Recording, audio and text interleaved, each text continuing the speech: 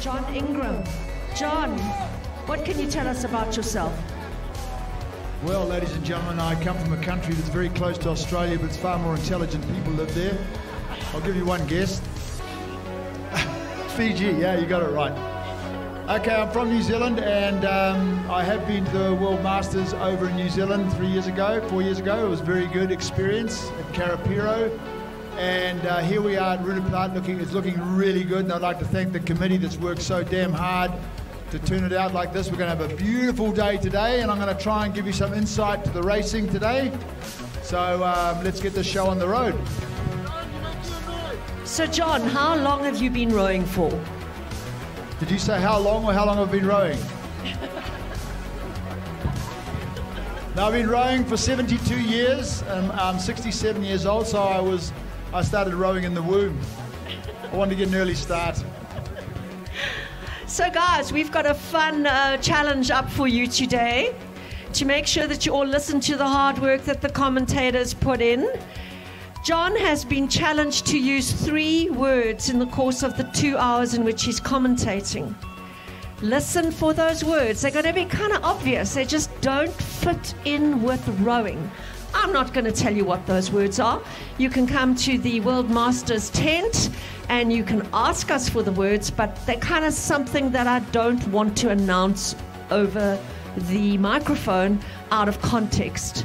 Listen for the words. John will be using them. When you hear them 3 times, come to the tent and claim your prize. John, over to you. Yeah, there's a little catch to this. We're trying to raise some money for the World Masters next year, and if you want the clues to these words, you will need to pay 5 Rand. So if you give the ladies 5 Rand, you will get the insight to these words. It'll make it a lot easier for the listening.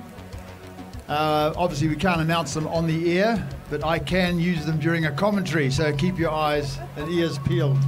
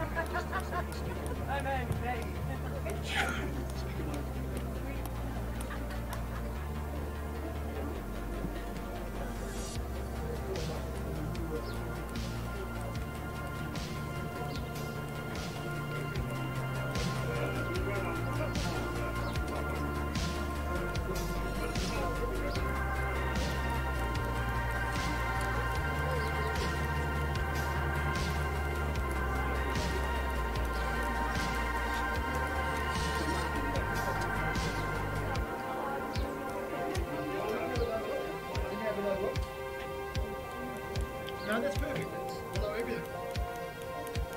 That's perfect.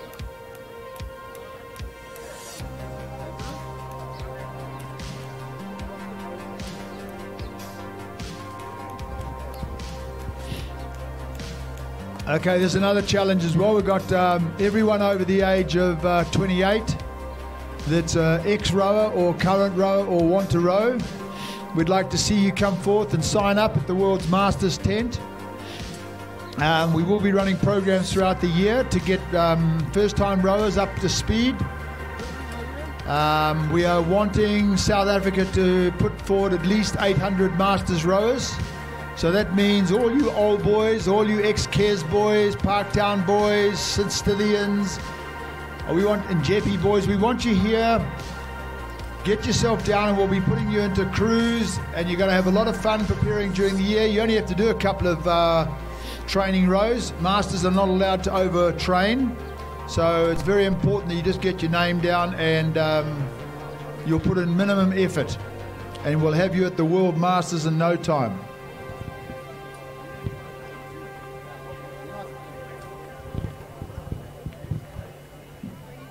Let me go greet this grumpy old man. Hey, cheers.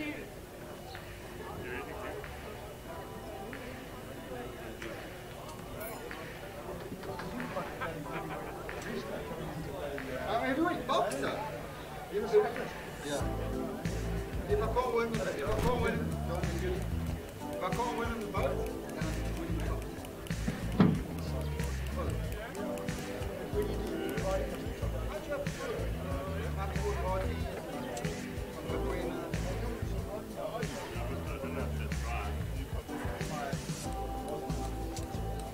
Rowing was my number one, and I always said if I stop rowing, I'll stop doing it.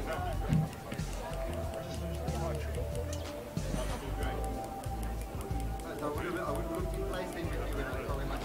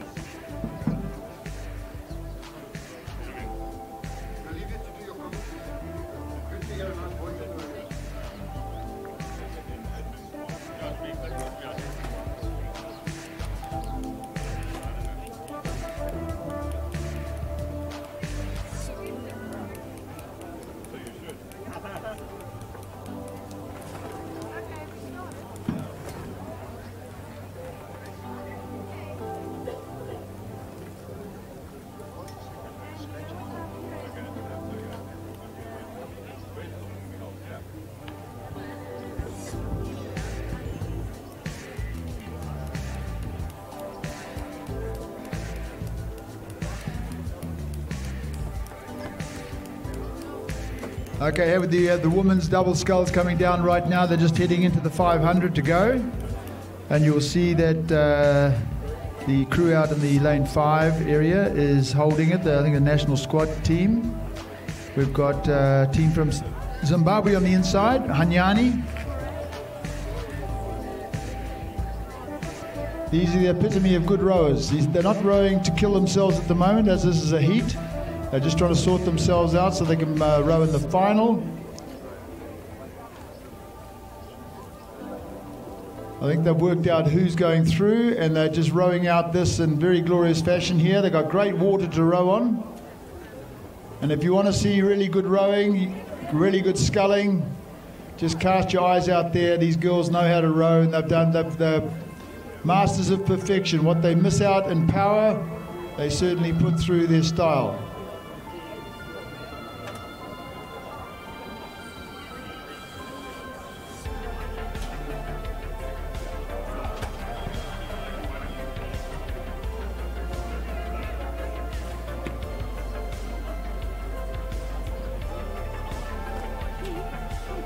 Looks like the GSRF team going through now. Keegan, I think it's their crew, coming through first.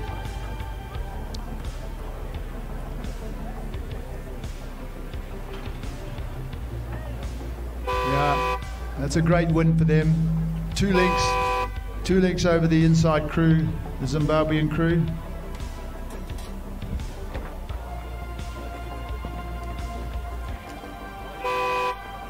And we'll have the second heat coming down just now.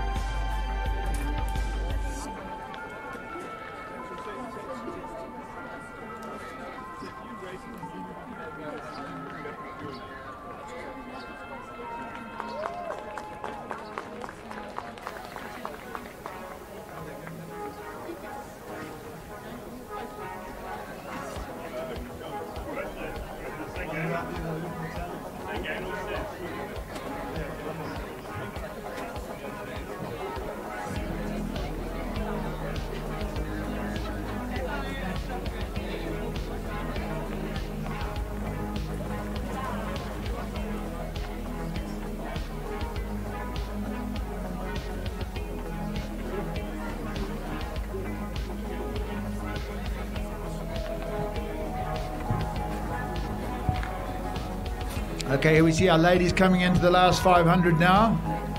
They're all sorting themselves out. There's a couple of, it's going to be a very nice close race, this one. We seem to have a couple of the junior national squad with UJ neck and neck. There's like 4 crews in this that look as though there are 3 crews in this that are going to be neck and neck. They probably race against each other or train against each other quite often. And this is a real test as to who's who in the zoo. On the far side, we've got the UJ crew. But in the middle, we have the junior crew, I think, holding its own. And on the inside, we have Tux. We've picked up their rating, finishing quite strong. Okay, these crews have sorted themselves out. There's no race in this now. They know they've qualified, so they're just putting in some big, long, slow strokes. They know they're through to the final. That's what they're looking for. But again, to watch these girls row is pleasure to the eye. They know how to row. They've spent hours and hours perfecting this stroke.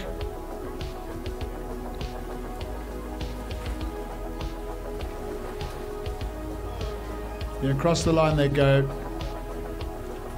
The national squad girls go across first and second.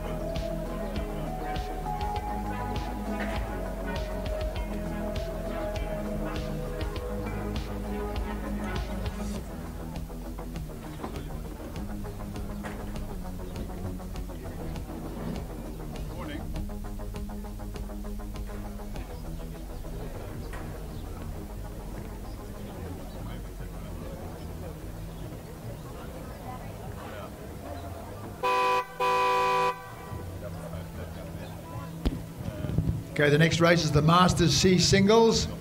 We have a big field, and they'll all be fighting hard to get through to the final. The first two will go through to the final, the next three fastest, or next two fastest. Men's. Oh, men's C.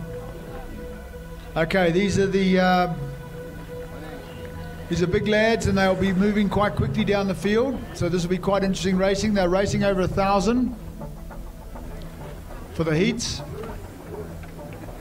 I see them lining up now, so I'll pick them up when they come through into the 500.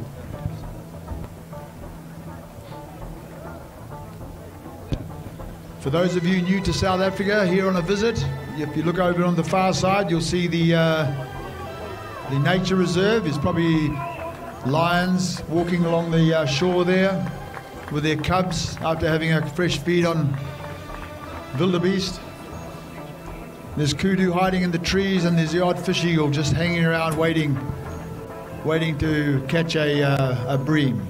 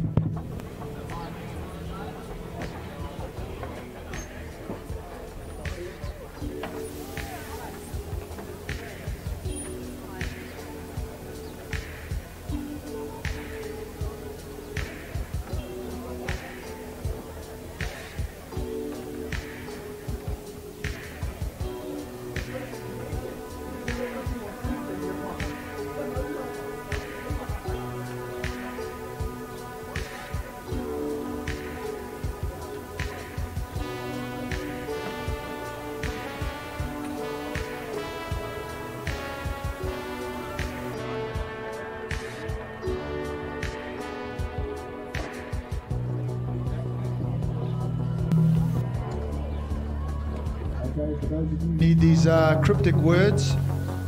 Then we go up to the Masters tent, World Masters tent, just up near the towards the finish, and you'll get the clues for R5. Quick R5, you get the clues, and then you'll be in the game. It's a lot easier to know these words up front.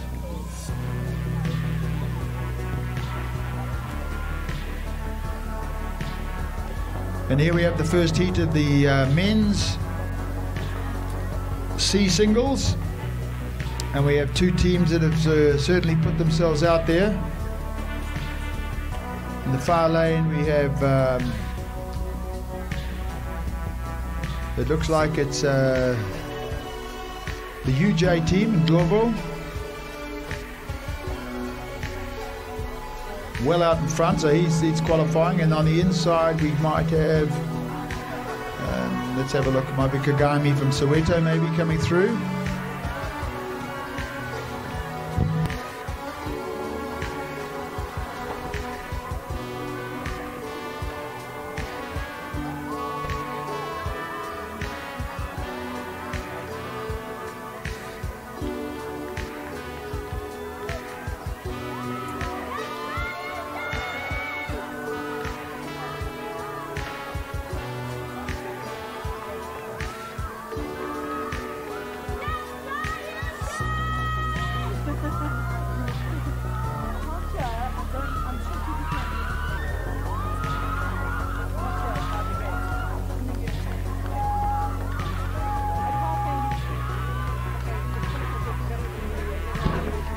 It's a very good win. It's a very good win.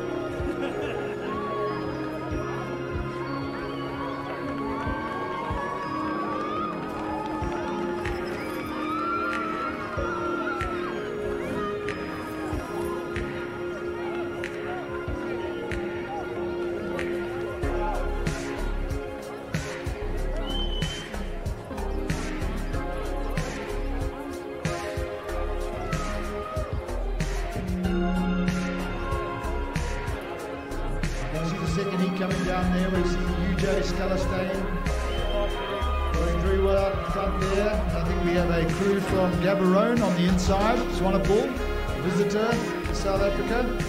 That's great to see our SADC teams coming through and participating. And he's right up there, giving the UJ rower a good run for his money.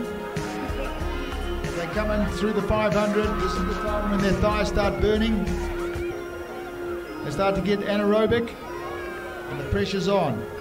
It's he who pushes best wins it over this phase. At the moment, they're just the first two come through, but there's a third sculler on the outside there, looking good. I think it's the Soweto sculler for Satoli. He's coming on well. He wants a place in this final.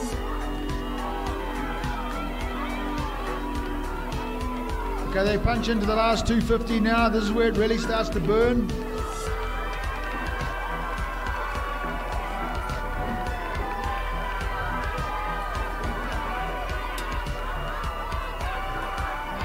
The breathing's hard, the inner thighs are burning hard, and they're coming down to the last 200 now. We have a UJ staying in front, just holding off the Gaborone sculler. First two through to the final. This is exciting rowing. No one's giving up here.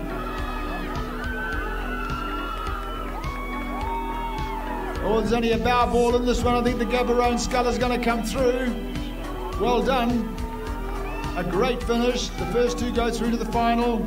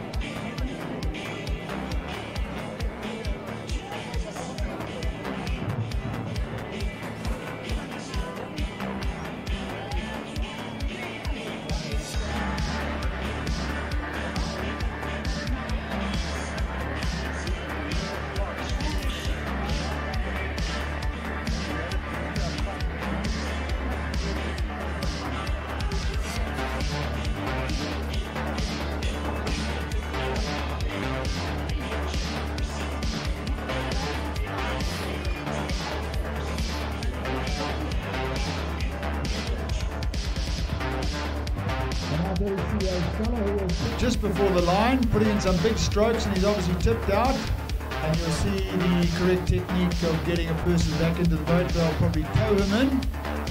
It's probably a little bit fresh out there this morning. But you'll see that our umpires are very quick onto the job. Our safety boat's there. And that's what it's all about. Safety first. They're doing a great job out there. They'll have him back in no time. Single sculls, of course, are the boat that's most likely to tip. You only need one blade to get caught in the weed or caught in a buoy, especially when the buoys are banging. Then you get a situation where the boats will tip very quickly.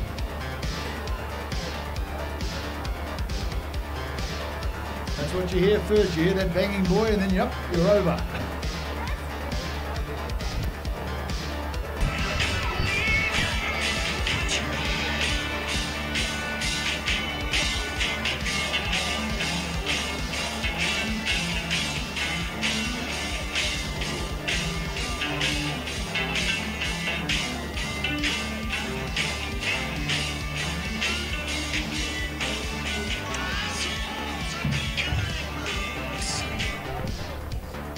Okay, last heat of the men's C singles coming down the track.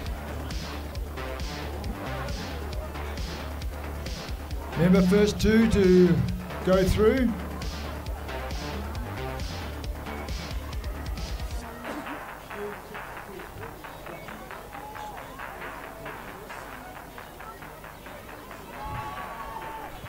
We see out there in the front and the far, we might have another Gaborone sculler, Smith. It could be him or Red House, I'm not sure. One of them has scratched, but it looks like the Gaborone rower.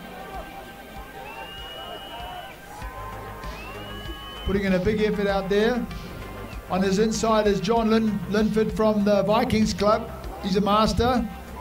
Weighing in at a gentle lightweight weight of 123 kgs. He's surging along there, struggling to keep up with these pure racers though. We have could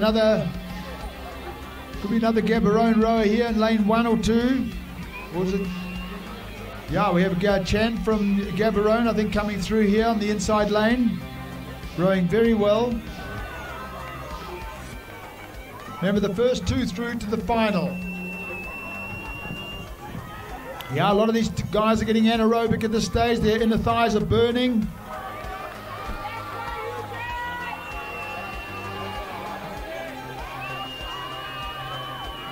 And with 50 meters out, it looks like we've got our first two going through. They'll start tapering off a little bit now, knowing that they're through to the final. There we are. Well done, guys. Good rowing.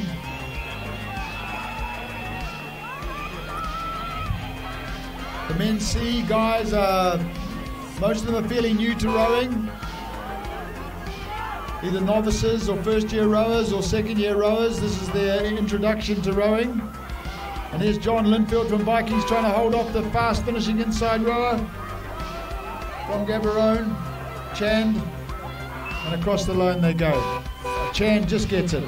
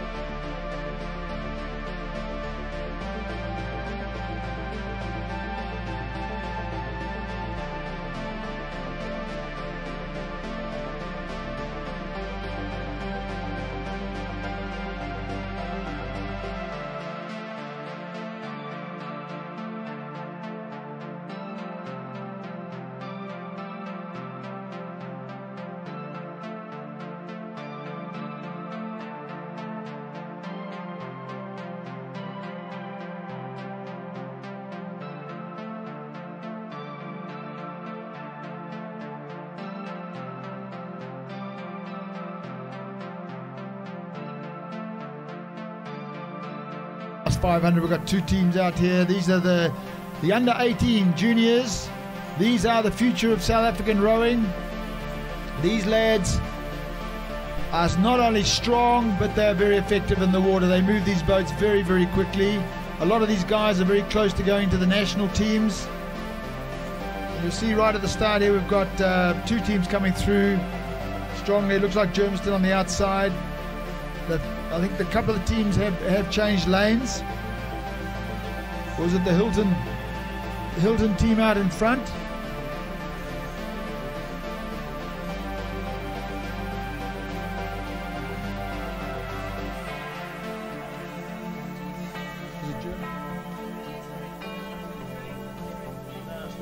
Across the line they go. The first 2 going through, the first 3 through to the final. So they've sorted themselves out. The women on the inside might have to try to get the next fastest.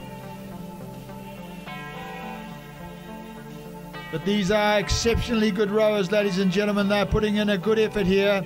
Very strong lads, and hopefully they will carry through and be the cornerstone of South African senior rowing in the years to come.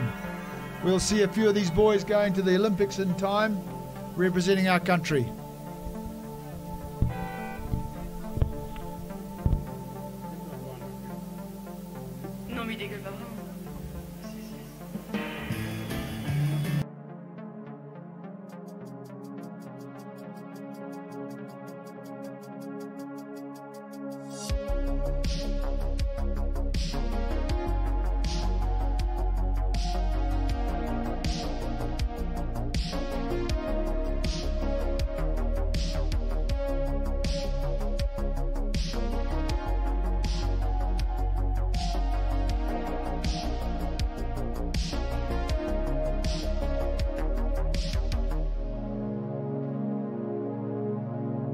At the gate, we've got a really, really good raffle, which I think you all should head up. We'll give your kids 50 Rand and go up and get a ticket. Wits, in conjunction with Sushi and Panda Foundation, are hosting a raffle worth 8,000 Rand. Yes, 8,000 Rand. Prizes include Sushi and Panda merchandise, technical stuff, and a MacBook Air laptop. So for 50 Rand, send the kids up there, tell them to buy a couple of tickets. They cost 50 bucks each. And all of this goes to a great cause in helping Wits raise money for their rowing club and aiding Sushi and Panda in rescuing animals. Everything here is for a good cause. And Wits up there is also running a separate raffle for a pre-used dynamic ergo at 20 bucks a ticket. So those who want their children training or getting ready for masters, those masters rowers who need to get ready for next year's September, go up there and take a 20 Rand ticket and get yourself a dynamic ergo and put in some hours to get fit. Nothing better than those cold months when you can't go on the water to sit on an ergo. 20-30 minutes exercise does it all for you. Up at the gate, 2 lots of raffles, 1 for 50, big prizes from Sushi and Panda, Mac Air, laptop. And as we see, we've got the second heat coming down of the junior 18s, men's, boys. These are strong lads.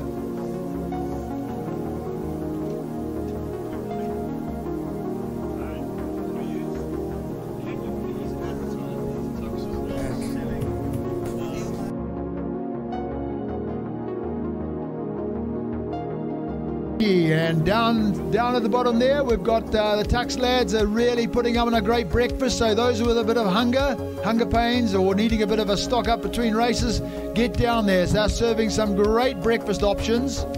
Full breakfasts a la carte, including Boerewors rolls, bacon and egg rolls, you name it. There's everything with rolls. And you can get extras like onions, tomatoes, tomato sauce. You even get a knife and fork if you ask properly.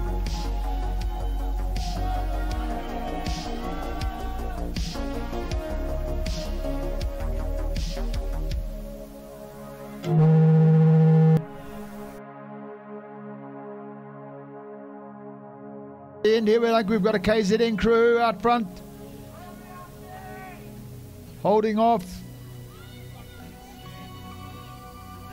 First three through to the final here. We've definitely got our first two. There's going to be a good race off for third position here. But I think we've got our KZN crew, trained by Hilary Abrams. They're steaming through with VLC on their outside. And there's a good race on the inside between, might be Buffalo and St. Dunstan's, maybe, with the St. Stithians. The first two have definitely gone through, first and second. They're not holding back. Remember, they're just qualifying, so they're not doing everything to kill themselves, although they're, I would say that their inner thighs are burning as they've started to go anaerobic towards the end of their race. And then across the line, we have our third place team, which is qualifying.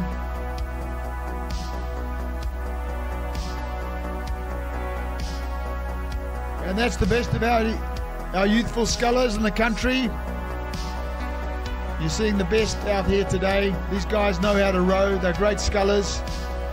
And we'll see a lot of them in the future in national squads.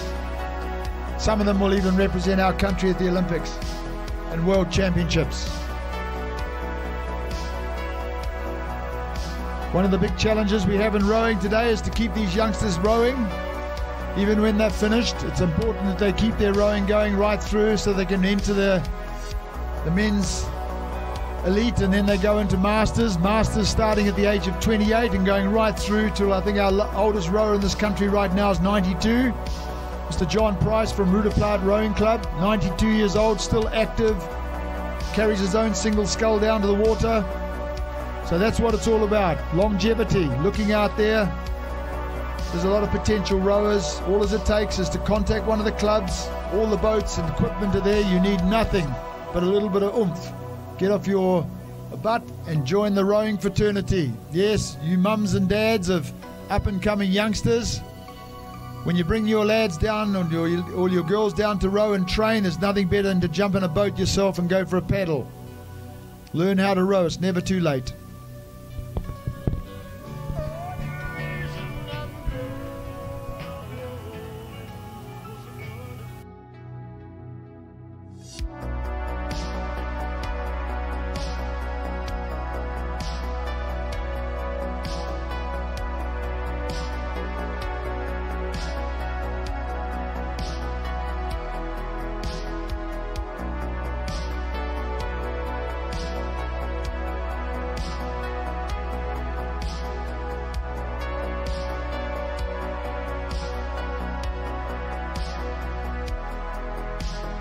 Coming down now, we're getting closer to the elite races. These guys are just on the edge of entering the A level, top class rowers, and there's about 4 heats of these men coming down, and these guys can push a boat very, very quickly.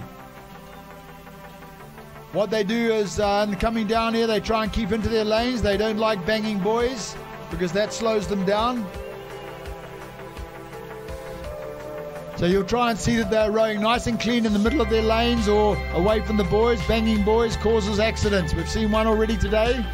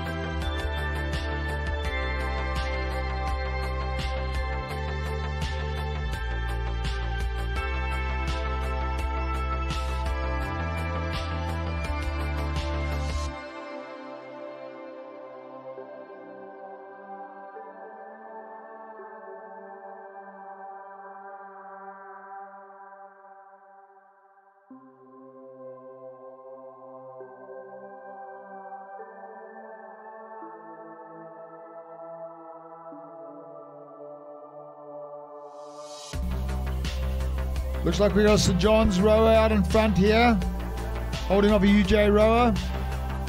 Was it a Wits rower? We can't quite see yet. They're having a little bit of a ding-dong. They don't need to, really. The first through to the final. That's why they're having a go at each other. It's only one goes through, and then it's down to the next 4 fastest will qualify. So that's why they're having a little bit of a ding-dong here. There's 2 of them having a good go, but the St. John's rower's just pulling away. And he'll go across the line a length ahead, and he will qualify for the final. The final, of course, will be held later in the day. These guys will have a chance. They'll probably row 2 or 3 races during the day. Some rowing 4.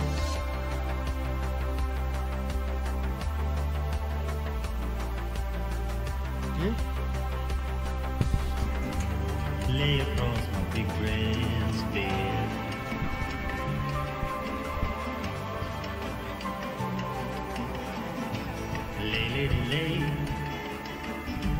Lay across my big grass bed.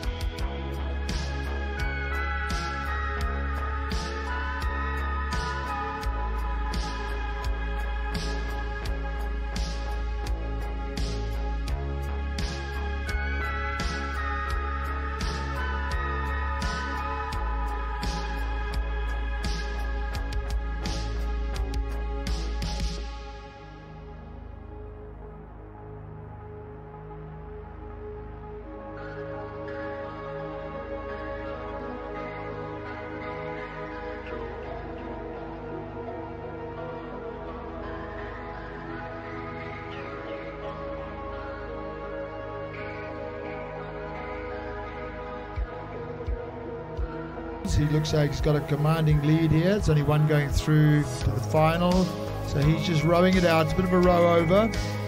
The rest of them are just working out, hoping that they can be in the next 4 fastest. They will go through to the final, but right now it's the UJ Sculler Reynolds is just taking it away.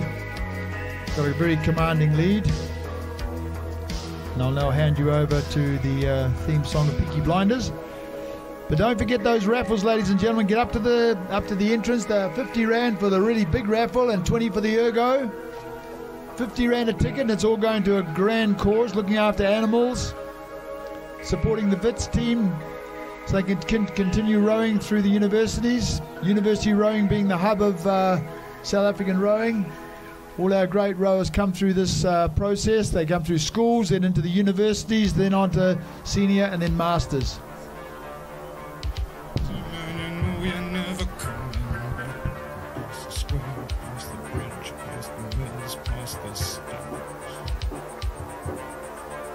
On a gathering storm comes a tall, handsome man in a dusty black coat with a red right hand.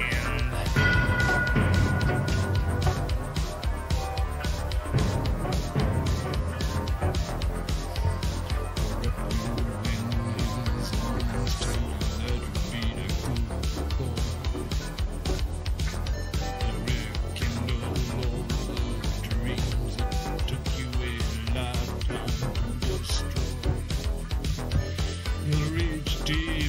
another hole, heal your shrinking soul, but there won't be a single thing that you can do.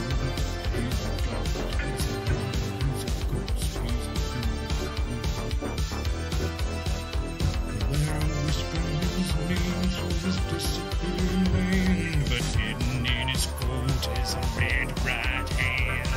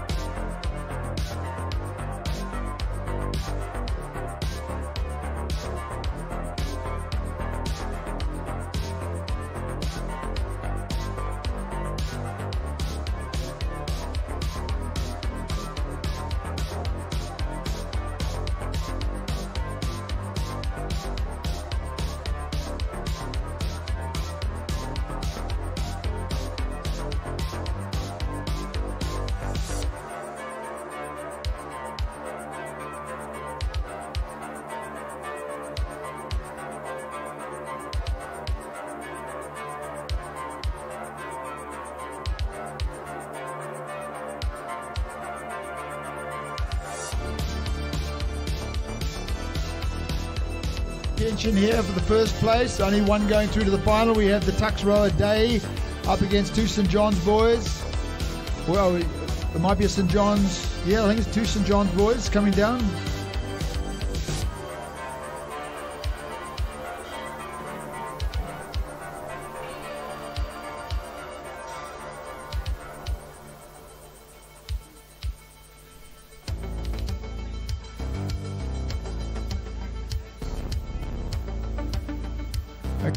These guys are using sculls, which are about 280 millimeters long. The button is about 186 from the handle, and the shaft is about 2.8 meters long. These guys are holding onto their shafts really hard, and you'll see that taking it away towards the end now. There's only one going through. They're having a good ding-dong here through the middle of the course. Two UGA rowers putting in a big effort here. Only one goes through, so these boys are looking at each other and saying, who's going through today? One of you is going through, the other one may have to wait for the 4 fastest times, and that's a long wait. So here they go, down to the last 50 meters. They're putting in everything now. The one thing they cannot do is get muddled up with the boys. Nothing worse than banging boys. They're going into an anaerobic stage now. Their inner thighs are burning, but they're both hanging on, putting in big ones. This is impressive rowing. There's nothing between these two. The inside lane is just holding it, just holding it.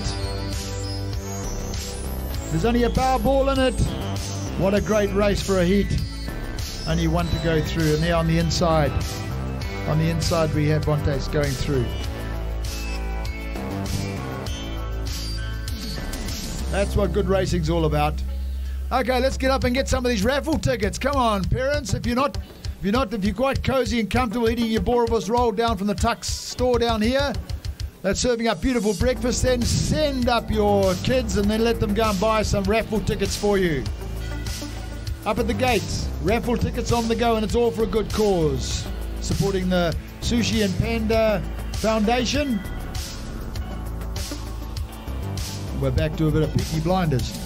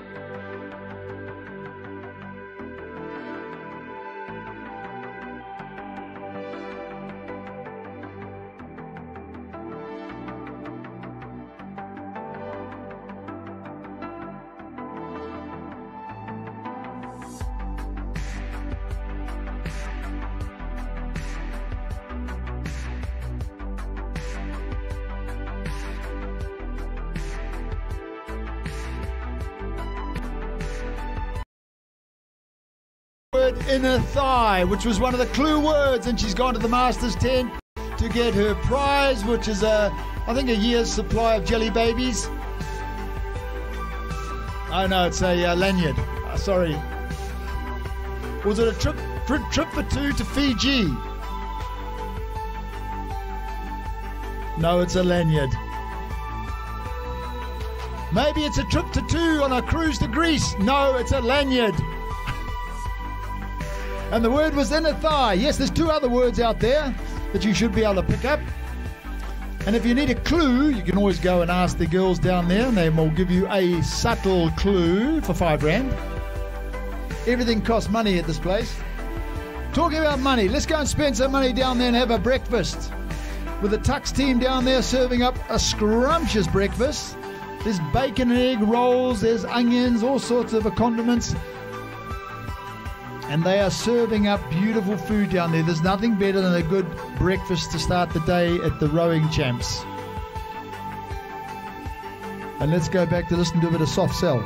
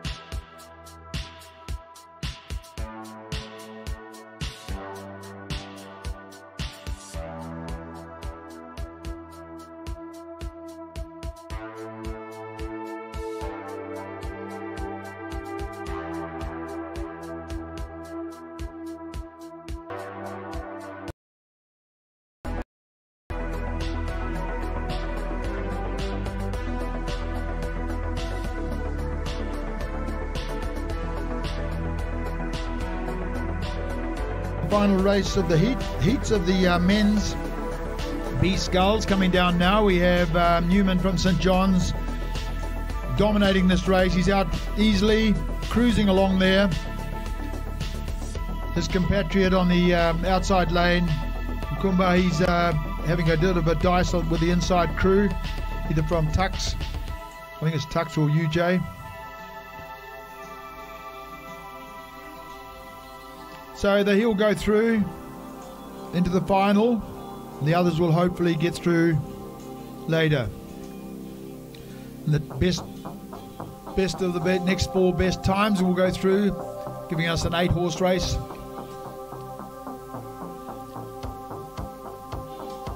What a great day in South Africa we're having here today, out at Roodeplaat. This is a cracker. What a good time to spend some money down at the UJ camp down here right in front of me. They're selling all sorts of refreshments and drinks and knickknacks, and there's also some beads, African beads being put together. Real, authentic, plastic African beads. I suggest you get down there before they all get sold out. Hold back on the alcohol. There is alcohol being sold down there, but we're going to only allow alcohol, I think, once you get excited. Talk about excitement. We've got Sam Hudson down here. She's offering herself for a night out on the town. 50 Rand a ticket. No, she's just reduced it to 20 because there's not many lining up here. So she's reduced the tickets to 20 Rand each for a night out on the town. All proceeds go to the World Rowing Masters to be held next year. So come down and buy a ticket. A night out with Sammy Hudson. And it will be a very eventful night. The last 2 times she did it, her partner ended up in jail. So, yeah, be prepared for this. It's a great night out. And don't try and find her on Tinder. She's taken her name off. You can only get a ticket if you do it live at the Masters tent.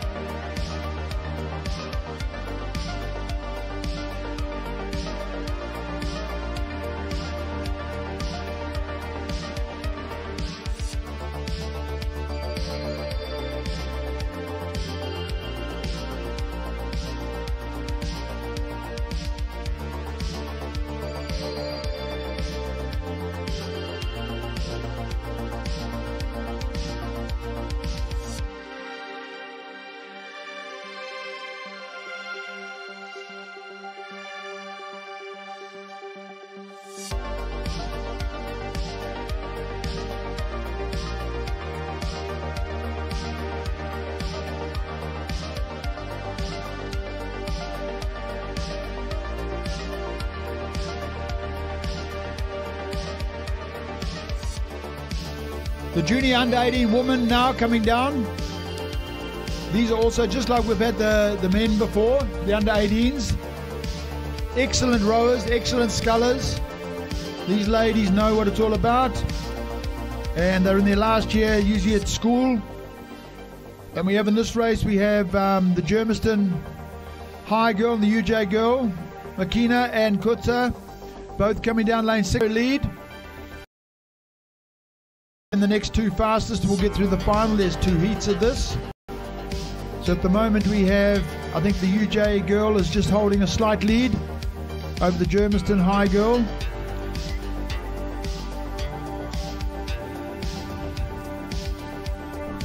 And we'll pick them up when they come through the 500 into the 250.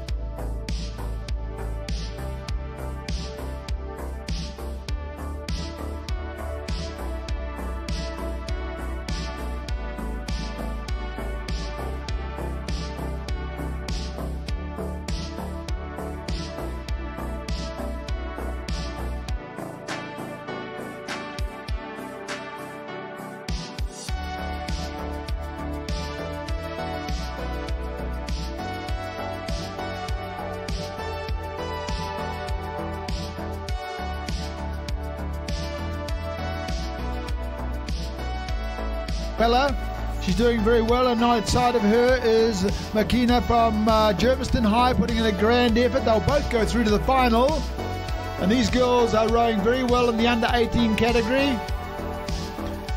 They're obviously not putting everything into it because they don't. The last thing they want to do is start banging boys. And here she goes across the line. A great victory by the Raz crew. Weller beating Makina by a length and a half. The third going across the line will also qualify. What a beautiful place we're sitting in. Oh, there we are. The banging boys, man. The last clue has been found in the Wordles competition, and the winner has taken away a trip for 2 to the Mediterranean. No, it's another lanyard.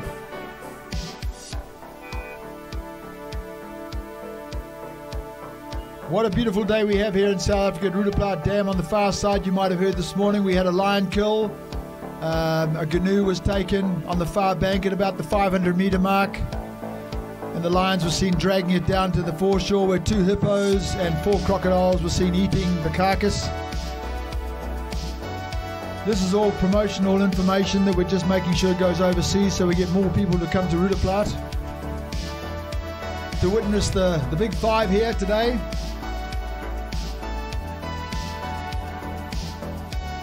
No, you're not big 5s. You're not even close. We may have a big 5 competition later, but we'll announce that at about midday. We've just had a message from Kevin Spence in the UK, so shout out to Kevin. But he says, John, please stick to your nail painting, mate. Let's not talk about nail painting. It's only my toenails. In club colours, by the way. Which is what should be a national tradition. All men should paint their toenails in their club colours for the World Masters. That's my challenge for you all. Be brave. Come out of the closet.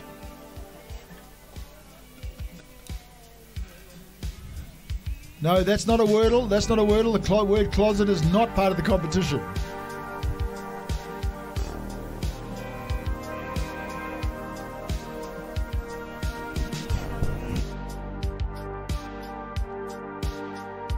Tux ladies up here, they have got an extra supply of the bacon and egg sandwiches, and the breakfasts are going hot. At the moment, there's a big supply, and we're not getting enough people down there. So if you're feeling a little bit hungry, let's get down there and grab one of those beautiful rolls. And next to them is the UJ, where you can grab a cool drink in a Jade, right next door to them. Come on, let's support these guys. They've been working hard all morning, and their food is great. I've just tasted a bacon and egg roll, and it is scrumptious. 45 Rand, you cannot get better. There's cheeseburgers, there's beef burgers, there's vegan food even, whatever that is, I don't know. I think it's a chicken burger for vegans. And don't forget to get up and get those raffle tickets, 50 Rand and 20 Rand raffle tickets up at the gate. You can win a fancy Mac Air laptop. You can win all sorts of really cool stuff, supporting the Sushi and Panda Foundation. Vits are running that. So send the kids up there with their $50 or $20 and buy a ticket. It's all for a good cause. They're raising money to rescue animals. Come on, guys, this is very important. Yeah, and whatever money's left over will rescue the odd rower who falls out of his boat today. And there's also the 20 Rand raffle is for a Dynamo Ergo. Good for training during the winter. So get up and buy those tickets.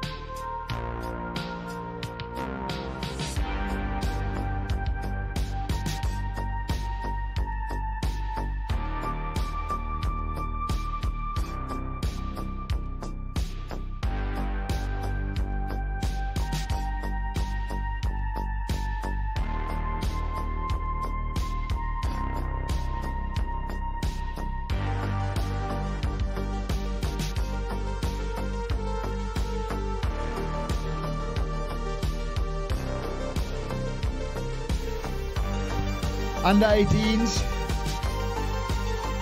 cruising across the line there. I think it's St Mary's. You can't see from the people, but it looks like and then the next position is the Raz crew. Quite spread out on this one, but again, it's just a qualification, so they're not putting everything into it. They're going to save all their energy for the big race this afternoon when they have the finals. And here we have the contestants for the Giro d'Italia arriving on their mountain bikes. This is part of the adventure race here. Or they're here to buy raffle tickets. These people have ridden all the way from Pretoria just because they heard the bacon and egg rolls are so good at Tux. That is how good these bacon and egg rolls, and these people have ridden on their bikes all the way from Pretoria.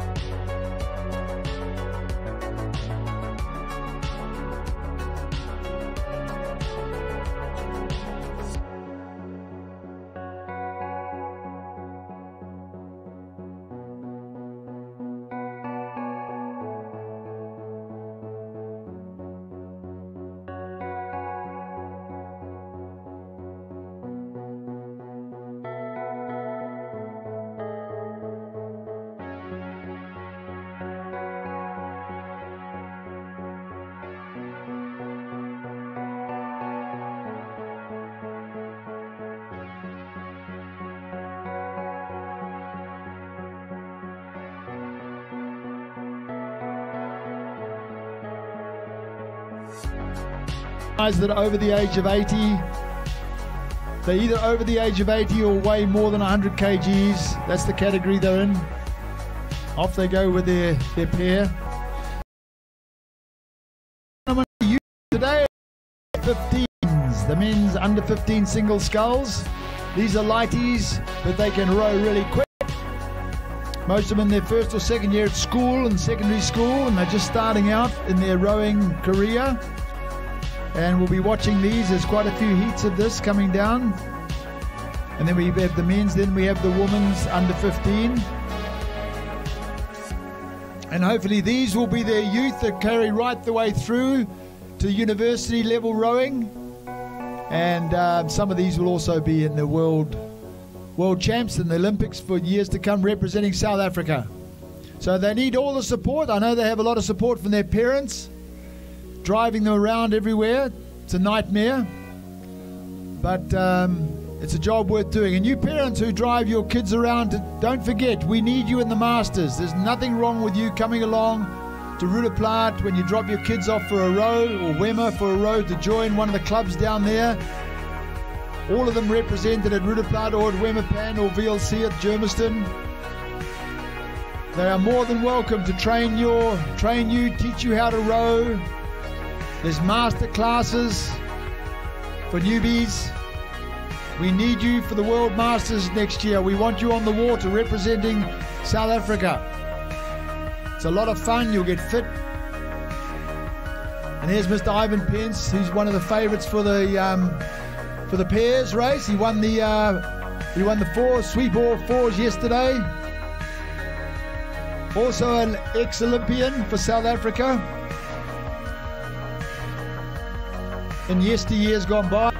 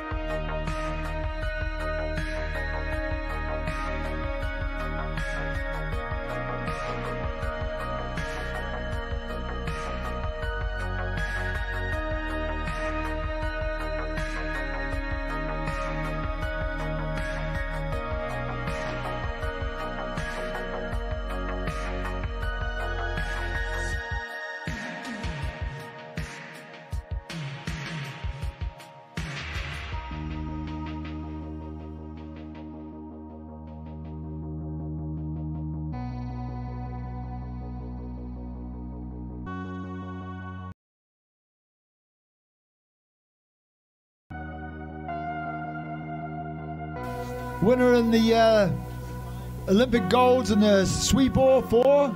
He stroked third on that day, one of the most memorable races that South Africans have ever seen. The fact that they were called from Australia halfway down the course, we'll forget about that, but eventually they won the gold, and it was one of the great races of all time, and we'll hold them instead. He's now a master. Sir Lawrence is still out there putting his efforts into UJ rowing, coaching their crews, and also rowing himself. Keep it up, Lawrence.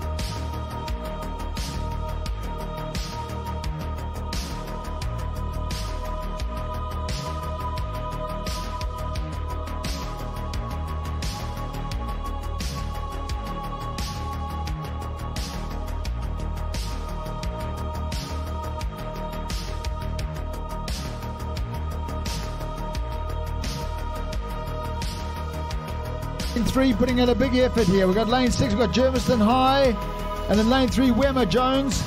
It's a ding-dong battle here.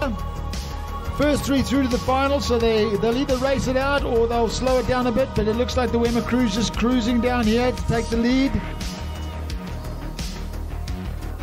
And the under 15s. Across the line they go. First in lane 3. The Wemmer Crew Jones, followed by the Germiston High. First 3 through, and then the next 2 fastest. These are under 15s, ladies and gentlemen. These are young people just starting out on their rowing career, working within their school systems. Coaches putting in endless hours to teach these kids how to row. Parents putting up with many hours of waiting and driving them around. I know it's tough, but for these kids, they'll never forget their experience at rowing, and we hope they carry it on into their senior years and then on to masters. The one thing about rowing is it carries on for years and years and years. And even here today, we've got John Price from the Roodeplaat Rowing Club, 92 years old, still rowing actively. The only reason he can't row today is he also injured his arm, his hand. If it wasn't for that, he'd be out there rowing.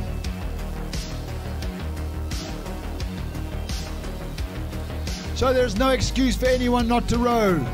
Doesn't matter what weight you are. We have John Linfield weighing at 123 kgs today. He's rowing actively. He'll be in the Masters 8s later on this afternoon. We're going to use him as a weight. Our boat's too light. Yeah, there's some great Masters rowing today. We see going out onto the on Roodeplaat Dam today. We see the VLC crew going out there now. It's the Masters pairs. Sweep oar, unlike the sculls we've seen so far, they only use 2 oars, 1 on either side.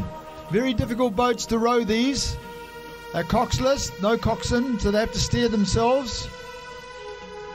It's probably one of the hardest boats to row outside of a single scull.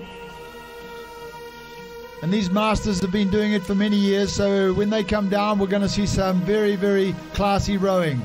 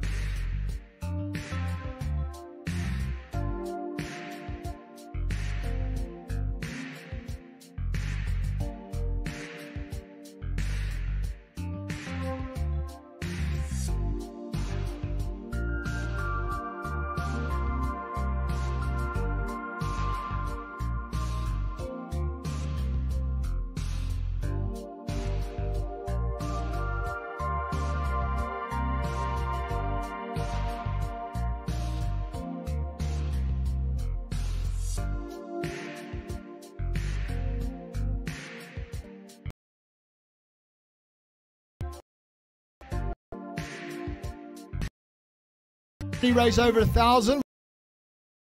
1,000 for them is just a little bit too far. They only start rowing 2,000 when they get in senior years. The same as the Masters. The Masters only row over 1,000, and along with our juniors. The racing's quick.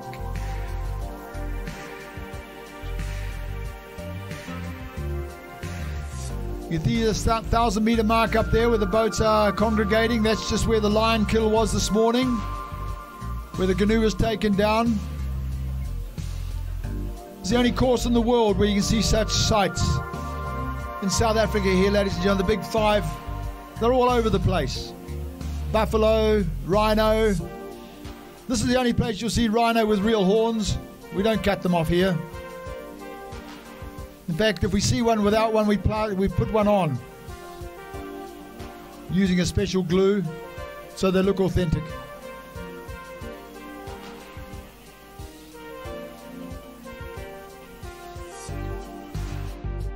If our rowers really row fast in the outside lane, as there's always the chance of a cheater attack. So you'll notice those in lane 7 and 8, they really push the limits when they're getting through to the final area, when they're getting close to land. A lot of people said the danger here was the weed. I think it's more the crocodiles and hippos. They tend to be a bigger problem here than the weed.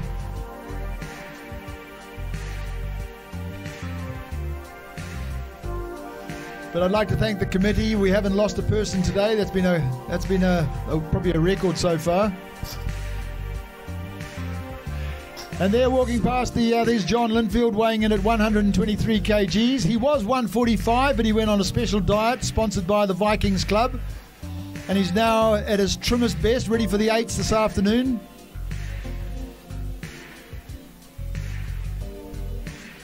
The epitome of mankind. He's probably the only person safe here from lions.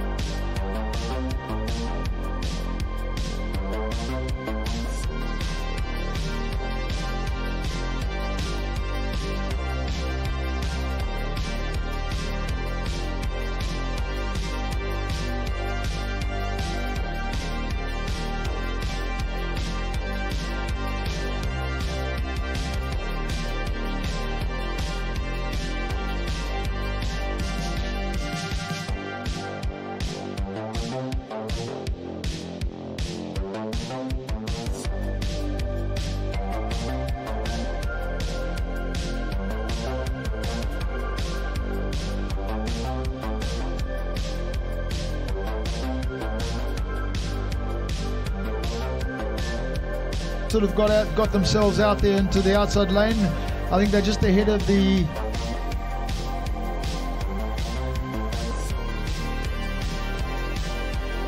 St Andrews girls. I don't know, they've all swapped lanes a bit, so there's a bit of a mix-up with lanes here. But these are the junior women's under 15 double sculls. They've sort of jumped a few races and they're now coming through, but the St Mary's crew are rowing very nicely. They'll go through to the final.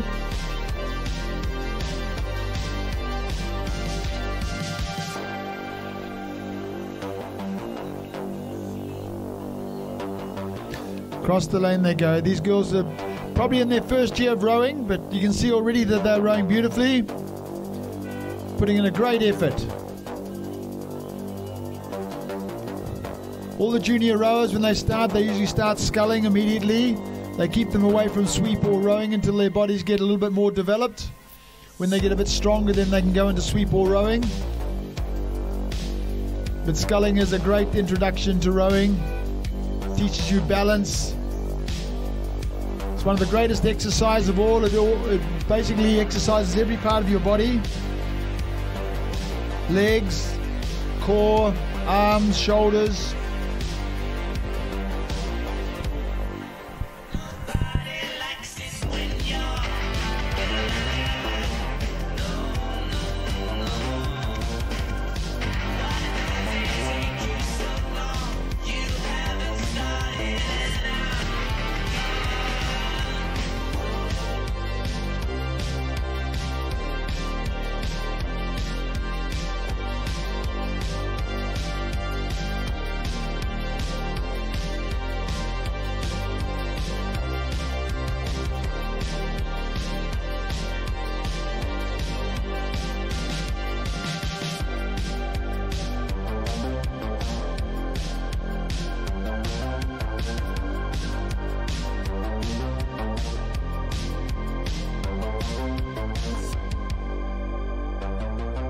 Through. Kanya Zulu stroking in lane 6 out there, might have a slight lead over the other St Mary's crew, stroked by Elizabeth Kingwell. They are very close together, and on the inside we might have a crew from, might be a Gaborone crew on the inside.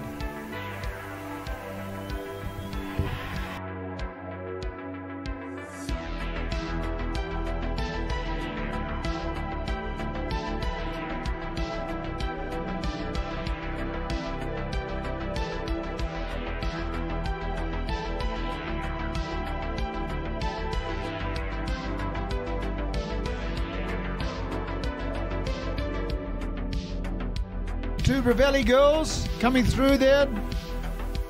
But right out front now we have the two St. Mary's crews going through to the final, rowing beautifully.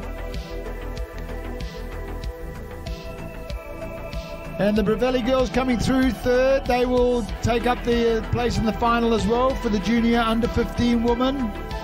Double sculls. None of them have probably put in their big effort yet. They're just qualifying.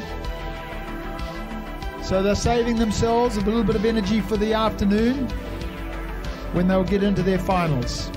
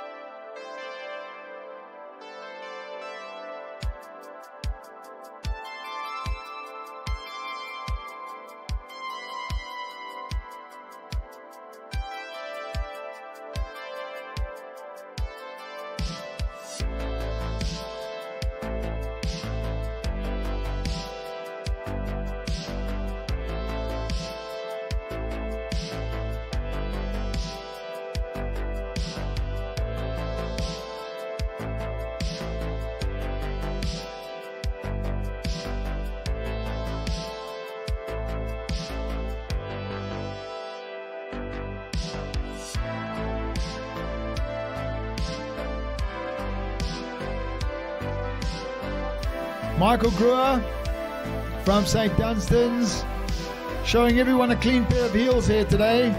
Oh, look at that, he's picking up the rating. Obviously his mum and dad are here, so he's putting on a great show for them. Look at this boy go.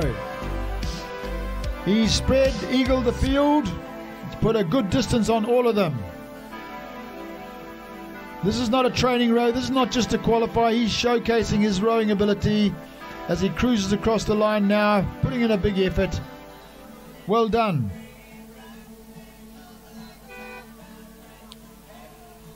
We've got Germiston coming in second, I think, on lane 2.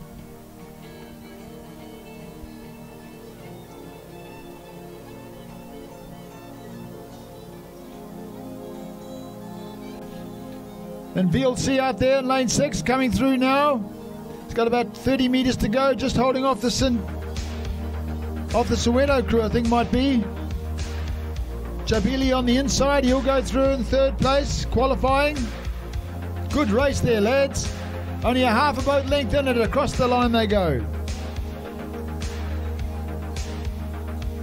Even though it's qualifying, when they get close, the adrenaline starts pumping and these youngsters just want to win. So they don't sit there and just try and qualify. They want to beat each other. And that's what rowing's all about. This time we'll die free. So rock me, mama, like a wagon wheel. Rock me, mama, any way you feel. Hey. There's a lot of trophies up here today. At the end of the day, they share out these trophies. They've been around for many, many years. Some of the big ones, the Jim Rogers Trophy is the championship trophy that basically all the open rowing is calculated on that. And the winning crew last year was Tux. They dominate the rowing in South Africa at the moment as a university, and they have all the top rowers there. This year, UJ is going to give them a good run for their money. It's a bit sad that we didn't get all the Cape Townian crews up here from UCT and that. They couldn't come up here this year.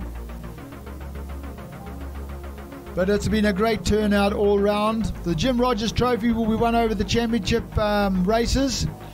The other big one is the Masters. These are the old bullets who continue their rowing. The Alan Francis Memorial Trophy.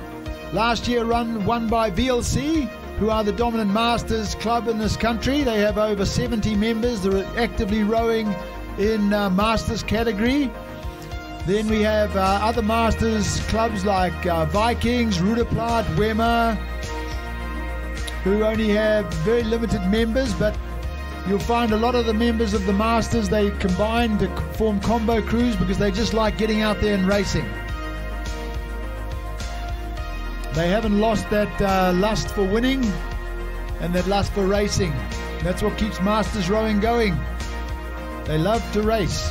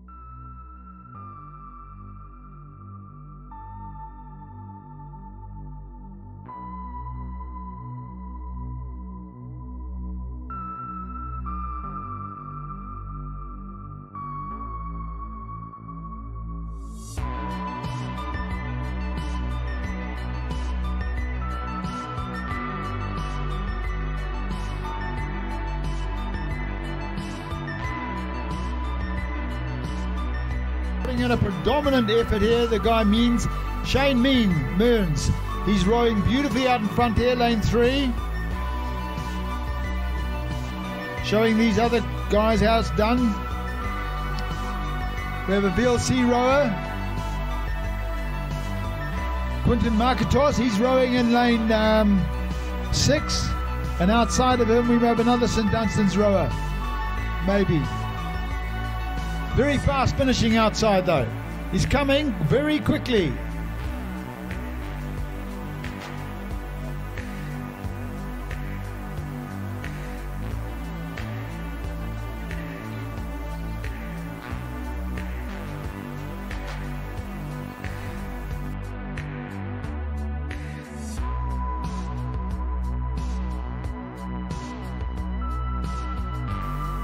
Take the first place in this race, and the VLC rower Quinton Marketos will come across in second position, about 3 lengths back. But again, these guys are just qualifying, so they haven't exerted 100% at the moment. They're just feeling each other out.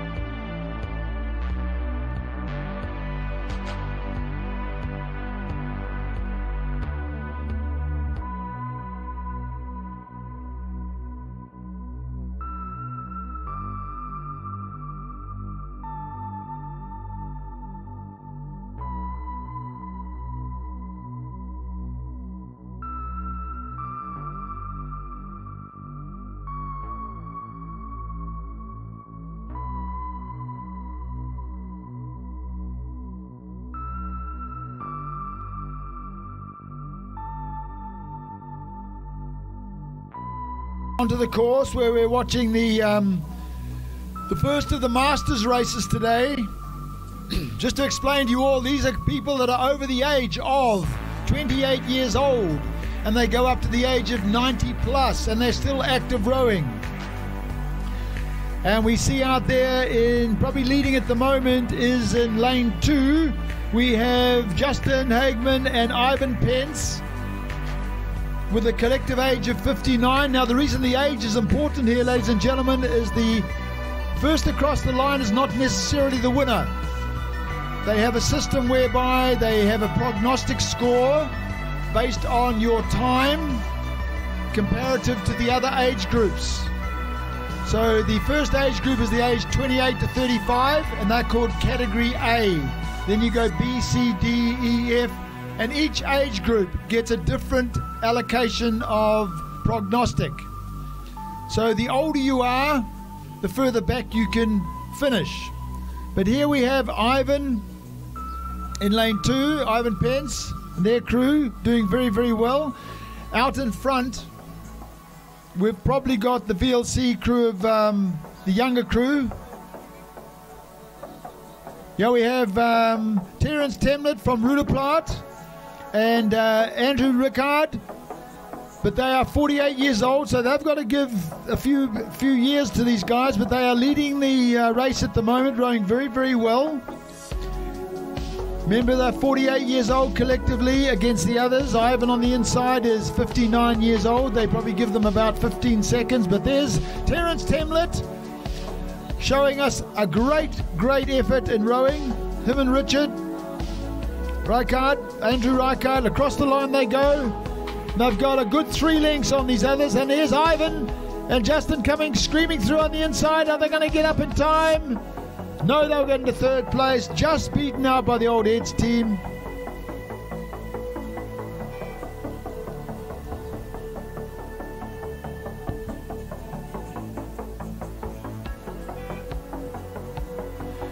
Ladies and gentlemen, that was great. That's a final. That's our first final of the day, and that's the Masters rowing. And the overall winners will be the VLC crew on prognostic. Justin Hageman and Ivan Pence will win that. But the upstairs, they'll be calculating all the prognostic scores to find out who got second and third. That's the nice thing about Masters rowing. Doesn't matter who goes across the line first. It has to be calculated. But as you see, the racing is very competitive, and there wasn't a lot given away in those by those gentlemen.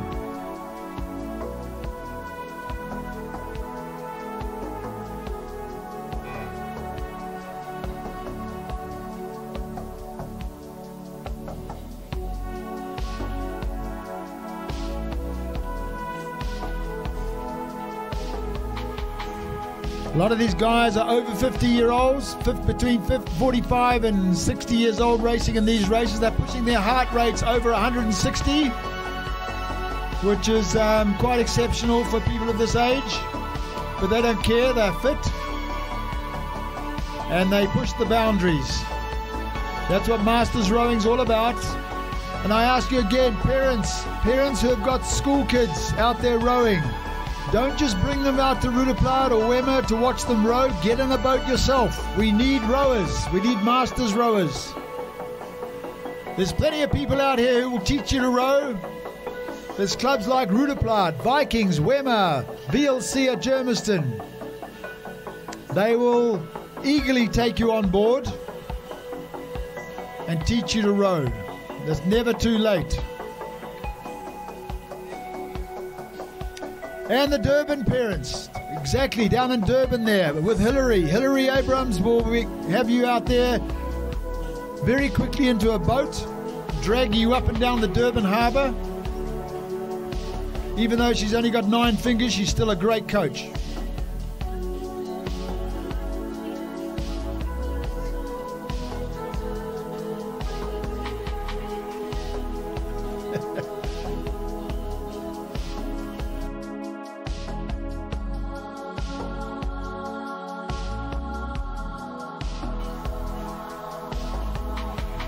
Hillary is also a great potter, so if you are looking to buy some really nice pottery for your house, I don't know if she's brought any with her, but you can definitely go on site. And there's our winners down there, Justin and Ivan. They're going to give a big wave out, Justin and Ivan. Come on, raise your hats, gentlemen. Yeah, big round of applause for our winners of the Masters Sweep Pair. Champions. Well done, guys. And here's another legend. Cyrus Graham. My gosh. He's come out of retirement at the age of 30.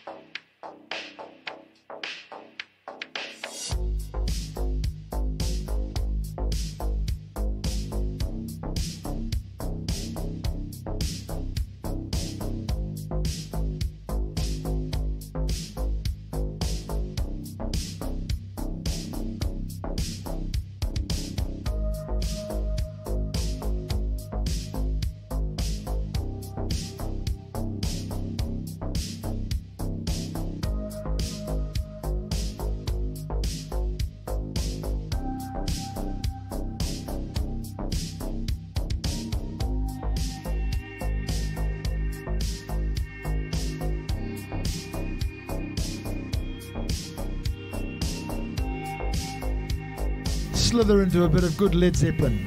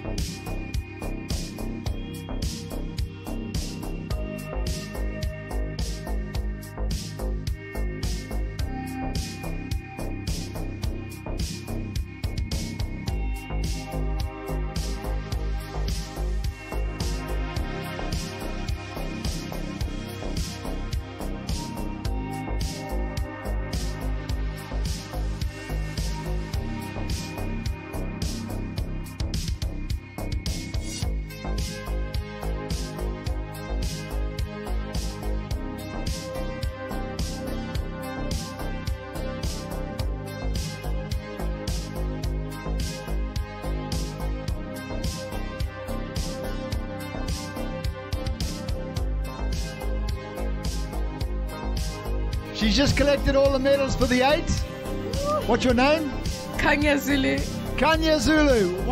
Where were you in the crew? Oh, it was my cousin's crew. She's collecting on behalf of her cousin's crew. This is even better.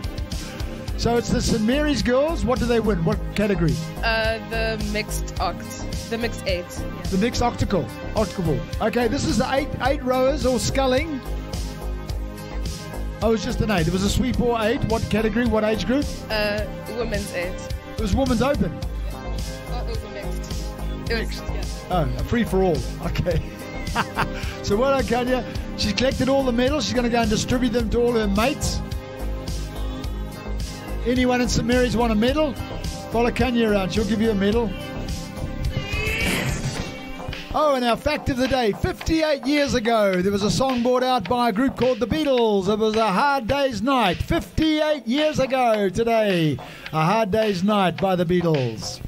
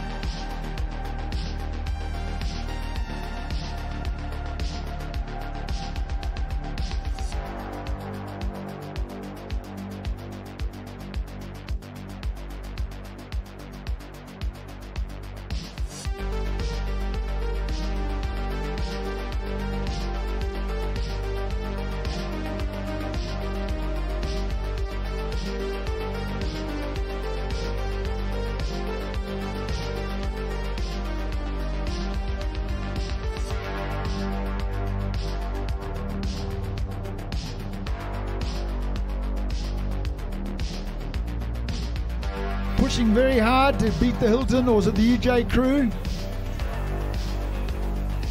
They've got different kit on, so it's hard to tell.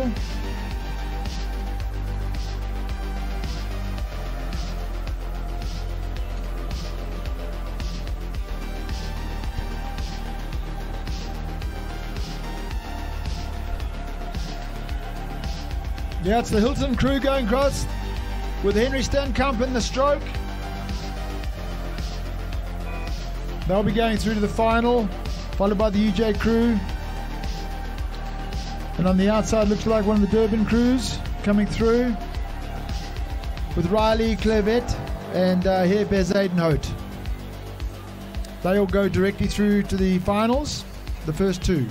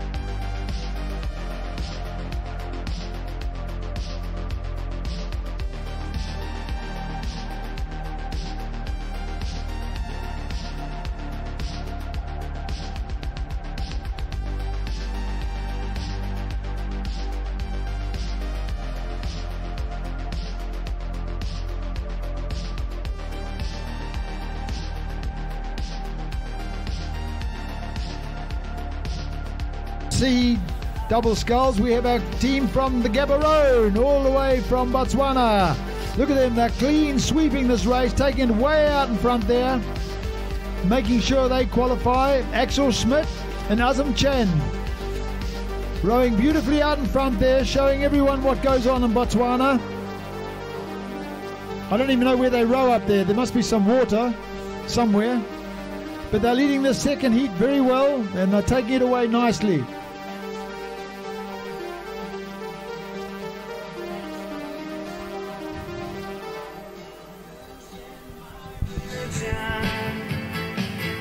Trying to keep up with you, and I don't know if I can do it.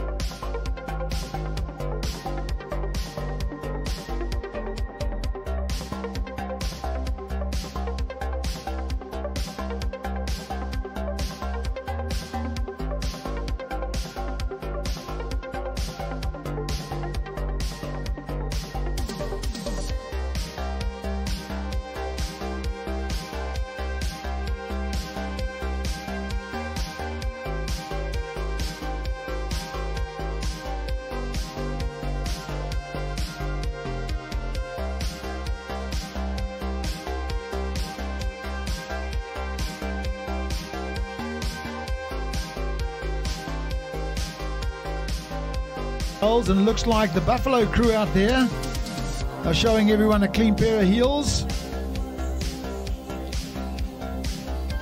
The others are either realizing to be cunning here, they just have to cruise along to qualify, as only the first two get through, so it's the one out front doing all the hard work. And then there's the other two cruising along very cunningly, and hopefully they will get a place in the final as well. But it looks like the Buffalo crew out in front. Jared Brill and Akui July.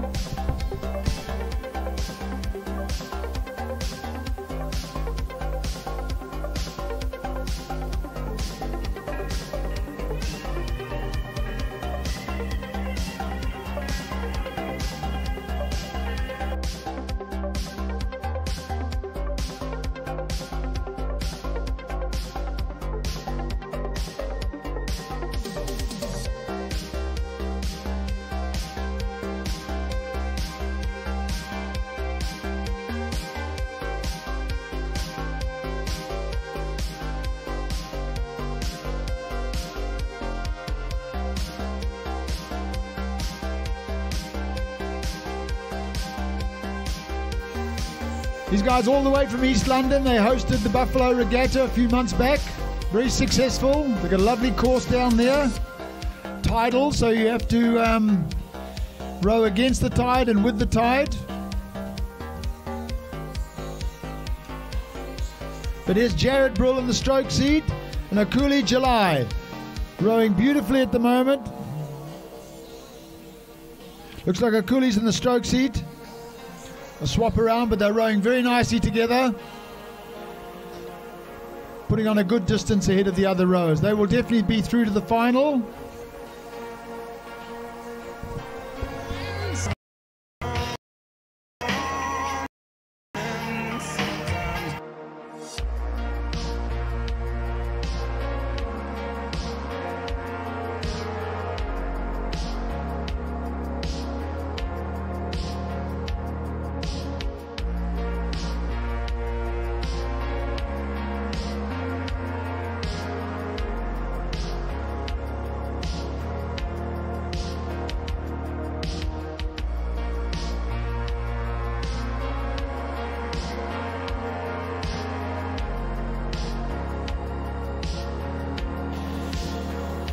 Terence, first of all, what was it like to get across the line ahead of the legendary Ivan Pence?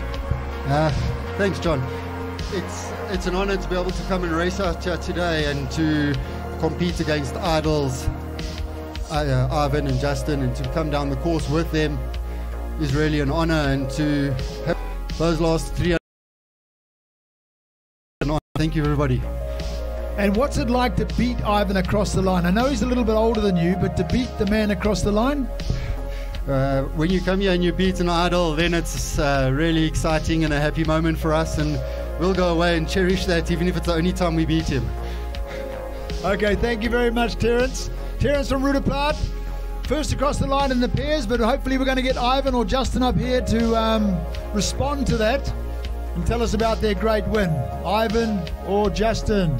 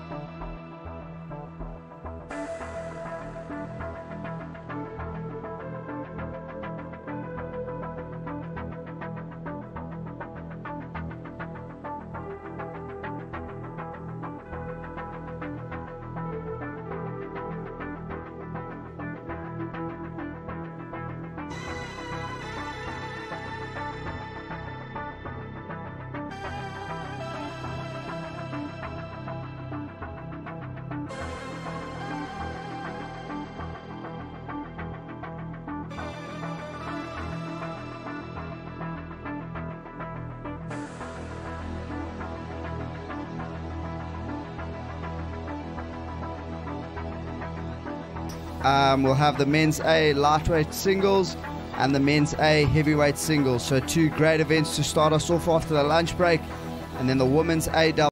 So the events are coming in.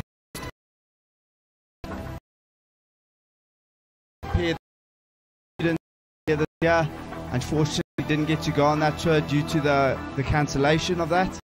And Ross is just here in his clinic in December. Is that more of a training camp, or is that for people who are getting into rowing, new to rowing? Who is that really aimed at? It's aimed at everybody. I mean, we're really hoping to progress the sport. We did this before COVID. So the last time we did this was December 2019, and it had really, really positive feedback about just learning skills. So it is a bit of a training camp, but it's also going to be quite a fun experience, we hope. We're going to have input from some national and international coaches and hopefully some athletes as well.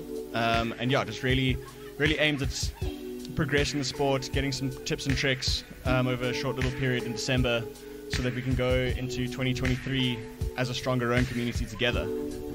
Okay, so is the Tux Rowing Clinic limited to Tux Club members, Tux students, or is it kind of an open invite to anyone who'd like to come and join the camp in December? It is definitely an open invitation to anyone who would like to come and join that camp in December. You don't need to be affiliated to Tux for that. It is being run by Tux through our program, but it is sort of just to enhance everyone's ability across the board for a really successful 2023.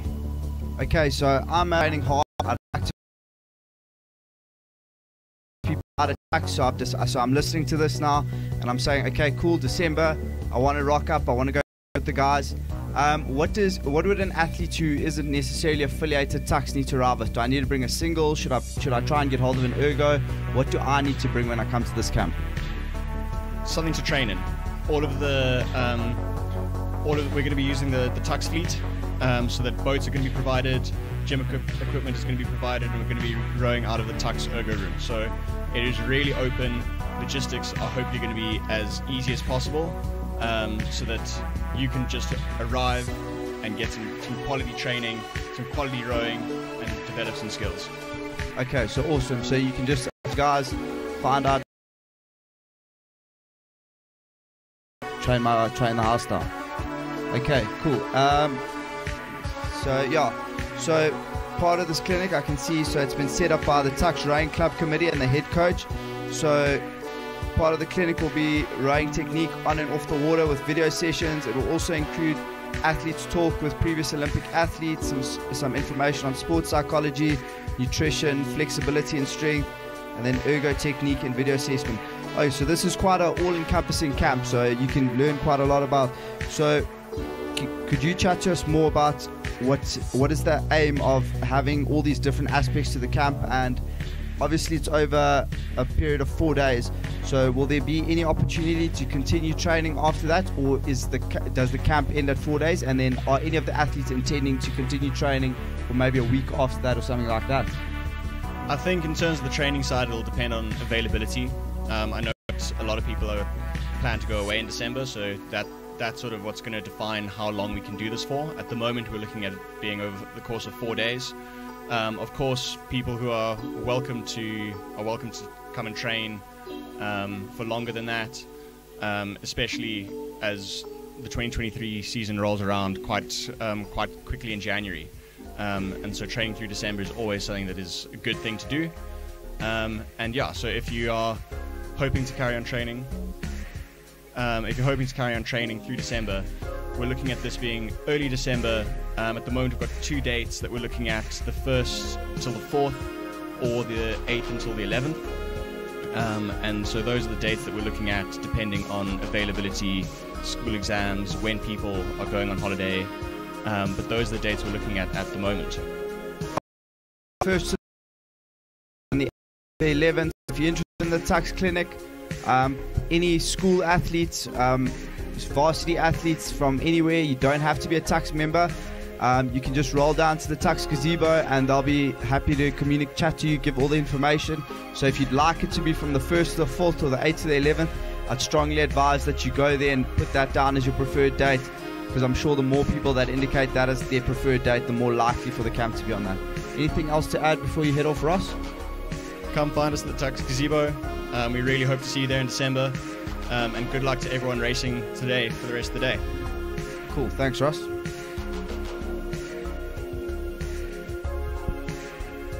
Okay, and racing seems to have gotten underway already. Looks to be the women's A, men's A lightweight singles on the course already. They've been sent off on the far side. So from the near side, we've got UJ Swanepoel, Tux Ferro, UJ Lesitlo, OJ Eagles Matthews, and Wimmer Music.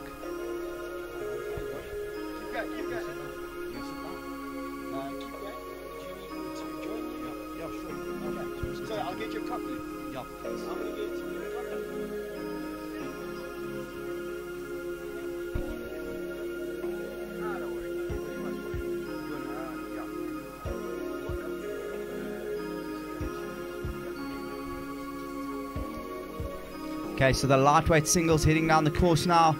Slight headwind blowing up the track, so that's going to make it quite tough for some of these lightweights, but they all look to be giving it a good go. So there in the middle of the park, it looks to be Swanepoel and Lesitlo. Swanepoel on the near side, also making good progress. So Swanepoel, Ferro, Lesitlo, all level at this stage. Matthews not just yet out of it, and Wimmer Music not yet out of it either. So all crews seem to be level as they're coming up to the 1,000-meter mark, but I'm sure as they come into the middle 1,000 here, that's where the fitness is going to really start to play a big role here. So OJ Eagles Matthews moving really well on the far side. The Lesitlo also moving very well. Those two seem to be pacing off each other, going stroke for stroke. Looks like they've both wandered over to the edge of their lane, so they're quite far away from each other. I'm sure that'll make the umpire very happy. The umpire looks to have given them all their own lanes. They've got quite a wide lane. I think the challenge there will just be to make sure that you don't overutilize the space and go wandering around. But as we come through the middle now, Matthews looks to have a slight lead on Lesitlo, but Lesitlo's going to need to get moving now in the middle 1,000 if he's going to want to make an impact. Ferro looking nice and light, tapping it along, and then Swanepoel with that trademark thumping rhythm of his. Okay, so Swanepoel has started to move now in the middle 1,000. Swanepoel looking nice and dynamic, nice and sharp on that front end as we come through the middle here.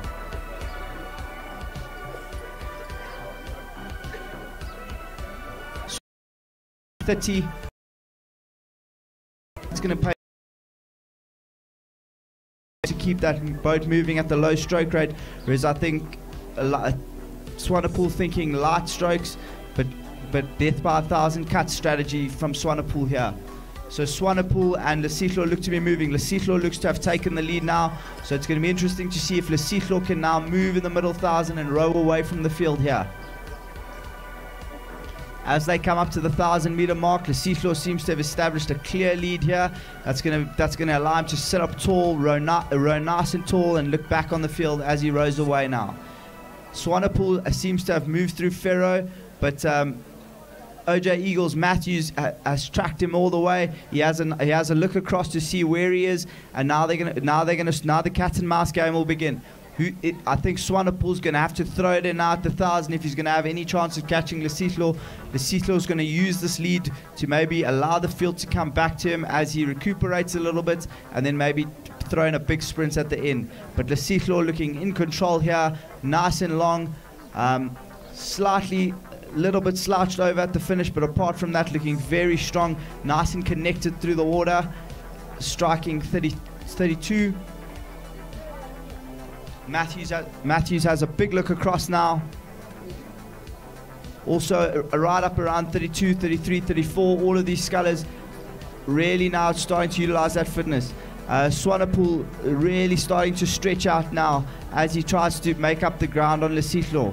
Swanepoel starting to move really well. Swanepoel's really putting his move now in the third 500.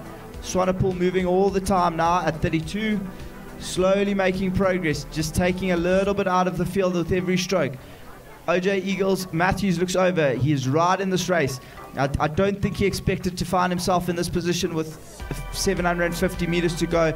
I'm sure the legs are burning, the lactate is hurting now, and now they're going to start to move. Lesitlo looks up, has a look to his right. He has clear water, but now he's going to try and move away. Lesitlo has a length of clear water on Matthews. Now he's going to try to move.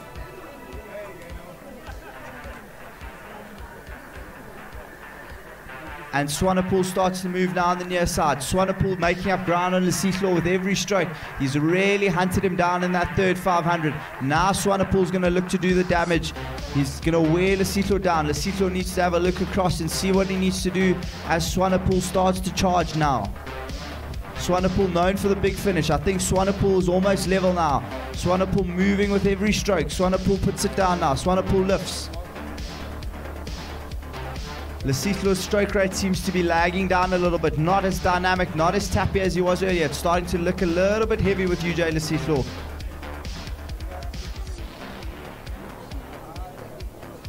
Yeah. And now Swanepoel's starting to move. Matthew seems to be holding on to Swanepoel as much as he can, but Matthew seems to have been rode out of it. And now here comes Lesitlo, strong on the far side, looking strong on the far side as Lyle Swanepoel starts to come back at him.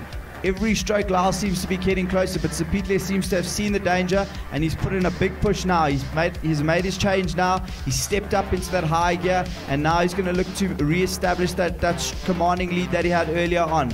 Looks across again now as we come into the final 500. I'm sure the jetties will come as a welcome sight for him now. Moving all the time. Lesitlo looks up. As we zoom into Swanepoel, we see there rowing with a Felipe Aleante there. That just allows him that the power gets directly locked on. Once the blades go in, the power goes directly into the hull, so there's no wastage of energy. And Swanepoel moving really well here in this third 500. Swanepoel, for my money, as we come into the final quarter, Swanepoel's come onto Lesitlo. Swanepoel's still moving every time Swanepoel goes. Swanepoel looks to be coming through Lesitlo now. Lesitlo's going to have to sprint if he wants to take the win here. I'm sure Swanepoel's going to want to get the bragging rights of the UJ lightweights here. Swanepoel lifts. Swanepoel lifts again. Can Swanepoel find an extra gear? I'm sure now the legs are starting to hurt. Who's got the gas at the tank now with 250 to go? Swanepoel engages that other gear. Swanepoel has a look across and goes. Swanepoel goes. Swanepoel lifts. Every stroke, Swanepoel moving. Swanepoel now at half a length. Half a length. Swanepoel at a quarter of a length now. Swanepoel is level. Swanepoel goes through and Swanepoel takes the lead with about 10 strokes left. And Swanepoel's going to take this. He's moving with every stroke. Swanepoel, clear water with an unbelievable move in the final quarter there. And Lesitlo coming through, just running out of it. He did the tough work in the first 1,000, but I think he just didn't have the legs to go all the way through.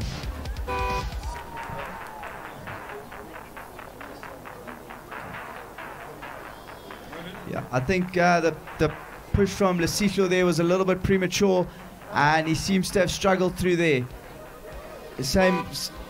Matthew seems to have suffered the same fate as Max Ferrer comes through in the second 1,000. So next to me I've got the former head of Assumption Rowing, the current head of sport at Assumption, Mr. Kwaku Asau, and he'll be joining me in the commentary for I'm not sure how long he's going to be here, but he's popped in, so we're going to hold on to him for as long as we can. Already very popular, some of his athletes waving, running over to him. So Quacks, can cast your eye on the race course and give us some feedback. What do you think? Yeah, Mohammed, thank you. It's wonderful to be back here, saying hello to everybody. Actually, my first time walking into Roodeplaat, a married man. So I'm getting a lot of congratulations from everybody, but it's great.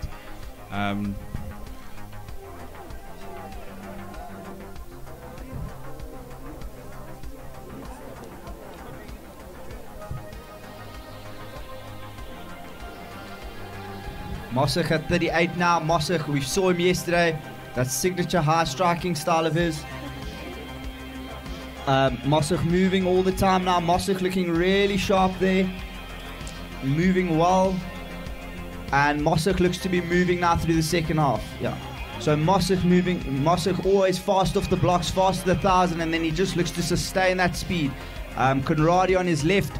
He's going to look to wear him down now in the second 1,000. I think that's the plan of all the scullers here. They all know Mossig is very fast over the first half, so I think the plan there is going to be to hold on to him and then to really attack him in the third 500. Quacks, do you want to chat us through what will be going through the minds of these athletes? What will the coach have told them, and what are you trying to do here in this third 500? Wow, getting into the third 500, that's when it gets tough. You've raced 1,000 meters, you're trying to just hold on, and you realize you've got another 1,000 to go. The legs don't feel the same as in the beginning, but that's when you really got to thrust, eh? You've got to give it a go, you've got to give it a bash, and that seems to be what Mossig is doing right now. Yeah, I think in the third 500, the words of the great poet Ed Sheeran runs through your head when your legs don't work like they used to before. And now the crew start to move. So Mossig seems to have established a clear lead. I chatted to Patulas earlier. He's 2 lengths of Mossig in the second half. So Patulas seems to have held on well through the middle there, and he's going to look to make his move down the second 1,000. Mossig absolutely blasting down the course. He's managed to maintain that tempo. It's an unbelievable exhibition of high tempo, high energy, explosive rowing from Mossig. His fitness must be incredible to maintain that high tempo all the way. But in the middle of the park, Conradi moving exceptionally well, underrating Mossig by about 4 pips. I've got Conradi at, give me 2 seconds while I catch him for about 5 strokes. Conradi at about 32, 34, and he's really powering it along. It's going to be interesting to see if Conradi's legs can sustain the power through the second half. He looks to be struggling a little bit, but Mossig absolutely blasting away there in lane 2. Yeah, so now they come into sight, and we might be able to look onto the course to see what's going on. Really, these gents aren't giving it up. It's great that I came in to commentate in such a race, because the men's A sculls that's what we got on the course. Holding it strong in the legs, the loin's got to be strong, and it looks like he might just hold out, but we'll see in the last 500. We spoke about the third 500 and how tough it is. It only gets tougher in the last 500, but that's where you're really struggling and holding on to get to the line. And let's see what these boys can put together going into the last 500 now. So Mossig looks to have done the work now. Conradi just seems like he's a little bit out of it, starting to look a little bit heavy, a little bit sluggish there for Conradi, and Mossig just still maintaining his tempo. But as I say that, Mossig looks like he's just having a little bit of a struggle to maintain his tempo now. He's sagging down relatively low for him at 36. Conradi now starting to struggle, starting to get a little bit splashy for Conradi. I think Conradi's going to have a big focus now, a big sit up, a big breathe, and he's going to have to try to move. And then if we can move over to the far side, it'll be good to have a look at those scullers on the far side. Haven't seen much of them. We've got Jordan Craig from Tux 7, former St Dunstan's boy. And then on the far side, we have Ethan Pritchard, more known for his sculling rowing, and he's putting in a good shift there. So Craig looks to, I think Craig may possibly be in the lead as they come. Craig looks to be fighting for the lead. Nicky Papas there at the back, just flying the flag for senior rowing there, trying to make senior rowing great again there with the OJ Eagles. So Pritchard, Papas locked in a battle. Conradi, Ringrose is the meat in the sandwich there. He's going to be looking to try to, that group there is going to look to try and get their battle to take them to the front of the field. But Jordan Craig moving exceptionally well here in the second half. He looks to have the lead. Yeah, wow, we're paying so much at lanes. We didn't realize outside lanes in, and now we've got a race in our hands. Craig from Tux really doing well through that third 500, and he seems to be in quite a commanding. He's not even, but Mossig is not out of it. He is there in second place, and so too Conradi from UJ. We've got a battle on our hands, and let's see who can really hold on in this last 500. Let's hope that nobody really goes for it a bit too premature, and if they all get their timing right, then we've got a win on our hands. Okay, you can see some of the scullers really starting to hit the wall with 500 to go. That third 500 has really separated the field now. But Craig, so Mossig throwing in a huge push now. Craig is going to have to raise his rate, lift his tempo if he's going to sustain this lead now through the final quarter. But Mossig moving all the time. Mossig moving on Craig. It'll be interesting to see, can Craig counter this move? Craig goes. Craig still has about a length, but Mossick moving on him with every single stroke. Mossick tapping it along. Every stroke, Mossick moving now. Mossick is up to about he has contact now. He's at a length. He moves up to 3/4 of a length. Luke Defan pops into the commentary box to watch his compatriot from Rondebosch. And Mossick goes through with about 5 strokes to the line. Jordan Craig just cast a despairing look across, but he gave it an incredible fight. And Mossick with a tremendous sprint there at the end to take the win in lane 1. Followed by Jordan Craig. Lane 7, he's coming in second. That's a great performance from him. And then in lane 4, Jack Conradi. Jack had a consistent race, moved nicely through the middle, but just didn't seem to have the legs at the end there. And as the rest of the field comes through, Seb Ringrose there in 4th place. In no man's land a little bit there. Steve Batula seems to have been his partner. Ethan Pritchard, so he's going to have the bragging rights there, and Batula's comes through. And then Pritchard racing through gamely with a good last 500. Maybe if he chucked that in somewhere in the middle, he may have been closer to the field. But that's all for the men's A singles. And as one race ends, the big race is coming through thick and fast now. As we look up the course, we've got the women's A doubles. Quacks, women's rowing quite close to your heart. Talk us through this one. Yeah, women's rowing a lot different to the men's rowing. Well, not too much different, but you know, the stresses that you put on your body may change differently. You know, the men are a lot more powerful, a lot stronger, but women, they will row longer and a lot more flexible, so able to really move a boat a lot better than I'd say a lot of the men do, a lot more delicately, let's say, cutting over the water rather than through it. Still the same pain that you're feeling going through that last 1,000, but here in the double, obviously different to the scull. You've got a partner that you're feeling it with too, and they will be communicating with each other. They will be just casting a glance, making a call every now and again to make sure that they are completely together. And as we look down into the last 700, 800 or so meters, it looks like in lane 4, 5, and 6. We've got the junior national squad all coming through the middle of the course. They must have qualified in these high positions as well, judging from their lane positions. But it seems to be quite even between lane 4, the Cruise and Riemann crew, and the Grundling and Kapler crew. Let's see what's going to unfold going into this last 750. You know, the men's race showed us that anything can happen going into the last 1,000 meters of move now. The Grundling crew, Grundling and Kapler, those are two very strong girls. Both of them attended the Pedluco Regatta. Grundling attended the Pedluco Regatta earlier this year in the single. I'm sure she got some valuable race experience against some of the world's best there. Cruz and Riemann also no slouches. They raced together in Pedluco. Quite a few. So a bit of a Pedluco rematch here from the Hunyani double from Zimbabwe. They're also moving really well there on the far side, and they seem to have been rowed out a little bit, but they still seem to be in about 3rd place. I think they're going to look to move back on the field and try to get themselves in contention for a medal here in the final quarter. But moving nicely, I think those 3 junior women's doubles giving in an absolute battle here. So the 2 junior doubles in a great battle here. We've got Grundling and Kapler going stroke for stroke with Stroud and Gomes, and then Cruz and Riemann not far behind. I'm sure Cruz and Riemann will put in a big spurt at the end to move themselves right into the mix there. Yeah, you know, Mo, these girls are not just rowing for the gold medal at the end of the race. This being a qualifying regatta, they are racing the clock. They are rowing. They have peaked for this regatta, and you know, having qualified, they know that they've got a job to do. They've got to show their coaches which is the best combination. They've got to show up every race, and this is one of those races that they do want to be giving their best. The crews that are coming behind, the Riemann crew as well, very strong and moving well, and they may just actually be a canvas ahead.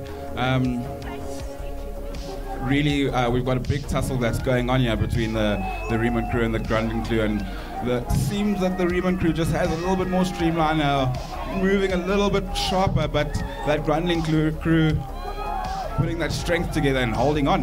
A lot of backswing, a big thrust from both crews, and this is going to be a tight one. You want to look across onto the course and try and catch the finish. We've got about a half a length in it, probably even a canvas, and it seems like on the inside this Riemann crew will hold on.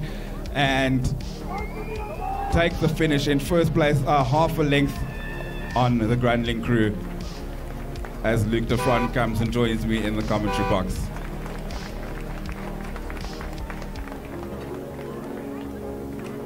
Luke, how are you doing? How's the weekend been? What have you seen? Or have you enjoyed the racing?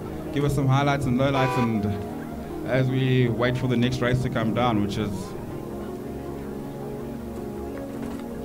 the men's B quads. Hello, Quacks. No, it's been an awesome weekend. Sunday, our last day of racing on these RMB National Regatta. Awesome to see everyone out. Awesome to see Roodeplaat functioning at 100% again, nearly. World's Masters out in full force. Our Masters all readying themselves for next year's World Championships. The food looks fantastic from our Tux Club. The drinks even better. That's being saved for later. I believe they're being on ice the whole day. But as we look up the course, the most important part is our racing, our 2,000 meters, our men's B quads. We've got Wits Petrazi in lane 3, Tux Day in lane 4, lane 5, UJ Stain, and lane 6, the Buffalo crew. Yeah, just four crews in this race, and we see they're still lining up at the top, so we may need to wait a minute for them to come down. So in that time, you can stop, grab a drink, grab some food, run to the bathroom and come back and watch some exciting racing.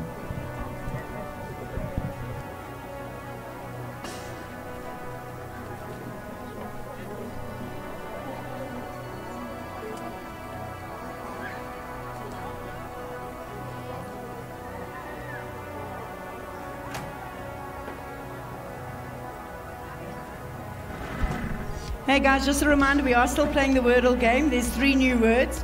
If you can guess the words that shouldn't be used in rowing terms but are being used in rowing terms, please come to the World Rowing Stand, and there's a little prize for the first people that come through for each word. Cool beans, good luck.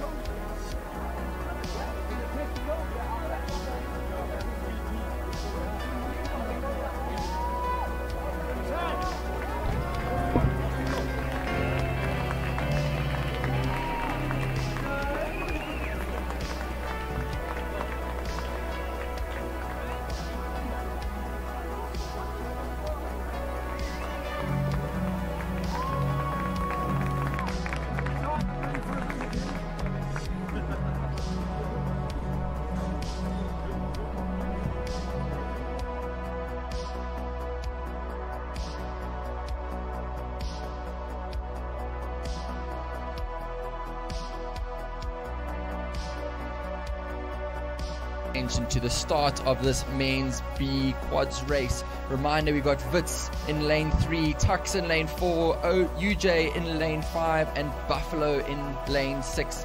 So awesome to see Buffalo out of these national championships. That flag goes out to the side. There are under aligners orders, their last little touches, corrections on the line. The men's quad, Quacks, is quite a vicious boat to get going. It's one of the fastest accelerating boats, isn't it? Yeah, it really is. It's a delicate boat because you've got 4 guys that are in essence sculling, having to steer the boat from the stern or the bow of the boat. But once it gets moving, it moves, and you've got to keep tapping it along. It's a quick boat, and you've got to be quick to hold on to the speed that it generates. And they're off. Seems like everybody's off in a straight line, still in the lane. Petrazi from Wits on the inside, looking good, holding a good strong stroke rate. I can see him swinging back really hard into the wind. It seems like the Tux Day crew maybe having some steering troubles. Hopefully they can correct it, and they are still in their lane, so hopefully they can keep it together and stay in that lane. On the outside, it's also quite level. It seems like all 4 crews have gotten off quite well, and we've got a race in our hands. Quacks, as we watch this race come down, I see there's a VLC crew that has has been so excited to jump onto the course that they've prematurely done so. Hopefully the umpires are aware of this and get that 8 out of the way. They are due the next race.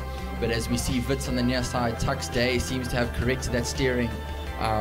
Too soon to call who's who in the zoo as they come through the 500-meter mark in, as we see that VLC crew move, hopefully not disrupting the race at all. Awesome also to see that there is very little weed on our course at the moment. Remember, ladies and gentlemen, that Hyacinth Bank, if you have a look to the right-hand side of the launch area, that massive cabbage patch, pretty soon we're going to erect rugby poles and we'll be able to watch the Bulls Sharks game next week out at Roodeplaat instead of at Loftus. Back to the racing, Luke. Right now we're about 700 meters into the race. They've all steadied into this race now. I'm sure they're feeling it in the loins. Very tight, very it's going to be very sore. The lactic acid will have built up, and now it's time to hold on, stick to the race plan, stay together. You know, rowing these crew boats, you must keep it together, and this is what you've trained for. You've trained thousands of kilometers to be on the course to race just your 2,000 meters. Of course, you don't want to make sure that you, or your 1 kilometer if you're one of our masters rowers, but you train all of that way. You don't want to prematurely give it up. So these crews will know what is at stake here. They are holding on, and all 4 crews still level. It's going to be a good race when we see them coming through at the 1,000 meter mark.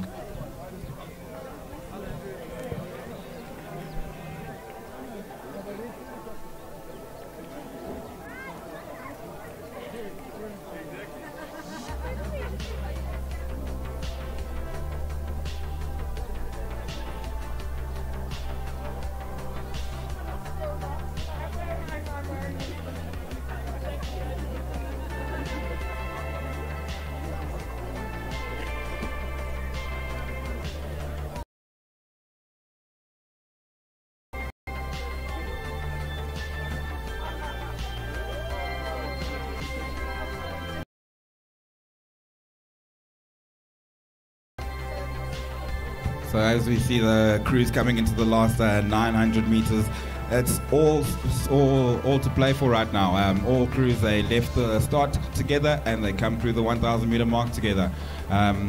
Everybody's sticking to the game plan. All the steering seems to be working out well, and it may just be the Tuck's Day crew in lane 4 that have edged a bit of a lead on the rest of the crews as we look on the course, but they are very closely hunted by the Wits Patrizi crew. It could be anybody's race right now. Quacks, it looks like that Tuck's crew has got a little bit more time in the water, a little bit longer, but that Wits crew making up for it with a nice punchy short rhythm. UJ crew also deep in their rhythm, long, strong, the trademarks of a 2012 London 4. You can't forget that Sizwe Ndlovu is the head of that program. I'm sure UJ athletes are reminded quite often about his successes and row in Sizwe's image, I believe Ati, the assistant coach, says. But it looks like the Buffalo crew being left out on the outside. So awesome to see them out on the home of South African rowing, the gold mine up here in Gauteng. But it looks like we've got a 3-way tussle for the for the medals here. We've got Wits in lane 1, Wits in lane 3, Tucks in lane 4, and UJ in lane 5.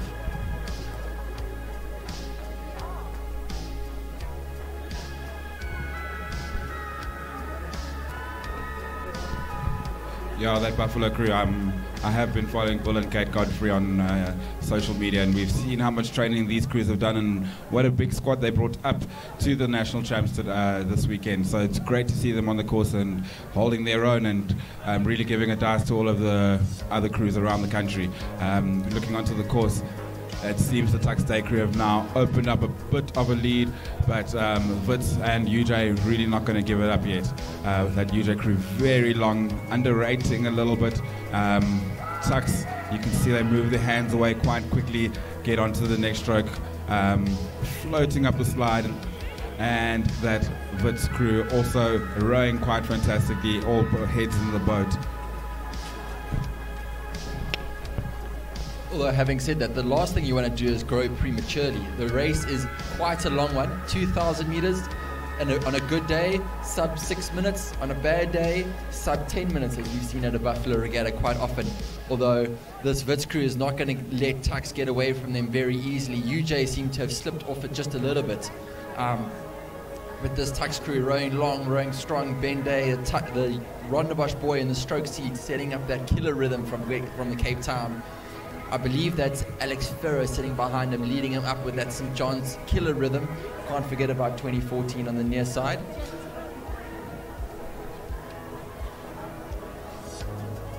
And then Wits Patrizi, Alessandro Patrizi in the stroke seat of that boat, making sure that that Benny's rhythm comes through. Yeah, it seems like that Tux crew have really put in a big thrust now in the last 500 meters, and they have opened up to about a boat length ahead of this Wits Patrizi crew, and Ben Day seems like he will stroke this crew into a gold medal position. Wits still holding contact, and I'm sure they will not let the Loons give up in the last 150 meters or so. UJ seems to have fallen off the pace, but they will hold on to that third place. And it seems that's the way that this race will end. Wits Patrizi hoping to put one last thrust through, one last push, but that will just bring them to half a length. And the Ben Day crew holds on. A valiant performance from Wits as well, as they wave along to each other and congratulate each other on a fantastic race.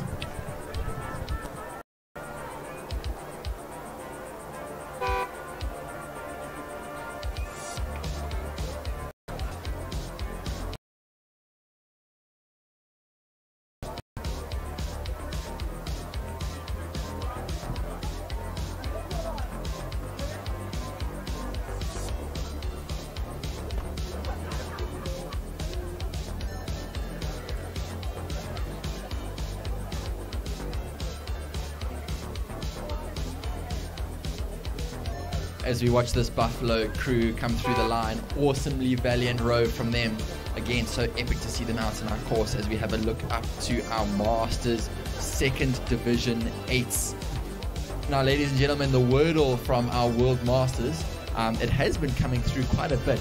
We've actually had a few laughs here in the commentary box about how we've slid it into our commentary. It has been used. So if you have any of those answers and you think you've got it, find our World Masters up at the tower under the very African-inspired gazebo.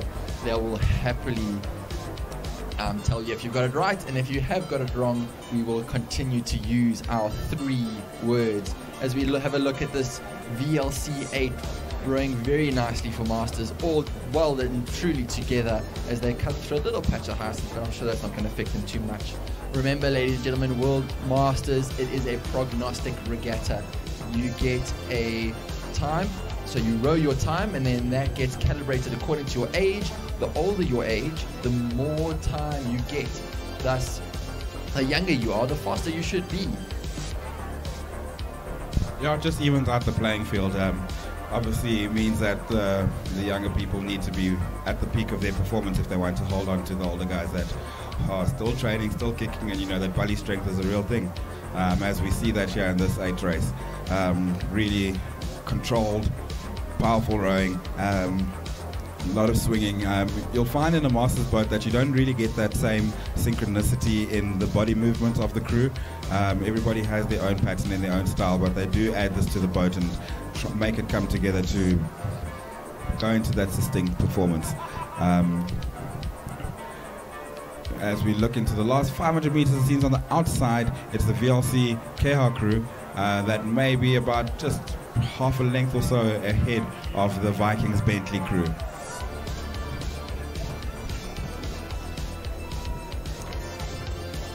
Quacks, these Masters must truly love rowing. I mean, like, I've been doing this lovely sport for 12 years, and I'm looking at the average age of this Viking Bentley crew. It is 62. These are the true masters of our rowing world here in South Africa. It is so epic to see them out on the water, still doing what they love, still looking awesome with those blades, still looking awesome in those tri-suits. Yeah, I mean, if you look at the tri-suits, they tell you that every crew member in the boat must be wearing the same tri-suit, and I can promise you they are. Just some rowers have been rowing for such a long time that the colour may have faded off of those tri-suits. That's how long these men have been in the boat.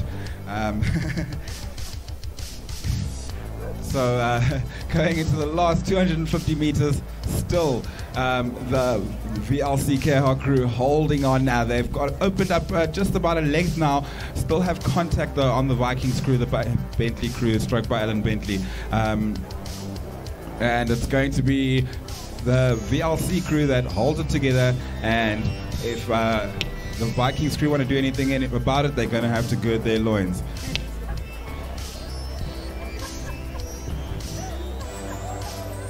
Oh, and we have a bit of water splashing up from that VLC crew. A crab, a little bit premature, guys. You got to do that after the line, as we see the Vikings and Wemmer crew Bentley coming through, still cruising, coming through that line. And we're in lane. Crab from that VLC crew. Unfortunate, but it's and they have crossed. We see the next VLC, the Gauteng crew, also coming into the last bits of the race.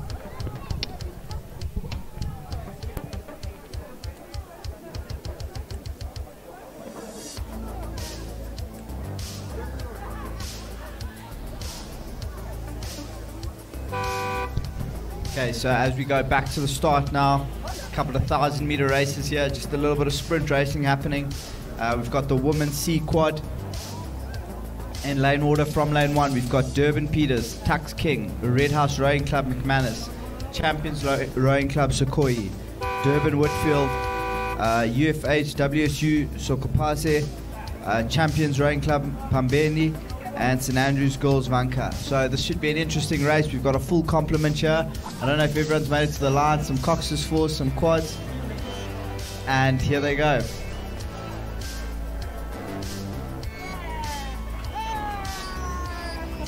Please, if you have any of our numbers, we will not give you the 3 words. Caitlin, Little, stop trying to cheat. So as we see the quads and the fours lining up, I'm sure I wouldn't be surprised to see if the St Andrews girls are in a coxed boat rather than a coxless. Just that it's quite a challenging aspect to steer and row at the same time, especially if you've never done it before. So I don't think a race day is where you're going to want to be experimenting with something like that. But as we see the crews touching up to the line, the umpire's arm is out. All crews seem to be roughly in line. They seem to be holding now, getting ready to go.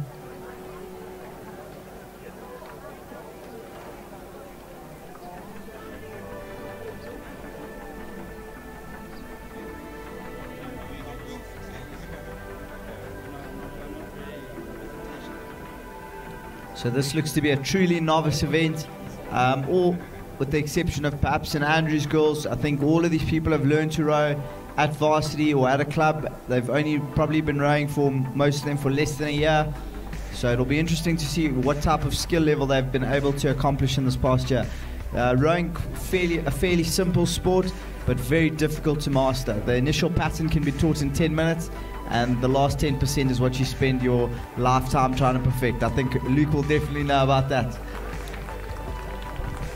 Yeah, you know, Mo, as an experienced rower, you know, at times you go to the gym and you see that person that can't ergo, and okay, wait, let's watch the start of this race first. It seems like there is a bit of steering issues. We did talk about the fact that this is a C event, and it seems 2 crews have collided in the middle of the course. I think the champions and the Red House crews. The umpire has lifted the red flag and called a stop to the race. They will stop the race and turn around and go back and try and restart. We see an appeal coming from one of the crews in the middle. Unfortunate start, but this is what you can expect sometimes when you have novice rowers, and some of them will be out there experience this, and they do need to experience a false start. They do need to rowing and how to avoid this in the future. The crews will turn around now. We'll go back to restart the women's C quad event.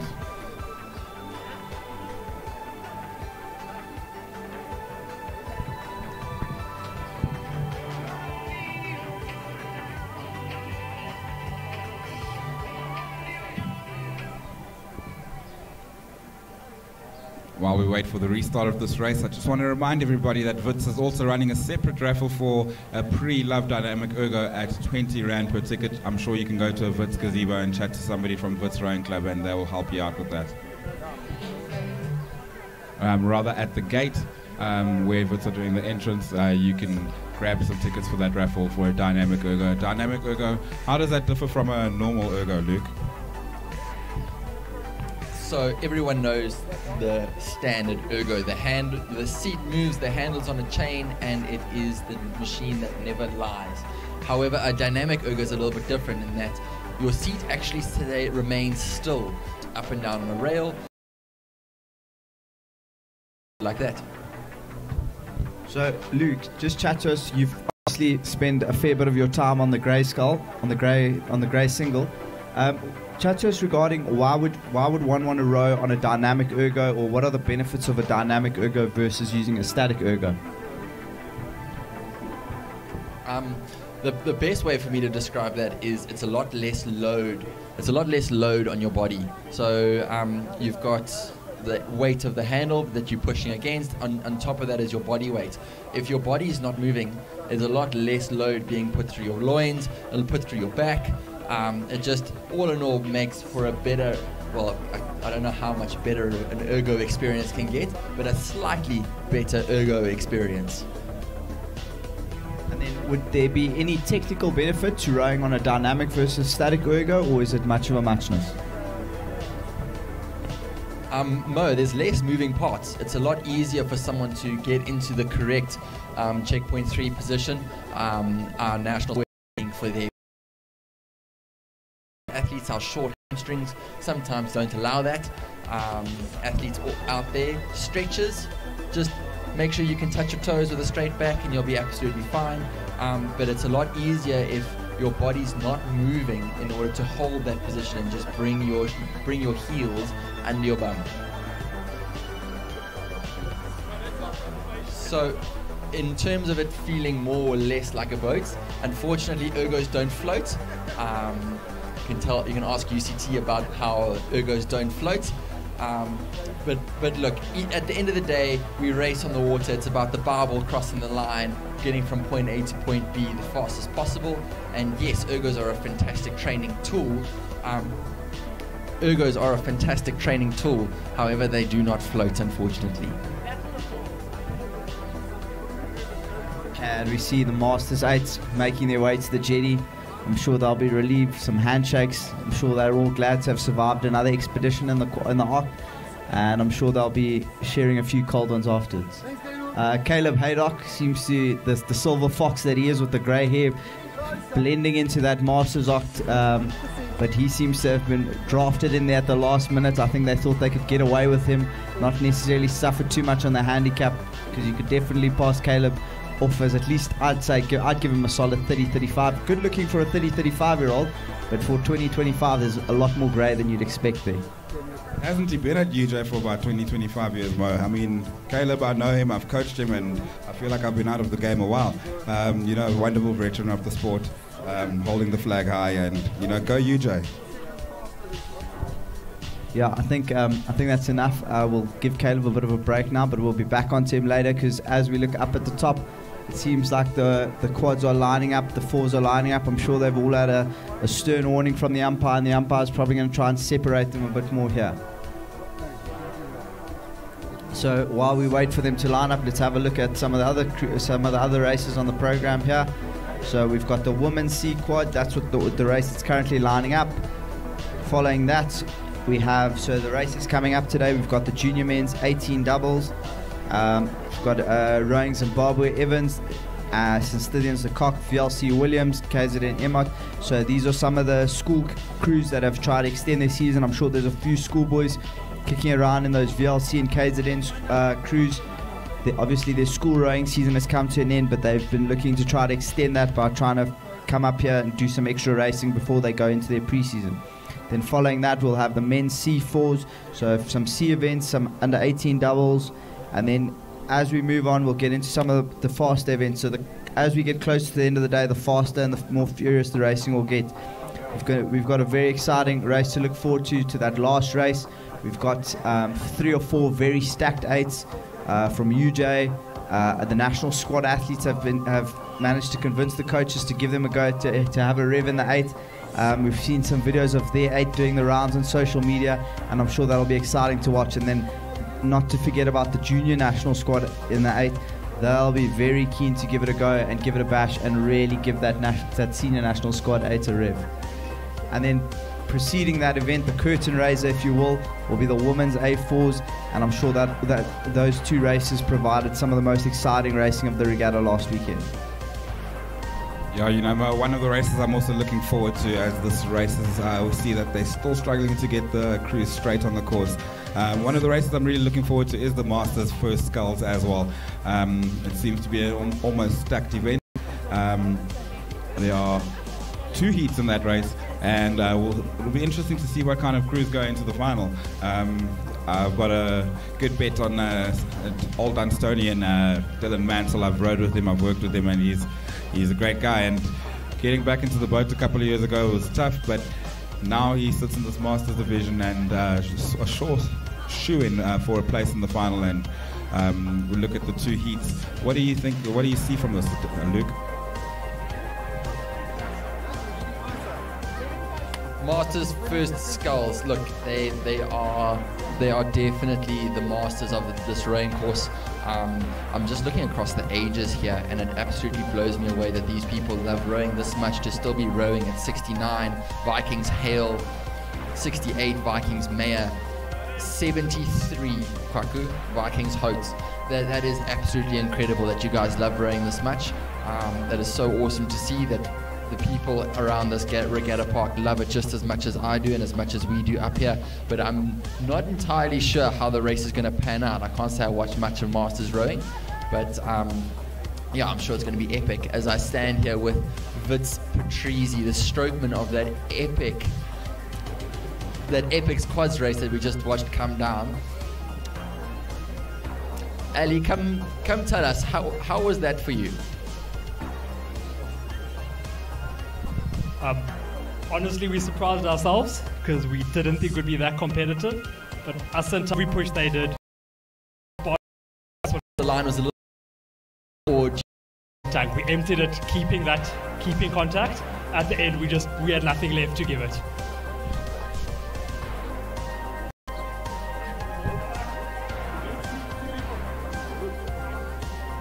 And just a quick shout out to our officials as they realign the start of the women's C quads and 4s. Now, Coxed quads. Now, our umpires are the bread and butter of our regatta. It would not happen without them. They are the silent assassins. The silent assassins that make our regatta run. They make sure we are on time. They make sure that our crews are wearing the right things, that all the rules of racing are being followed, and that the racing is fair. Being an umpire is not an easy job. Ladies and gentlemen, if you are on the course and an umpire does get a little bit wuss with you, it is only because they want the best for you and they want clean racing just as much as you do. Please do your best to make sure that you are there at least 2 minutes before your allotted start time on the program. Regattas are known to run a little bit late, and we always seem to run on time by the end of the day. So that is a massive kudos to our awesome officials. Yeah, Luke, you know, it can never be underwritten how much these men and women do for the sport. I mean, just 2 meters above me, I'm sure it seems like an accounting firm with a lot of crunching of numbers, printing, trying to sort out places, coming together. You know, just the technical box upstairs. They are watching the races, they are putting together the times, and it's out within 10 minutes on the regatta results app for you, because the people up here love the sport so much, and they do and give of their time so much that this can become possible. There is no regatta without an official. Okay, now that we've managed to fill the time in between that, it seems like the women's C quads have finally come back onto line. I'm sure there's going to be some exhausted umpires marshalling these crews up and down. So I think the UJ officials are going to definitely need to relieve those umpires with some cool drinks, some cold beers once they get off the water. They've definitely, I think, earned their keep for the day. But as we see now, they're lining up. I'm sure the umpires are going to make sure that they're nice and far apart just to give them that little bit of extra wiggle room. But now they seem to be lining up. Everyone seems to be straight. Everyone seems to be ready. But as I said, we see one of the crews just coming onto the line. So hopefully that's nice and quick. I'm sure the umpires will now be looking to get the next few races down as quickly as possible once they set this race off, just to catch us up on the time. So let's have a look at this lineup for the men's C, the women's C quads. Lane Tuck, King, Lane Redhouse, McManus, champion Sokoyi. And lane 5 we have Durban Woodfield. Lane 6 University of Fort Hare Sokapasi. Champion 7.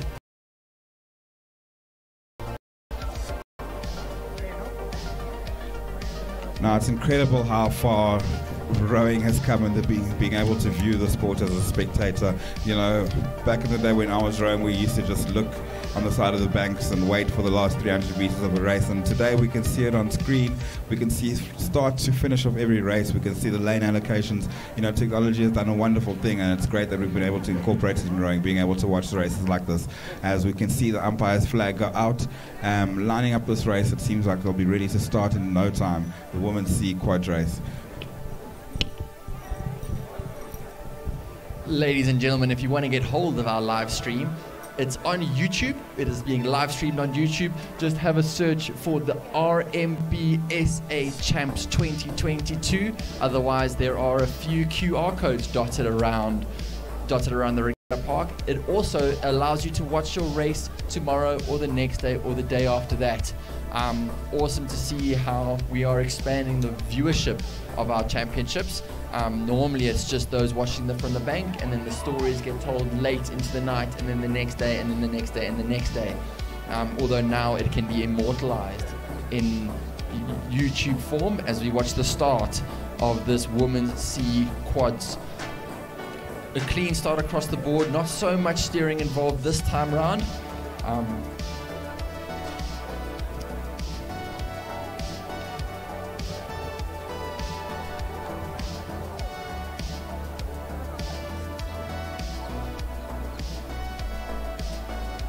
As we see lane 4 champions have a bit of a steering problem there, trying to get that boat straight again and get going.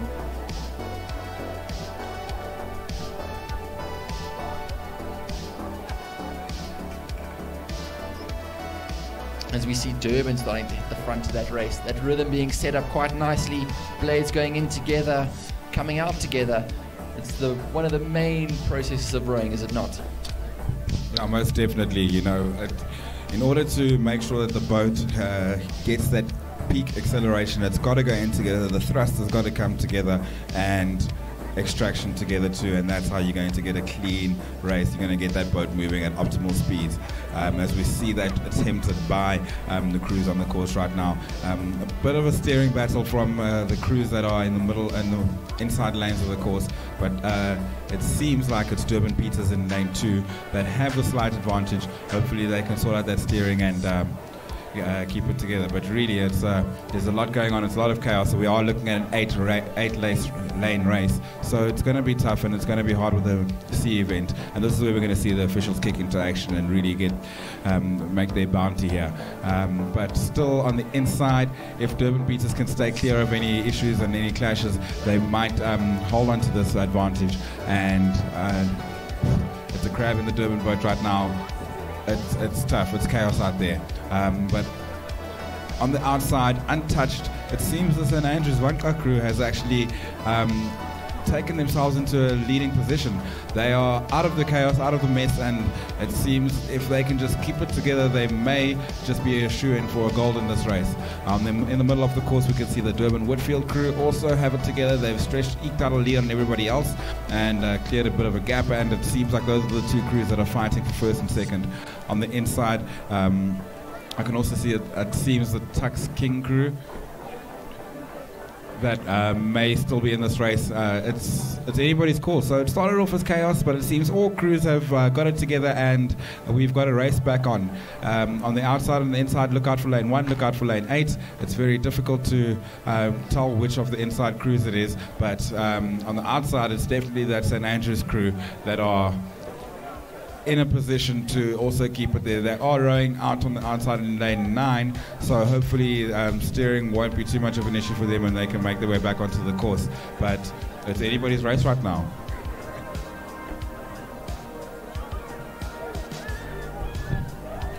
That Tux crew looking quite neat and tidy on the inside here. Tux King, they've got a very simple, clear idea of what they're doing, but that's an Andrews crew also moving very well as they move out. That's an Andrews crew, a Cox boat there in lane 8, but if you cast your eye up at the course, you'll see quite a tight race developing for second place there. Tux seem to have control of that second place. That's an Andrews crew seems to have kept themselves out of trouble on the far side, and they are moving away from everyone. But on the inside, we see the Tux King crew. I'm sure this will be a huge result for those novices. It'll be interesting to see once the angle goes away where they are relative to that. That's an Andrews crew. But Tux moving really nicely. They've got a clear, simple idea. I'm sure they got sent out there with a clear mission, in together, out together, and try to stay together as much as possible. And they are executing that basic plan very well. They've got a very simple stroke, keeping that rate nice and controlled, and really moving nicely. So here come Tux. They've drifted over a little bit, so they seem to have gone out the lane. Hopefully they don't have any issues with any of the crews trying to go back to the jetty. But that Tux crew really going for it now as they come through the final 250 in front of the crowd. Tux moving all the time. That St. Andrews crew seems to have secured the win. I'm not sure if they've come across the line yet. Our view here is just a little bit obstructed. But coming through, the Tux crew moving on that St. Andrews crew on the far side, and I think it's going to be quite close once we come up to the line. And here come Tux. So St. Andrews moving. St. Andrews seem to have a clear lead, but Tux have contact now. Tux coming through on the line here. I'm sure, I think Tux may have got this. Yes, Tux have got it. So that's a huge result for the Tux novices as they come across, and I'm sure that them and their coach Dave Porter will be extremely excited with that. You see the shouts of excitement as they realize, yes, you have won the race. Yeah, Mohammed, I think it was a bit premature calling that win for St. Andrews, but a great effort from the Tux King crew to get it together there at the finish, and a wonderful, stunning performance from St. Andrews. I mean, those are schoolgirls. They will be preparing for the coming rowing season. I'm sure they called their coach up and said, "Coach, we want to start rowing. Get us a race," and here they are.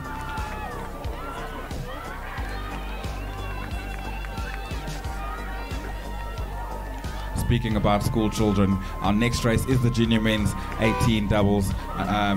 These will be the guys going into their final season of rowing. You'll find open rowers preparing for rowing and for the season. And it's quite early in the year, but some schools get ahead of these things and start their training months in advance, preparing for their national championships, which is in the first week of March.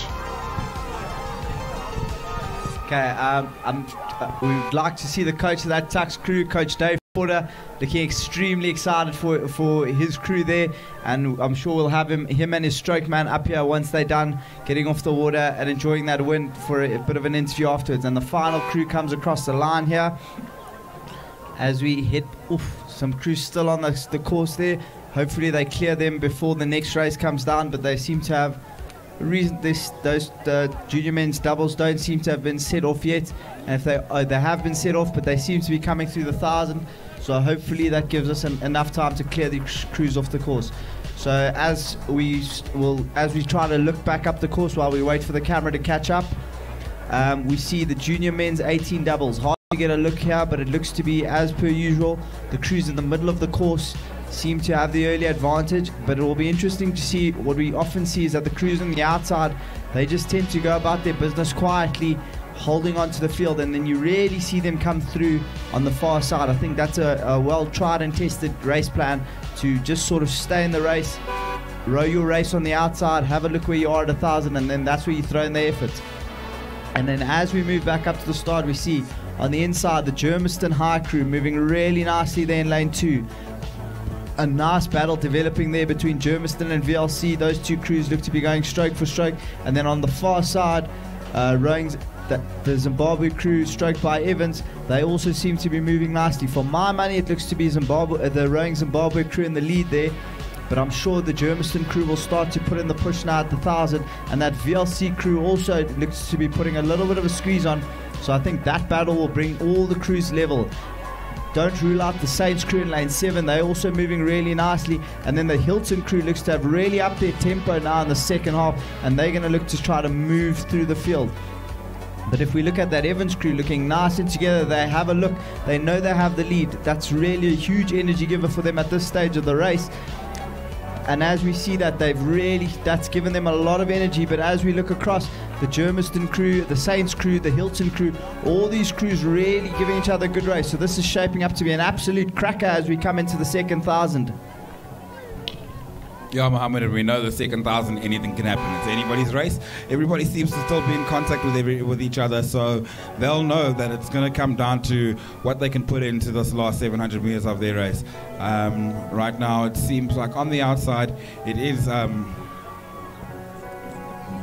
the Zimbabwe crew that are ahead of the rest of the pack. They seem to have opened up about a length on the Hilton Thompson crew. The Emerton Thompson crew, and everybody else seems to be in quite a straight line, so it could be anybody's dice for third place or even the top two positions, because we know much can change in the last 600 meters of a race. I wonder if that rowing Zimbabwe crew have squeezed the chicken too hard in the first 1,000 there. They've established a commanding lead, but we all know that it can all fall apart very quickly in the third 500 as you bump into the man with the hammer. But here comes Hilton, here comes VLC, so that Germiston crew also moving exceptionally well there on the inside, but that Germiston crew seems to have been rowed out of it a little bit. But here comes the Hilton crew now starting to really throw the kitchen sink at it. They're moving all the time, and that Zimbabwe crew just starting to look a little bit sluggish, a little bit heavy, and Hilton moving all the time. Hilton pushing away. And Hilton are making up ground rapidly. Hilton starting to challenge for the lead. And as they come into view, I think Hilton have contact. Hilton look to have contact now, and Hilton look to move now. Hilton charging now in the final quarter. I think if Hilton can establish level pegging with 500 meters to go, Hilton will really move away from the rest of the field in the last 500. But as I say that Zimbabwe crew not going to give up without a fight. They find another gear and they lift. The big man in the bow seat now starting to lay down the power. The stroke man now, I think his job at this point is just to hold the rhythm and trust the big man in the back to lay down the fat strokes. And here they come. The Hilton double moving really nicely now. That efficient style of rowing really paying dividends here in the final 250 meters. And Hilton look to be moving, but that Zimbabwe crew have found something in their back pocket here, and they have really found an extra gear. They've girded their loins strongly as they've come in, and they've pulled themselves into, and they've held on to the lead. But here comes Hilton.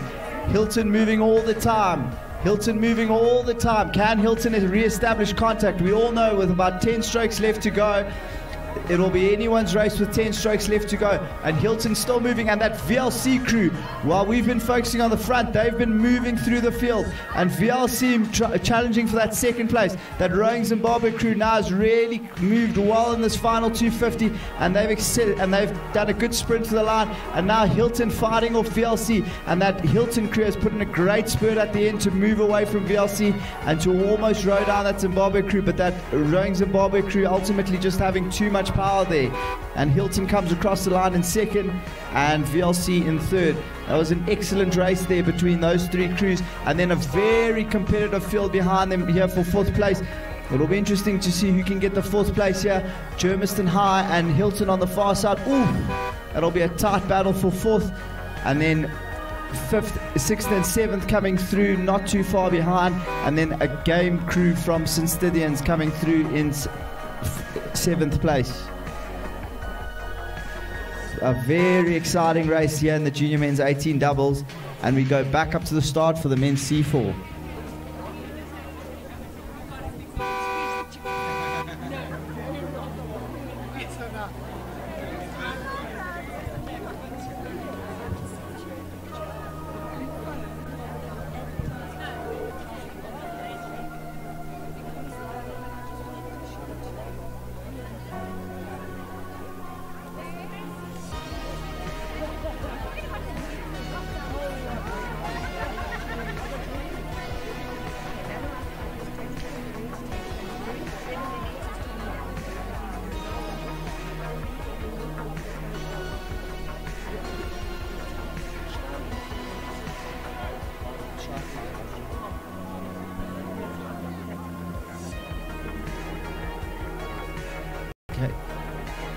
Okay, and then just a note for those of you watching on the live stream and those of you using the live stream here, just if you need anything, be sure to support those sponsors of the live stream. It's not a cheap operation getting this camera set up to run the whole day, having all the equipment to ensure that the footage is of usable quality. And then obviously the World Masters rowing, that's quite a big event coming up. I think the first major regatta to be one of the first major championships to be held, international championships to be held on the African continent. We've had a few continental regattas, so traditionally only the regattas for the African countries are held in Africa. This is probably one of the first big international events being held in South Africa in any African country. But as we look at the men's C4 moving really well there in the middle of the park, looks to be, I think that's a Hilton 4 if I'm not mistaken. No, it's a Old Dunstonian crew, the St Dunstan's crew moving really nicely there. And then on the far side, that VLC crew also looking reasonably neat and tidy. I don't know where the UJ crew are now. It'll be interesting to have a look to see where they are. Mustakis, Martins, Mokine and Hill in the Coxless 4. Always nice to have a run out in a Coxless 4. It's a nice change, especially going from a Cox boat. The first thing that really strikes you going from a Cox boat to a Coxless boat is the extra speed that you're able to generate without the 55 kilos of ballast sitting and shouting at you in the back there. And then if we look over to the far side, we see the VLC, one of the VLC Masters crews, Holness at VLC to allow the crew span and up to standard to facilitate good training for the junior crews. But that St Dunstan's crew moving really well, especially for early in the season. I'm sure they'll be looking to use this as a base to build that season. St Dunstan's traditionally known for their sculling, but it'll be good to see them in the Coxless.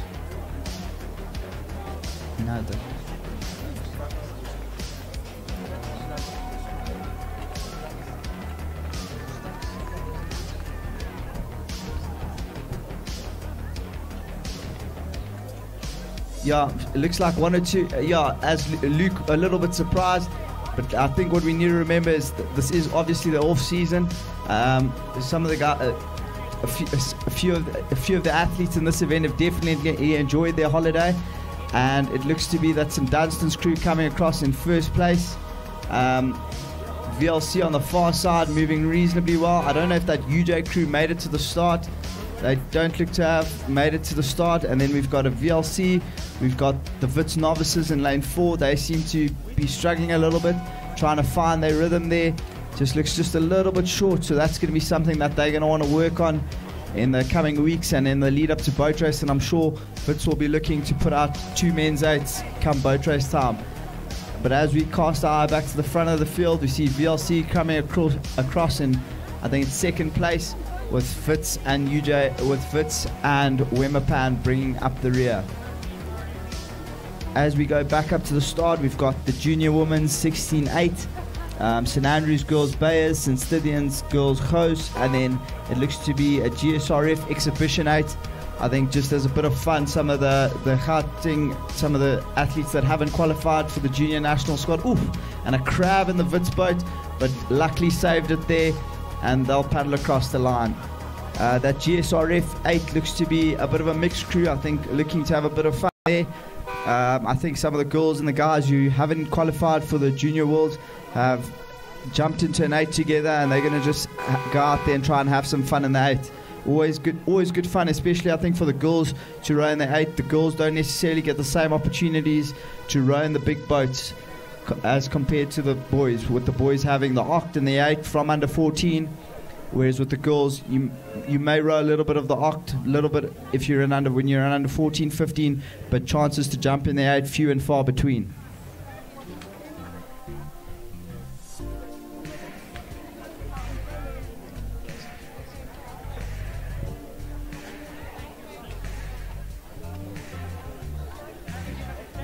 Yeah, well, you know that a lot of these girls will have a lot of fun at the start in this 8 race. They, being an under 16 event, you'll probably find that these girls are learning to row sweep for the first time, and this is one of the vessels that they can use to learn the new style of rowing. They will have rowed in sculls for the whole of under 14 and under 15, and now going into the senior age groups, under 16 and onwards, they will have been introduced to some sweep rowing, and this is probably St. Stithians and St. Andrews a way of attempting to prepare the girls so they can prematurely know what's going on before in the sweep boat before the season starts. Okay, obviously no such thing as a free lunch here, so we've got to do some promotion now. Okay, so we've got the World Masters Rowing Regatta 2023. Want to find out more about that? We've talked about them a lot. They've been here for both days, and they'll be here basically at every regatta between now and World Masters in 2023. So if you want to find out more about that, make your way to the gazebo. Then a big thank you to our sponsor, Legend Removals, for all your removal needs. If you need anything cleared, be sure to give them a call. I'm sure they'll be able to help you with that. We've got Charlie. I'm not entirely sure what that business does, but be sure to support them and look into that and see if there's any way you can support them. We've got Banner Right Fitness and Rebel Elite helping sponsor this live stream, and I'm sure those two brands can definitely help you out if you need any banners. Rebel Elite Fitness, a sponsor of the national squad, the official equipment partner with the ergos, the bike ergs. Those are excellent machines. So if you'd like to get a hold of an ergo or a bike erg or even a ski erg, be sure to go onto the Rebel Fitness website and have a look. Then we've got Tank Clinic, Rent a Tank, and Swagger Breweries. Those two obviously helping us ensure that we have our bars are well stocked and ensuring that no one gets too dehydrated here at the regatta. And then we've got Moorcop Pro Shop and Cycle Lab. I'm sure if you need a bicycle, you're a bit tired of the ergo, need to do some alternative training. And then RBM.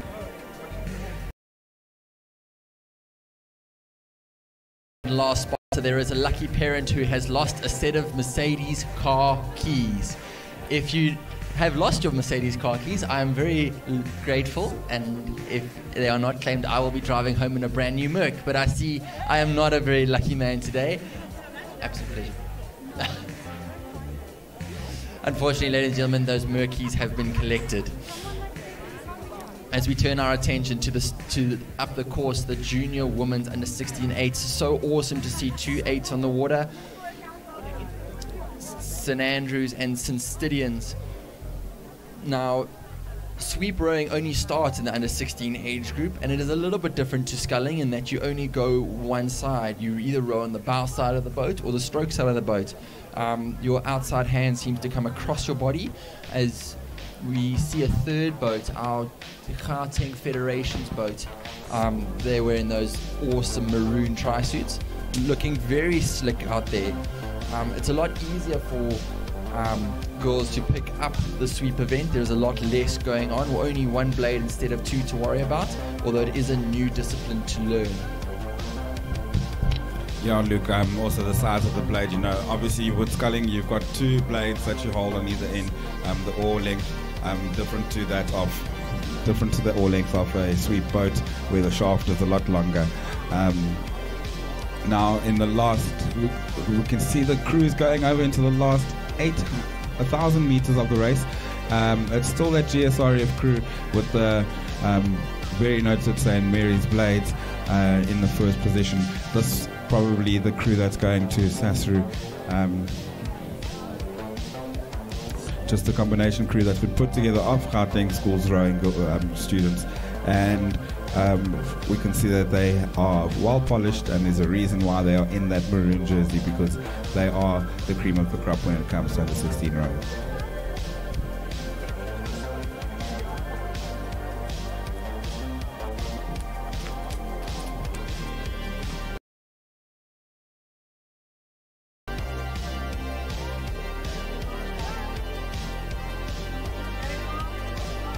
And as we have a look at these 8s coming down the course, those shafts entering and exiting the water awesomely.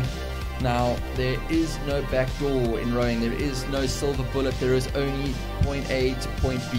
And there's a famous saying that it never gets any easier. You just go faster.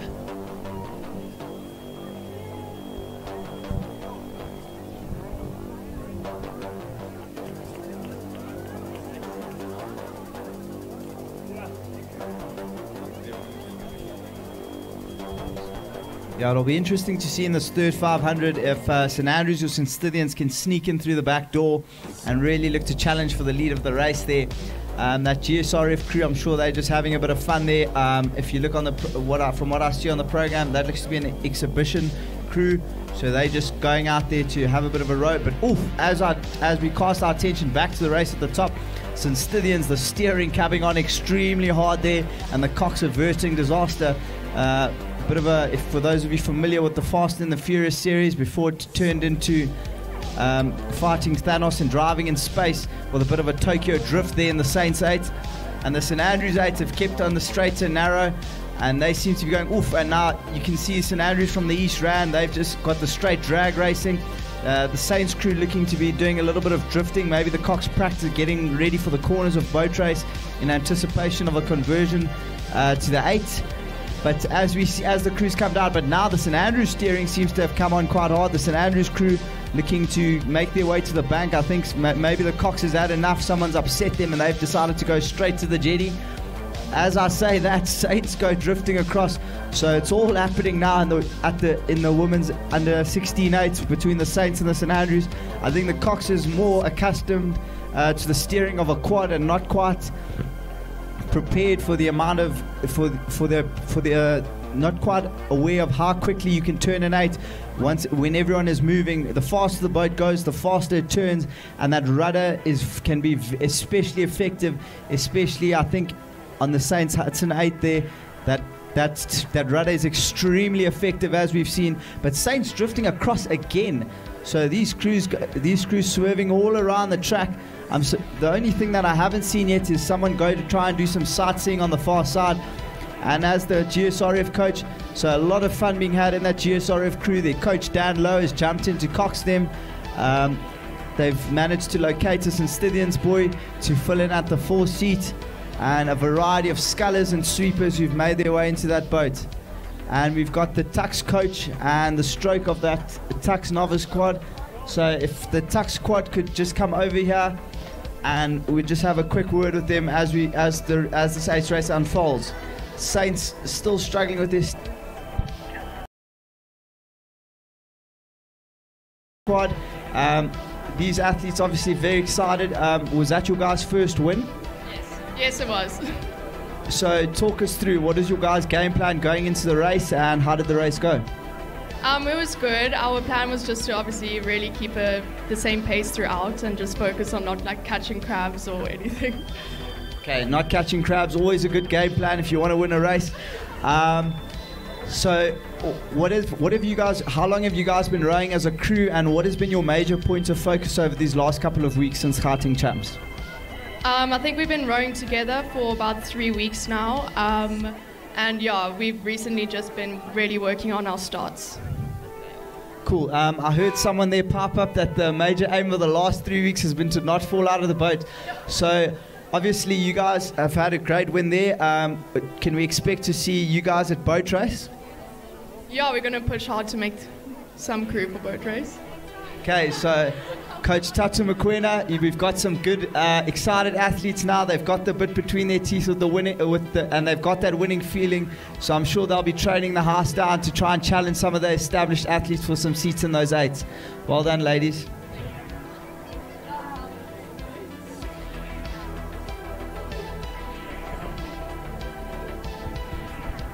Thanks for that interview, Mo. And looking back onto the course, it seems like St Andrews have now opened that commanding lead on St Stithians in the women's under 16 and the junior women's 16 8 race. They are moving away now. It seems like they finally got it to go. They've got that in and out together. They are really tapping that boat in and out together. Well done. It seems like they have opened a commanding lead, and they should hold on for the victory in this race. Like I say, this will probably be one of the first sweep experience for a lot of these girls, and this kind of experience cannot be duplicated anywhere. It has to be experienced in racing, and I'm sure they'll be glad to have had this opportunity to race in the 8. I'm sure for some of these under 16s it may be their first time up to the 2K. I think Cox I think every row remembers their first, especially if you row at Roodeplaat, you always remember your first time going to the 2K. I remember the thing that struck me was when we were rowing up there and you keep looking to your right hoping that the 2K is arriving, and when you finally arrive there, you're a little bit out of puff, and it's quite a shock to the system, that first 2K. Quacks? Yeah, I can clearly remember. You're up to the start and you're wondering, why am I sweating so much? Should my legs be this sore? And obviously it's the same tension that you've got before a race too, that I haven't even started racing yet and I'm feeling quite tired. What's going to happen when I come down? And that first attention go that you feel at the start of a race, it is quite something. These girls will cross the finish line. St Andrews hold out for first place. Very well done. They got it together. They finish in their lane, and another first sweep experience for these ladies. St Stillians also have it together, in and out in the Tux boat, and rowing together. Junior women's under 16 fours. This is very good rowing for novice sweep rowers. Both crews. Quite well done from the coaches, and I'm sure that when the junior season starts in August, these girls will be well prepared for that sweep challenge. Talking again about that first race that you have as a rower, I think everybody here can remember some sort of experience of their first season of rowing, their first crabs, their first time tipping. It's always a stress, but it's something that you've got to go through and grow through. When you start rowing, you don't know the stroke. It's taught to you. The sequence seems quite odd, but once you've got it, you can never lose it.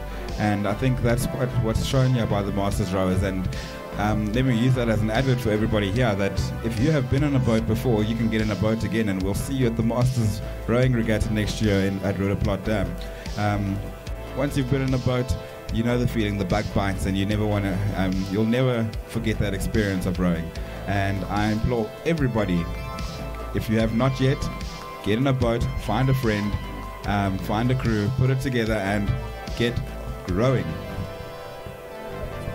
Yeah, and as we look here, we see VLC. It looks to be Johnson out in front. She's rowing exceptionally well.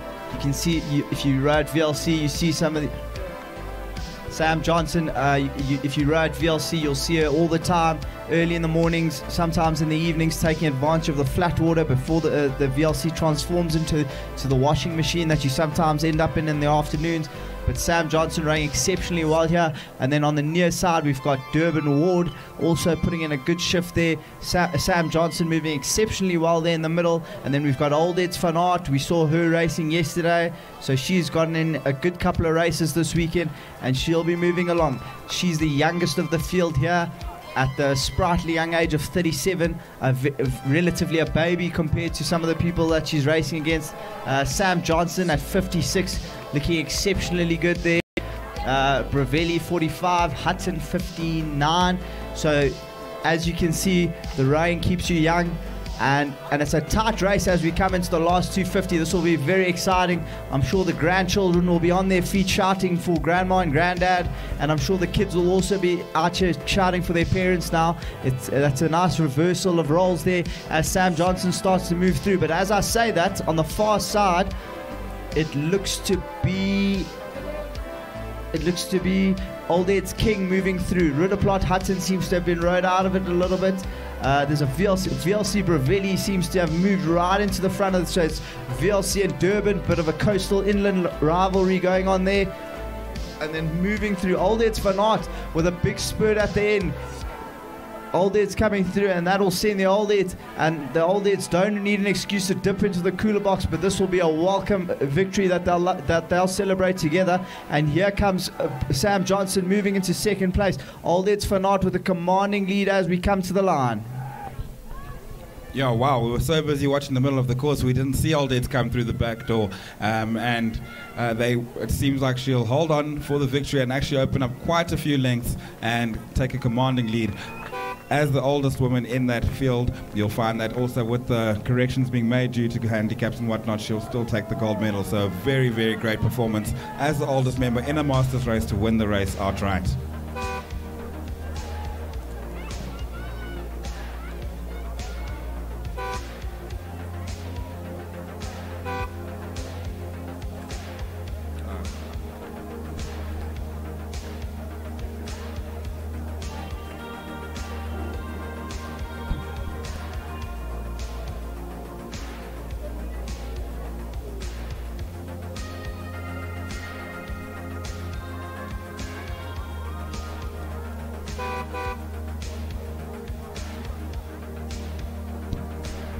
So the women's B double, a great event to watch as well. These are mostly the university students that we'll see in this race. We do see a St. Andrews boat that's also been placed in this event, the St. Andrews deck crew.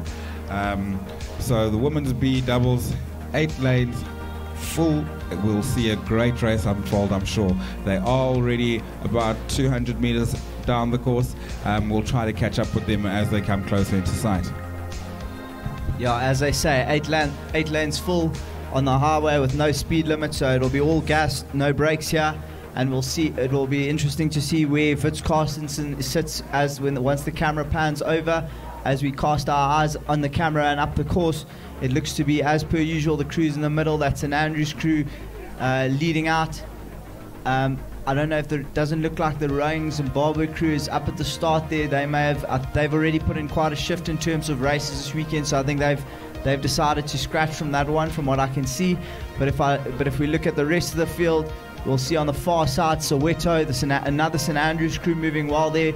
Pretorius and Breitenbach also moving really well there from Tux. Tux showing real strength and depth here across the women's A and the women's B events. They've had a crew in almost every single one of these events, and even in the C events they've been able to put out crews, and they've shown really good strength and depth there. As we look in the middle there, it looks to be, I think that looks like the UJ crew at Oosterlak and Nieuwholt.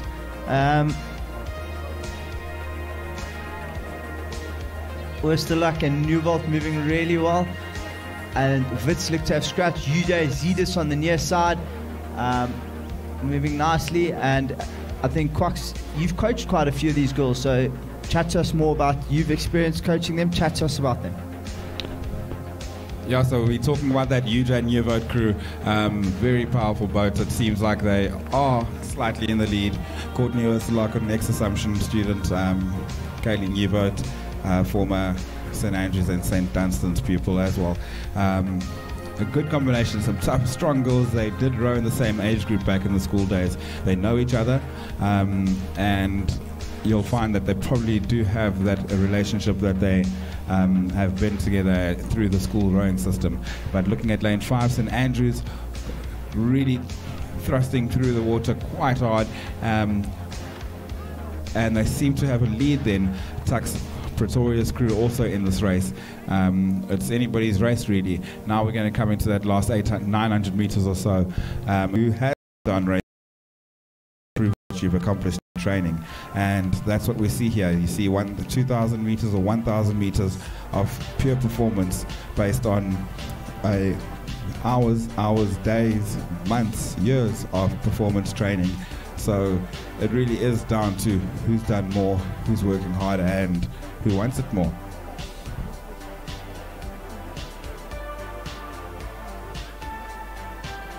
Into the last 800 meters, it seems like that St. UJ Nieuwholt crew still hold a slight advantage over the St. Andrews crew on the outside. It seems, I think, St. Andrews Skies and the Tux crew in the middle, Pretorius also holding on tight. On the inside, UJ Canon has also not given up. Angeliki Exidis in the bow of that boat, also an ex-Assumption student. A lot of the girls have been rowing at UJ. It's great to see some school rowers continuing with the sport well after their days in the clubs at the schools.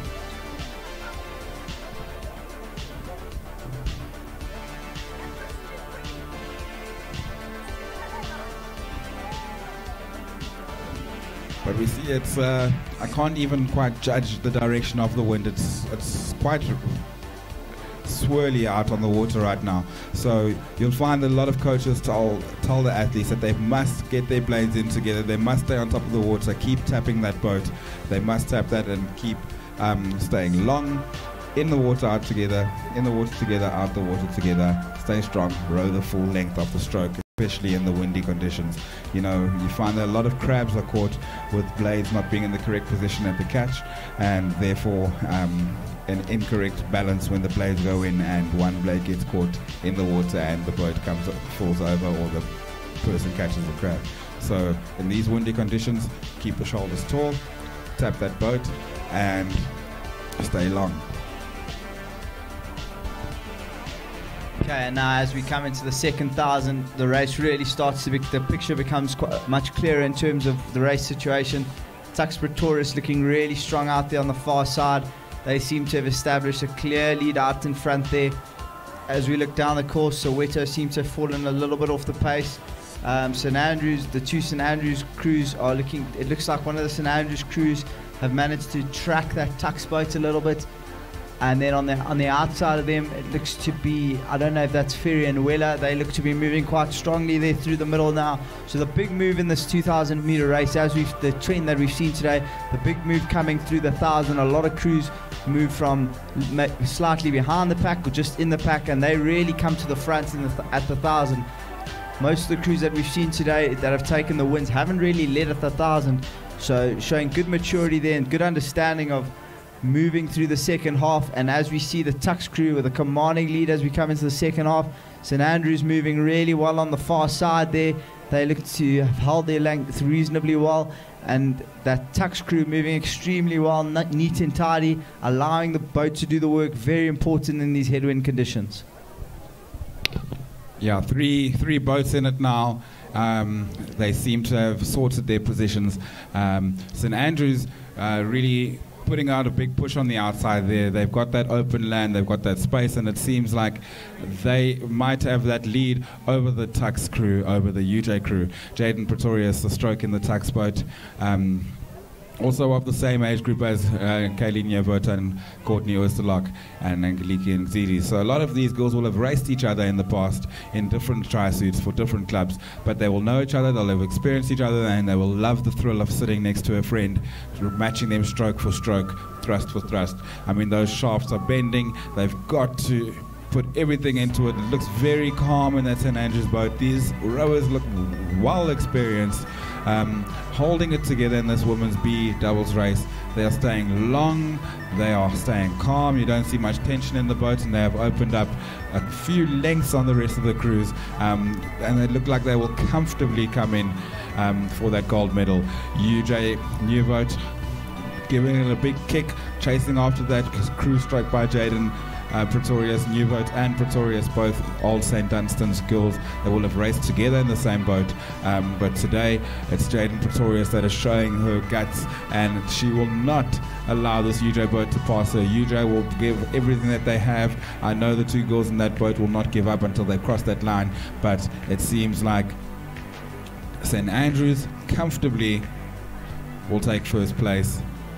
If UJ want to do something, they're going to have to pull something out the back door, but St Andrews will take first place as they make it through the last 30 or so meters. And behind, it's not confirmed yet, but it seems Tux will hold on. UJ trying to put in one last push. They've taken it down to half a length. UJ not going to give it up easy, and we thought it was impossible, but UJ may have just taken it by a bow ball over the Tux crew. I think they have. And as I said before, these girls are tough. They do not give up. They are powerful rowers, and it came down to the line. Wonderful racing, a great exhibition of women. The women's B double. And in third place, the Tux crew, stroke by Pretorius.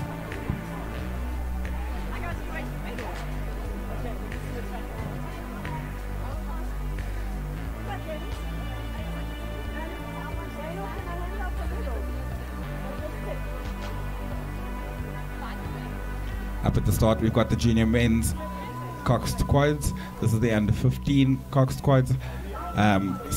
6 boats in this race: St. John's, Durban High School, Germiston High, St. John's and Buffalo Rowing Club. Again, a lot of schools preparing for the new rowing season quite early, quite prematurely, and hoping to get the jump on everybody else, or just to give those kids a rowing experience. You know, the school kids love rowing. When the rowing season ends, they can't wait to start the new one. They start their setting goals, they start about ways that they're going to be better and improve in the next season. So I wouldn't be surprised if all of these kids are here because they just want to be here.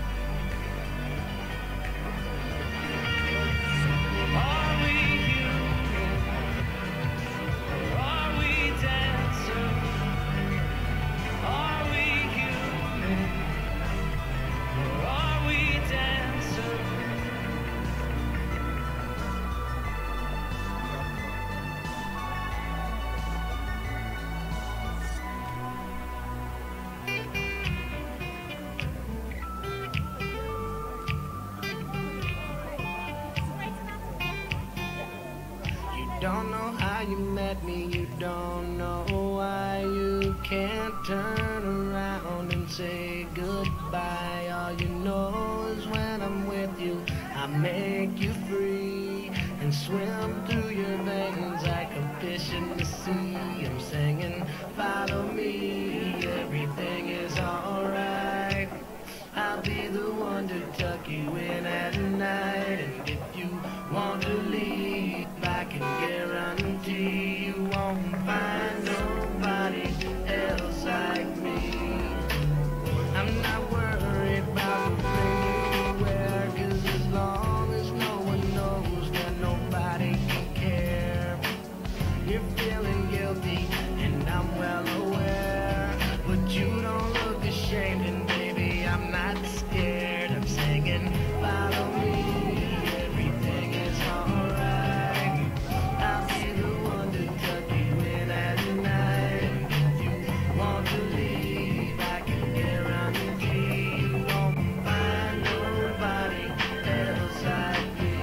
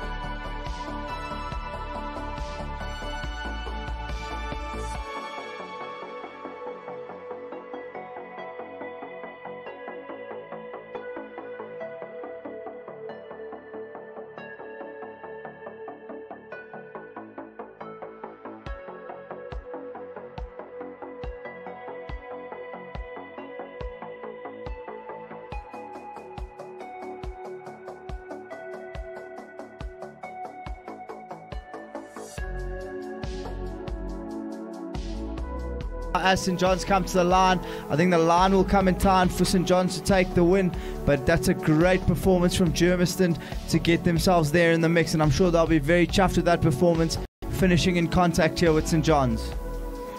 And then on the near side we've got the St. John's, I don't know if that's Lee or Giltro coming across in lane 2, that looks to be the Giltro crew, and then I don't know where the Lee crew is, I don't know if they've made it up to the start there. And then on the far side it looks to be Buffalo Rowing Club coming down. Like we've said earlier, it's great to see, great experience, great exposure for these young rowers to make it up here, get to race on a fully buoyed course on a dam as opposed to the moving river, so good experience in different conditions. And as I say that, we look back up to the start, and the junior women's 15 ox on the course. St. Mary's looks to have taken a commanding lead, looking very ominous there, just rowing away. The St. Andrews crew looks to really be enjoying their trip to Roodeplaat, making the most of the experience, going to look at some of the animals on the far side as St. Mary's row away from the field here, while St. Mary's have rowed away here. So St. Mary's looking very neat and tidy there in the middle. Let's hope that the St. Andrews crew can find their way back onto the course and past the finish line, unless they've missed their race, which is also a possibility judging by how they're rowing up the outside there.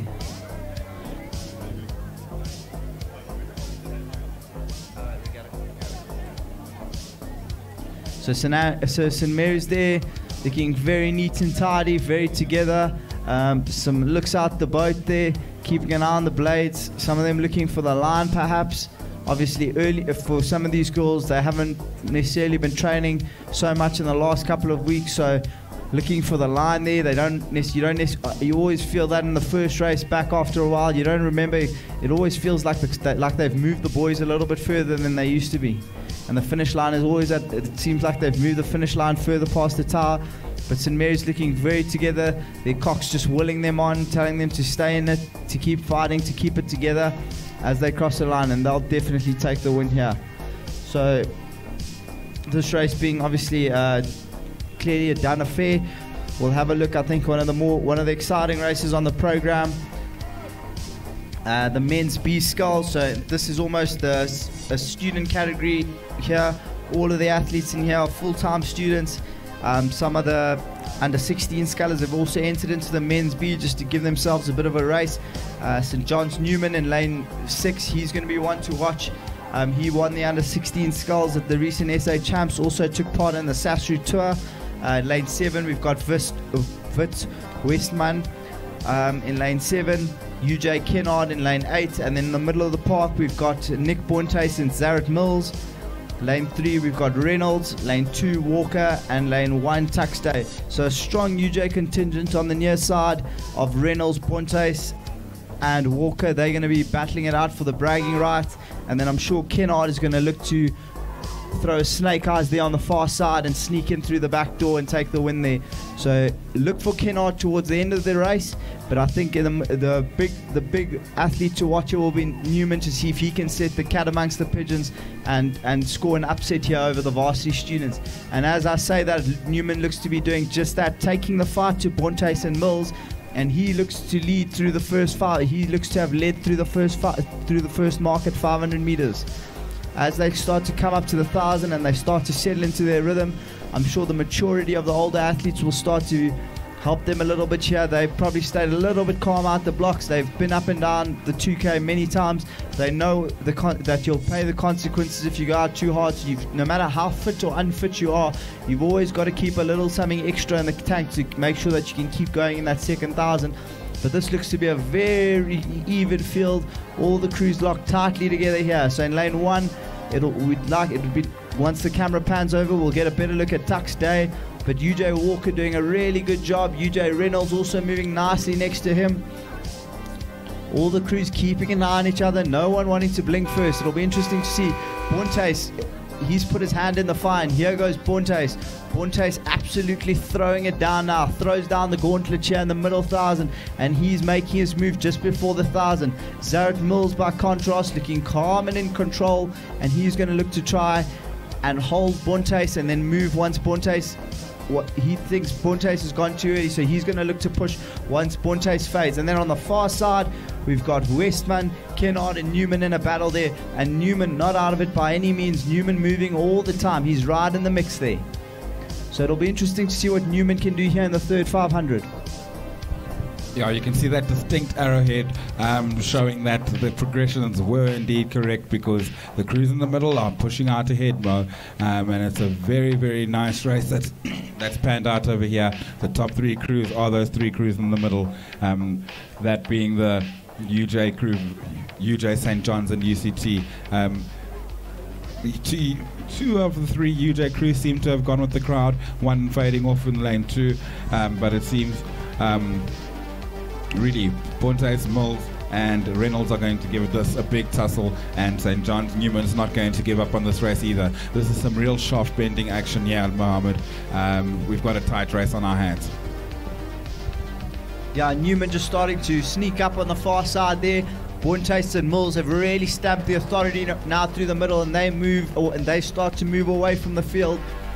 Mills and Newman's going to look to really take the fight to them now.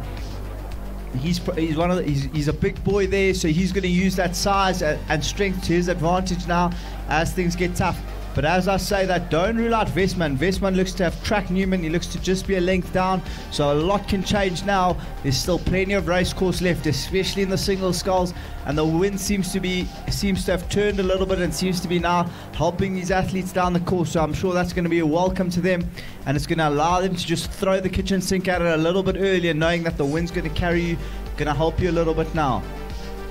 As we look, we see Mills and Bontes going stroke for stroke. Bonte seems to have taken the upper hand now. Bonte's moving out on Mills with every stroke. Mills is going to have to produce something now. He's going to have to push, otherwise he risks being left behind. As I say that, Newman has also chucked in an effort there. Newman starting to move on Mills, so it's all happening there on the far side. Westman not out of it. He's challenging. He's going to look to put in a push now to challenge Newman. I think at this point, if you're out of the medals, you might as well just throw the kitchen sink and go for it. Otherwise, you risk leaving it too late and then ending up in a close fourth on the line. Whereas if you go early, you might be able to break someone, and then they may not be there for the sprint. But I don't think that's going to happen to Nick Bontes here. An experienced campaigner in the skull, but he's rowing away. It's a great fight developing there on the far side, and that fight is bringing all three of those scullers right up onto Bontes. So we see Mills. Mills seems to have taken charge of the second place. Newman starting to fade. It'll be interesting to see Westman really allowing the boat to do the work. He's looking to use the power rather than the rate. But as I say that, it'll be interesting to see Newman, known for his sprinting ability. Maybe he can engage another gear, but it doesn't look like it at this stage. Mills moves ahead of Newman. Westman now coming up on Newman all the time. It's going to be a good fight between those two as the line comes. Mills starting to move up on Bontes. Can Bontes find that trademark sprint from the line from him? Bontes lifts now, and Bontes looks like he's going to take this. Barring disaster, I think Bontes has this. But let's not count Reynolds out here in the middle and in lane 3 as well for UJ. He might just come through the back door. He's going strong, he's going steady, and that's the travelator, one of those lanes, lane 2 and lane 3, and we know what happens on the travelator lanes. And he seems to be jumping on his horse and going forward. Bontes has held his lead. He's got 1.5 lengths. He's got a half a length clear. It seems Mills won't be challenged either, but third place is anybody's go. Reynolds has brought himself back in. He's probably a canvas up, and he's still going. He's opened up half a length, and he's going to hold on to it. And it seems Reynolds will take that third place from Newman of St. John's, and another squirt from UJ again. Oh, it's on the line. It's on the line. I cannot tell you who's finished fourth in that race.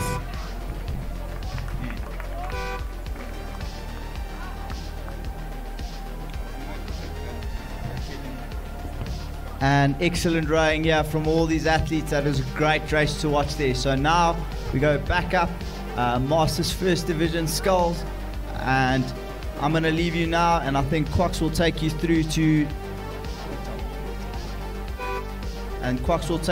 about 1 o'clock.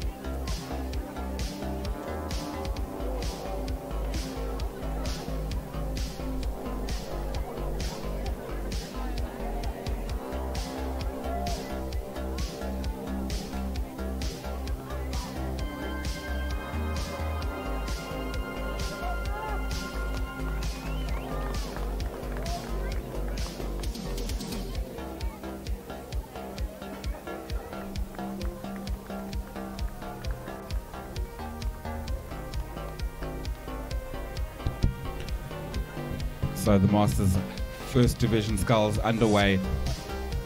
Heat 1 of 2 heats, so this being a heat for progression into the final. There are 6 boats in this race: Durban, Ravens, Vikings, VLC, and Old Dunstans.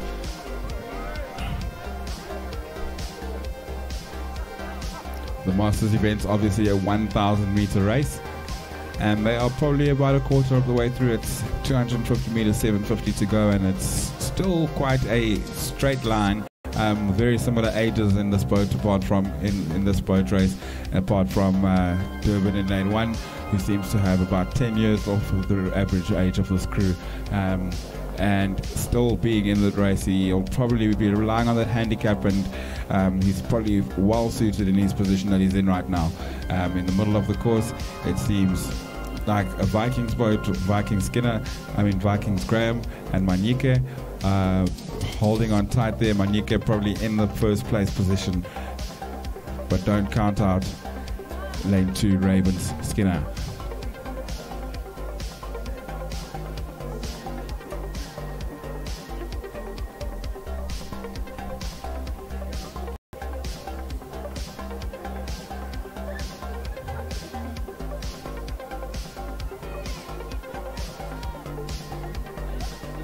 And it seems now a shift in the last 250 meters of that race. It seems Skinner has managed to pull himself into the lead of this race. A very sharp backswing. He's really swinging back into this wind, giving it a real go, bending his shaft, and that's what's opened up this lead on the rest of the field. Skinner, 43 years old, the second youngest person, the second oldest person in this field. So he's well poised to progress into the finals, and should find himself in a good position on the inside lane for that final race. In the second heat, we do have a lot of the older masters in the first division race, so they'll be looking at the clocks and the handicap to see how this progression works. But Skinner now well in the lead, a couple of boat lengths ahead, and he should see it. But again, because the scales could turn based on his age.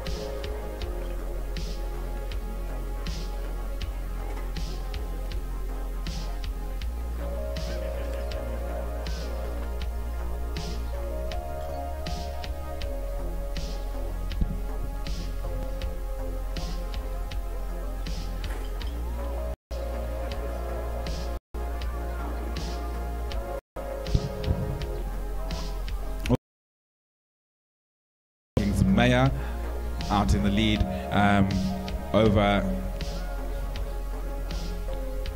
what seems to be Hilton Steenkamp.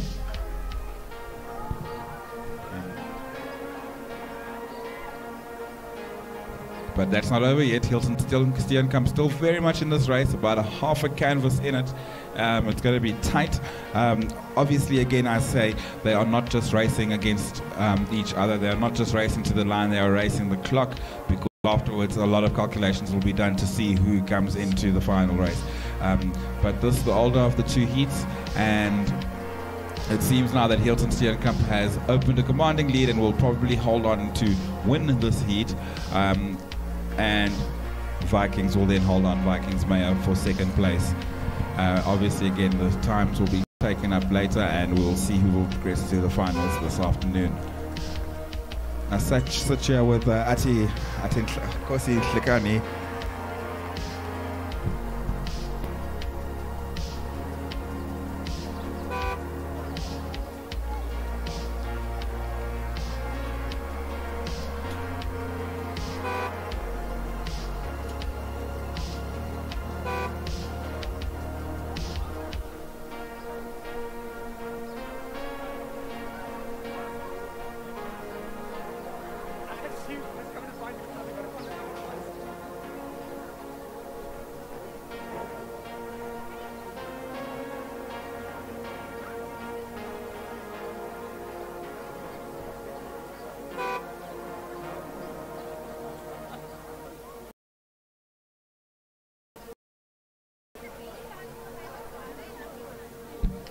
Our next race, the Junior Women's Under 18 Skulls Final, should be a great race for us to watch today. They've just progressed. They progressed from the heats earlier this morning. Now, it is an under 18 event, but what you will find is that a lot of these girls have probably not rowed a 2-kilometer race, with disruptions to our rowing seasons and disruptions on the Roodeplaat course, of course. Some may have rowed at Buffalo Regatta, but that might be the only experience that a lot of these girls have. So it's going to be tough out there for them, and a wonderful way to start off their open season. In lane 2 we have Germiston High, Badonsela. Lane 3, Soweto Pela. Lane 4 from Assumption Convent, Nika Kutsia. From Zimbabwe we have Wela. In lane 6, Germiston High, Mokwena. And in lane 7, UJ Kutsia.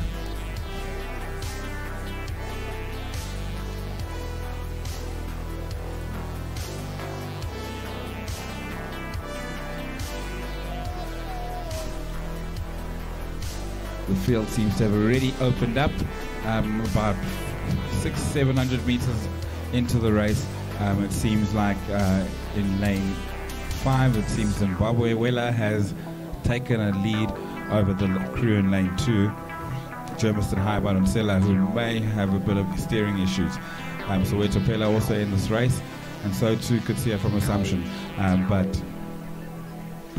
Zimbabwe Wela seems to be out in front.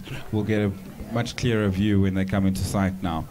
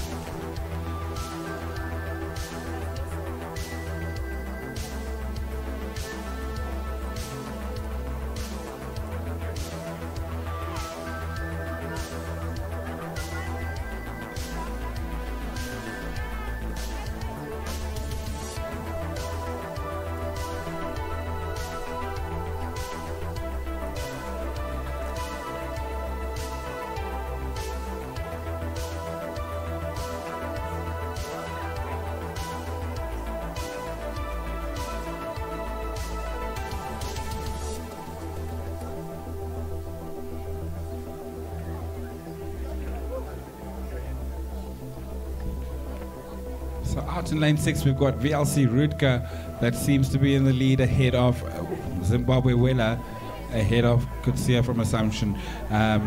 Let's not count out the crews in lane 2 and lane 3 as well, though Buffalo Dick and Zimbabwe Piri.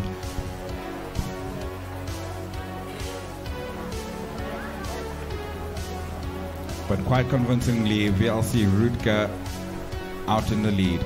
About a length on the Zimbabwe Wela, and the two of them are clear of the rest of the field.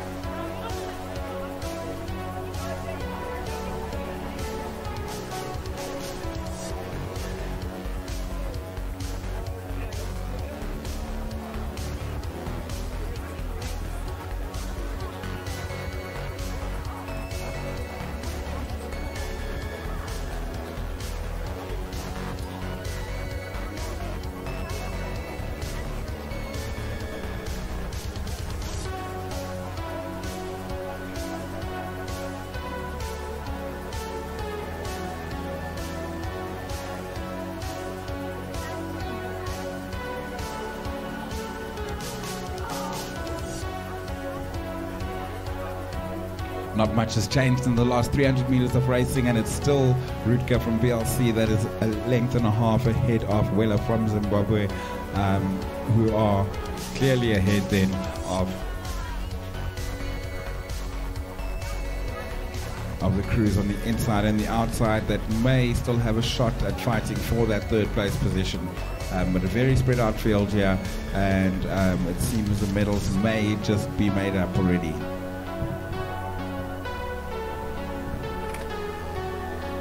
As I say that, I remind everybody to just get up, take a walk around. There's some beautiful, wonderful food on sale. Stay hydrated. The drinks are cold. They've been in the ice all day. Take a walk up to the World Rowing Masters gazebo. Have a chat to the ladies there and the organising committee, and they'll give you a little bit more insight over the World Masters game. Rowing regatta that's going to take part in South Africa next year. It's a wonderful occasion, and I have no doubt that this organising committee are going to put together a wonderful event. We're at a world-class rowing facility, and a big thank you to everybody that's made it possible to be racing at this world-class facility.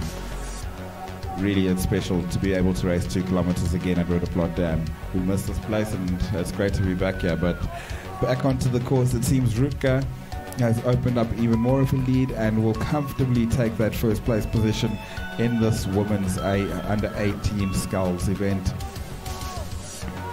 Wela will cross in second place for a silver medal.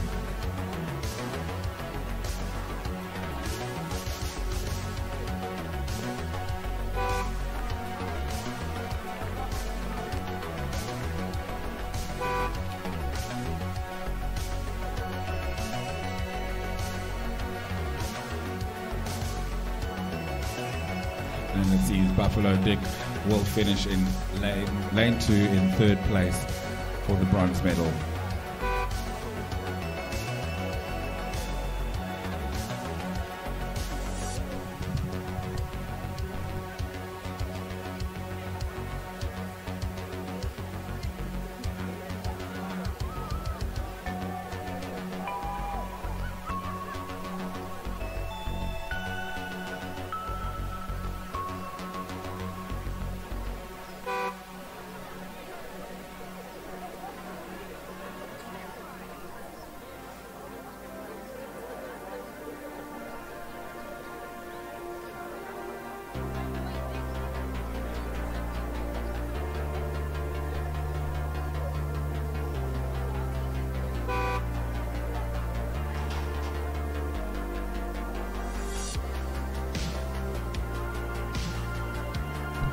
And up to the start again, we have about 300 meters into, about 700 meters into the women's B8 event. It seems like there are only 2 boats on the course. That being UJ Exidis and what seems to be Wits Pringle.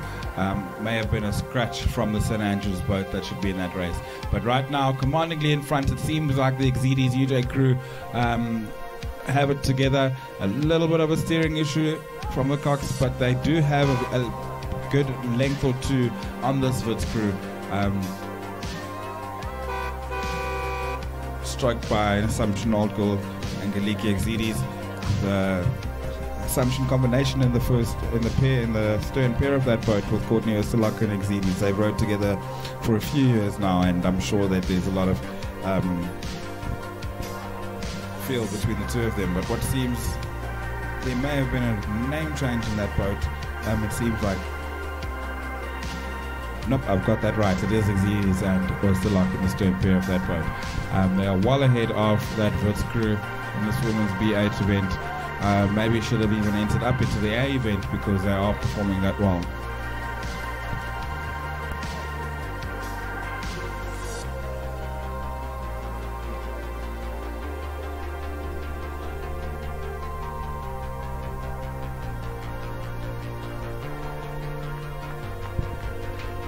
Angeliki Exidis, obviously the sister of Dimitri Exidis, who is a legend of South African university rowing. She's not going to continue his legacy, but create her own legacy, having started out at UJ rowing last year. A lot of experience, wealth of experience in the Exidis family, and it's great to have that family continue rowing in the country. But this UJ Exidis crew, in control of this race. I'm sure a lot of communication will be going in that boat from the Cox, but the rest of the crew will be quite quiet, silent and comfortable in that race, not having to groan much, not having to talk much, because everything is going according to plan. And when it's going to plan, put your head down and do it again.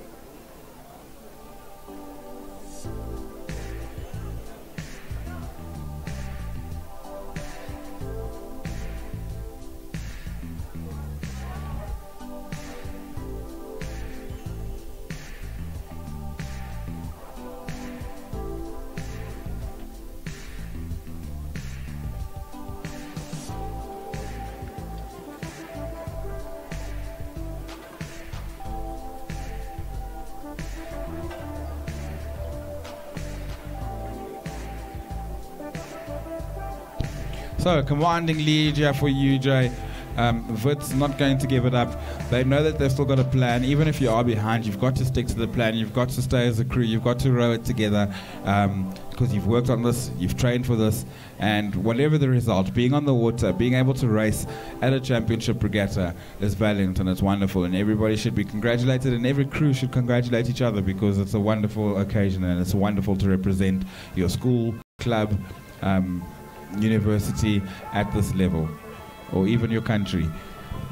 But UJ, with about 150 odd meters lead on the Wits crew, will claim this women's B8 event.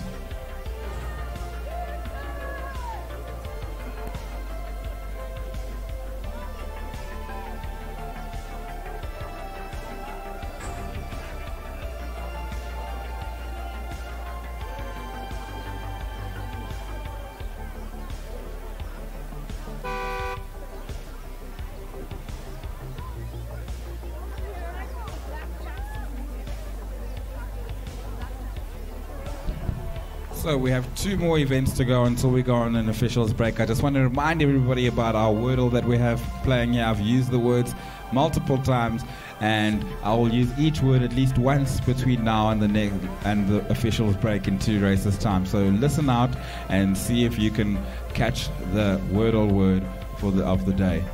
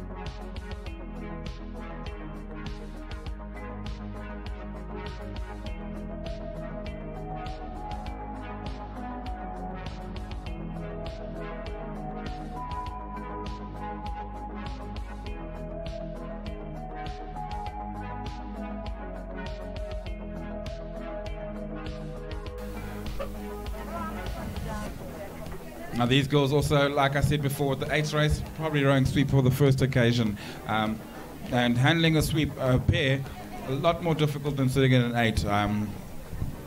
And obviously a lot different to the sculling that they are used to. The shaft is longer, they're only holding one blade in both hands, and they are slightly leaning over in one direction, utilizing asymmetry in their rowing stroke. But the rules of the game are still the same. Leg drive, backswing, hold acceleration, and release smoothly. And keep tapping that boat.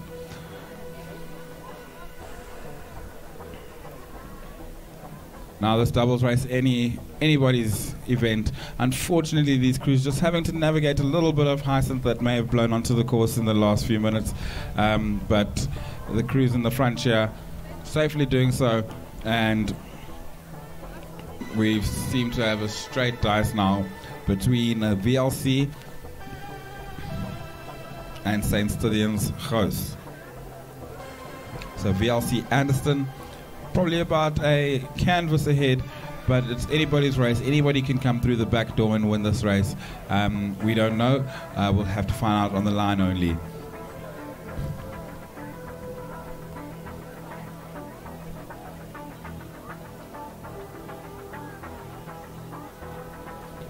Seems these two boats, the only two boats in this event, was scheduled for 5 lanes, but the VLC and St. Stithians crews the only ones to show up.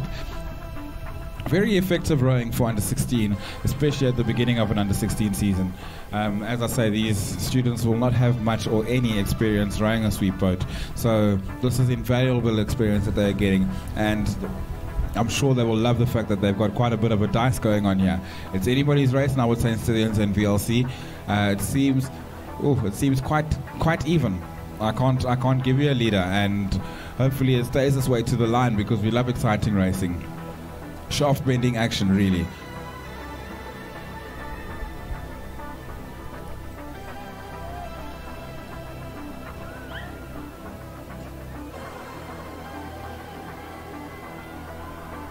But VLC seem now to just have that little bit more composure, keeping the rowing as steady, a little bit of washing out on the St. Andrews boat, on the St. Stithians boat, and it seems that will be enough to help VLC stay in this race and stay in that first place position. I don't think they will allow St. Stithians to come through the back door. They are going to hold on to that position and finish half a length ahead of St. Stithians Goos.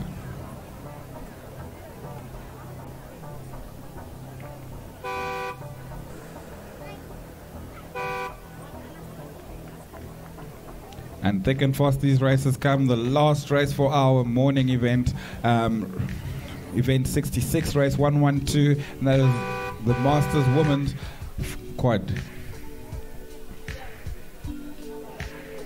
This quads race with VLC Williams, average age of 48. Ravens Boat Club also 48. VLC Bravelli 50. VLC Hooper 53. Ravens the Santos 48. And Wemmer Bentley with an average age of 53. So very evenly aged crews here. So you'll find that the calibration of the event afterwards will not be change the position as much. All boats on the course, and rushing down the middle of the course. It seems like it's the VLC. Oh, I can't tell which. It seems both VLC crews are doing quite well. The Detroit crew and the Hooper crew and the Bravelli crew doing well in the middle of the course, ahead of what seems to be Wemmer Bentley on the outside. So 2 VLC crews and a Wemmer boat racing to the finish line. Very similar age, average ages of the crews, so not much to tell in correcting the handicaps. It's a straight drag race.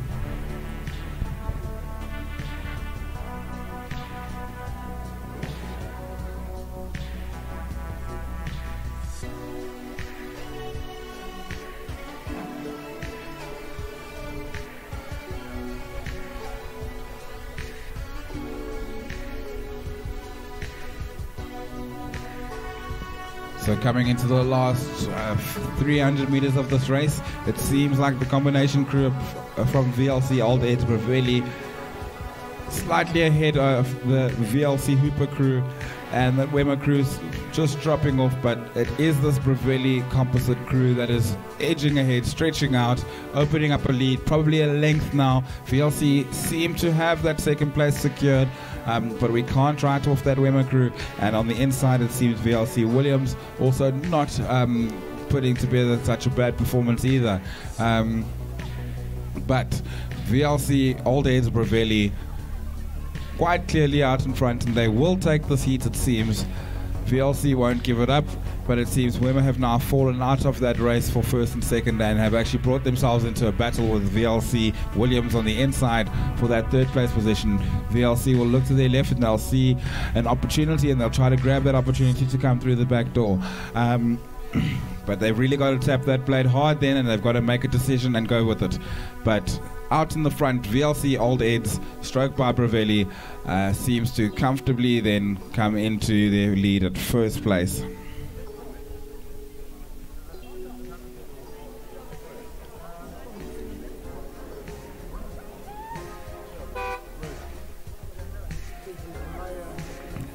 And in second place then, that will be the VLC Hooper crew and Wemmer Bent. On the inside, VLC Williams have taken that third place out of Wemmer's hands.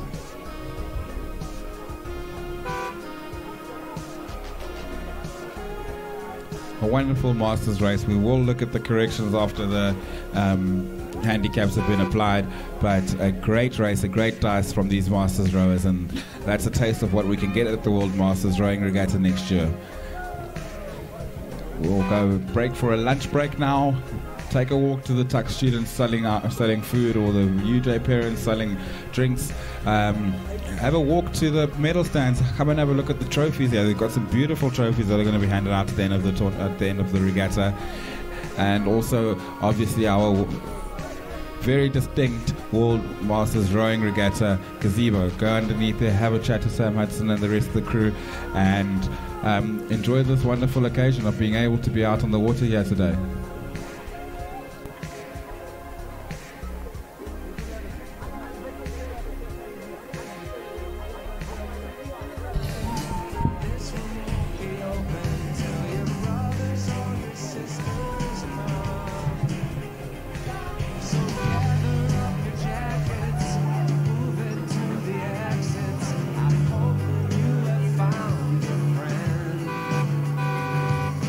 Closing time.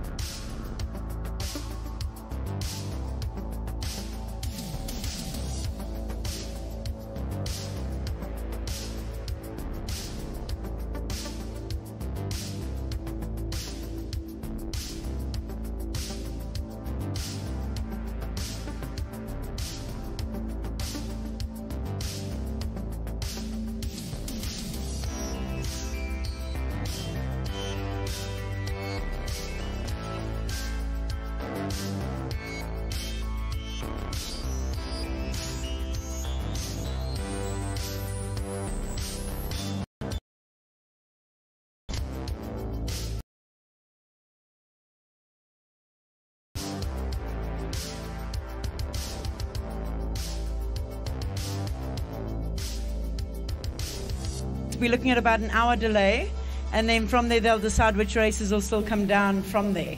So we will have more information probably in the next 20 to 30 minutes. So please hang tight, have some pims, have a beer, enjoy the sunshine, and yeah, hopefully we'll get back racing soon. Cool, cheers, bye.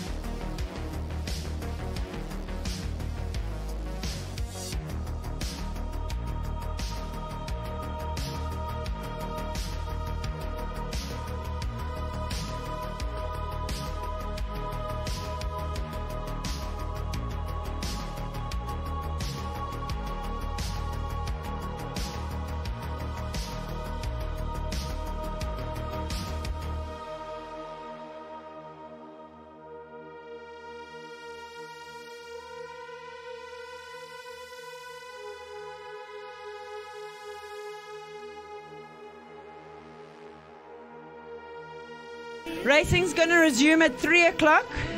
First race will be at 3 o'clock. And the new times are all on regatta results on the website. So please check on there for the new times. 2 races have been cancelled. So please just check. If your race isn't there, it might be one of the races that has been cancelled. Cool. Good luck, everyone.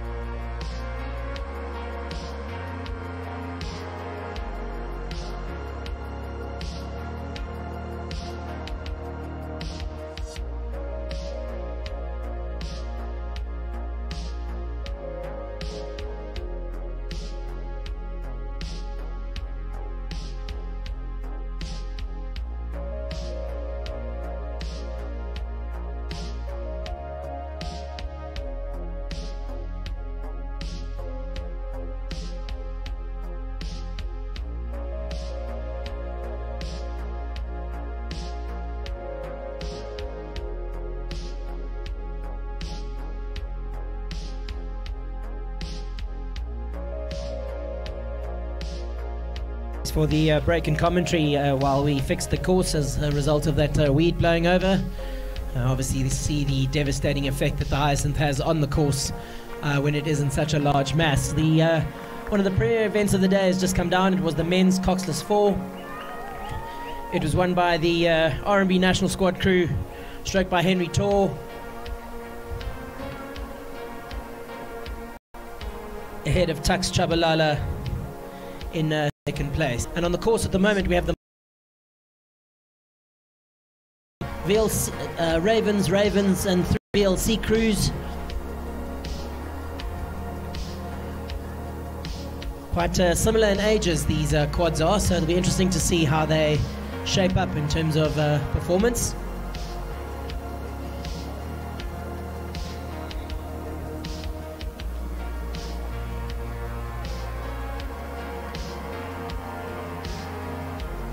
VLC Bird on the far side. It's stroked by Bravelli, moving very well in lane 7.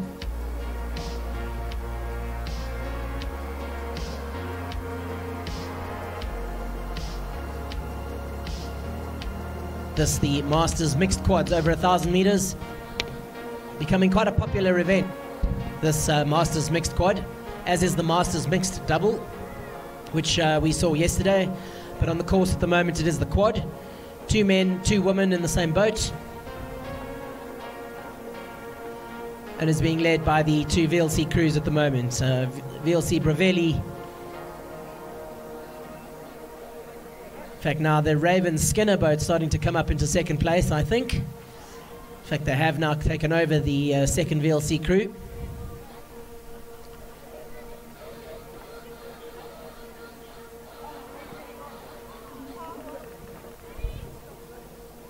And we look up, back up to the start for the. There's 2 heats actually in this race. Remember, Masters does not have a final. It is all based on time. So everybody racing against the clock here. These crews, however, in the first heat, relatively the same age.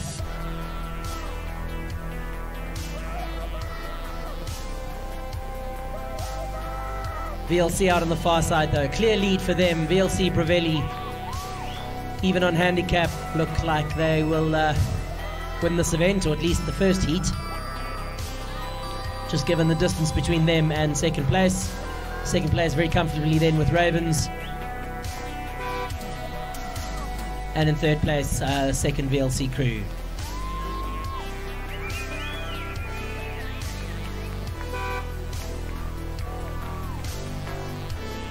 So from the 1,000 meter mark, lining up again, this time the second heat of the Masters mixed quads. VLC Hageman, VLC Drinkel, Durban Wemmer, VLC combination Frost, and Vikings Wemmer combination stroked by Bentley.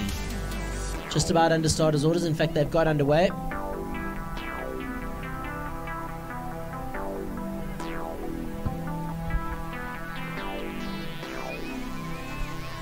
So regatta running 1 hour and 15 minutes after advertised time. So if you're trying to understand where the regatta is in terms of the original published timing, it is 1 hour and 15 minutes later than the advertised time. We team jumped in there very, very quickly. Thank you to all the coaches who jumped in, national squad coaches, junior coaches, and the very, very reliable maintenance team that got out there very quickly and helped us clear that weed over the course. We did lose a lane in the process, but that has now been restored. And it's great to see us conclude the racing here in the 2022 South African Rowing Championship.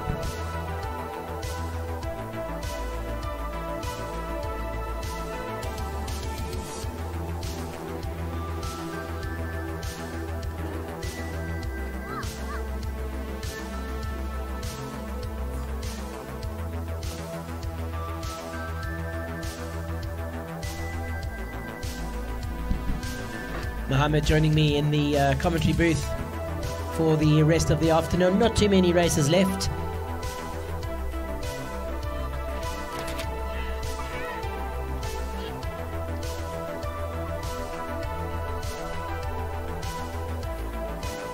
This time coming towards us, VLC Hageman, VLC Drinkel, Durban Wemmer, VLC Frost, and Vikings Wema combination Bentley. Again, this the second heat of Masters Quads. This time being led again by VLC. Very strong Masters section at the Victoria Lake Club, but fantastic to see other clubs growing like Wemapan, Ravens, and some of our Masters clubs around the coastal cities. But up front it is the Hageman crew of VLC comfortably leading this second heat, but they will have to wait and find out on time how they perform in terms of the overall event. Slightly older in this heat. You'll see the previous heat the crews averaged between 47 and 48. This ranges between 52 and 63. So lots to race for here. Once the handicap system is applied, who knows, you could land up winning this event. But it is up front. VLC stroked by Justin Hageman. In that boat, Andrew Richard, Gail DeToy and Anne Killian.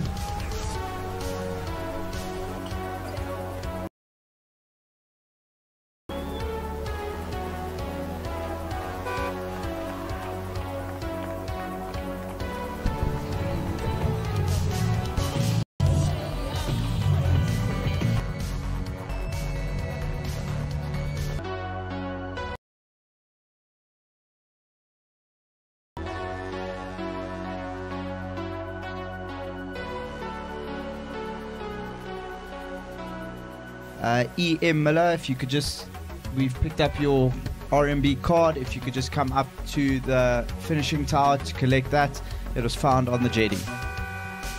Okay, and up at the top now, coming onto the line, junior men's under 15 singles, Durban Pillay, Buffalo Rowing Club Anderson, Germiston High Mokapi, Germiston High Seesaw, VLC Spanos, Germiston High Masara, St. Dunstan Sherwin. So these athletes, this will be their last race until the new school season begins in September, October, and I'm sure they'll be looking to finish off on a high. The Germiston athletes have really made a big effort to get down to this regatta, and they've been training hard in preparation for this. They haven't really stopped since the end of the after SA Schools Champs, so they'll be looking for a good performance to set them up for their pre-season and their next season of rowing. So all the crews seem to be getting onto line. Fortunately, the wind seems to have blown most of the hyacinth over to the other side, so it doesn't seem to be an imminent threat, and it looks like most crews are making their way up to the start.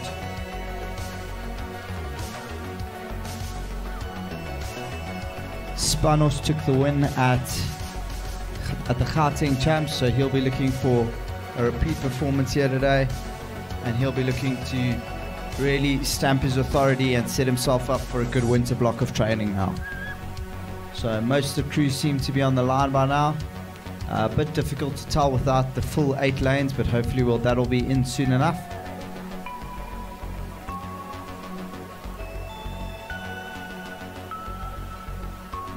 I think the crosswind just creating a little bit of difficulty for the crews to line up. Obviously the wind blowing across the dam, so you're being blown over to bow side the whole time, so that makes lining up a little bit difficult, especially when you're trying to get level and straight while being blown over onto the buoys on your bow side the whole time. Quite uncomfortable when you're rowing with the buoys hitting your bow side blade all the time, so all these crews will be trying to line up.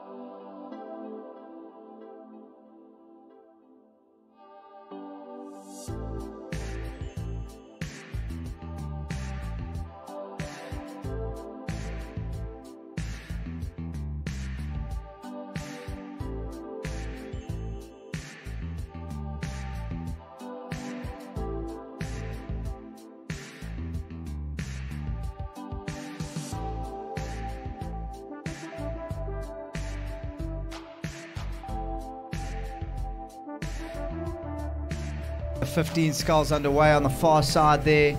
Germiston Masura making some good progress up the course here, but it seems to be fairly level at this stage. I don't know how many of the crews are still on there, not sure if everyone's made it up to the start. Potentially the delay may be affecting the entries with a few people scratching.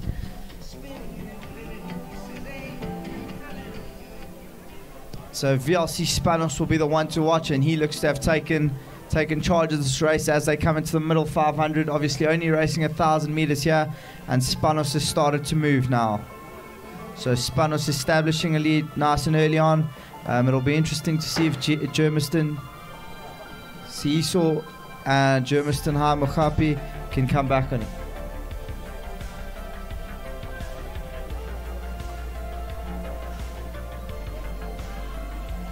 And Spanos starting to move now. He looks to be a length clear of the field, but it will be a good fight between St Dunstan's and the two Germiston scullers and the two Germiston scullers inside of him.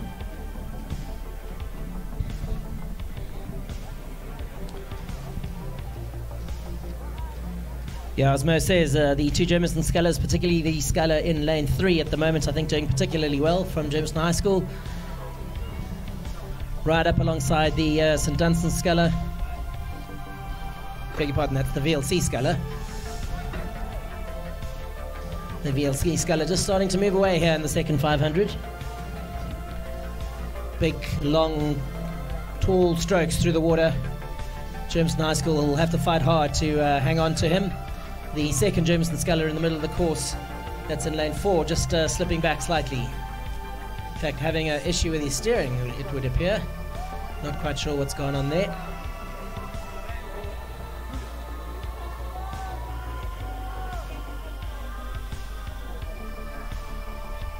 But in the end, it is the VLC sculler, that's Spanos, now starting to move away from the rest of the field. Really stamping his authority on this under-15 single sculls race. Look forward to seeing him in the under-16 over 2,000 meters next year in this new season. What a great way to finish this year's rowing season, though. Winning the South African Championship in the junior men's under-15 single scull.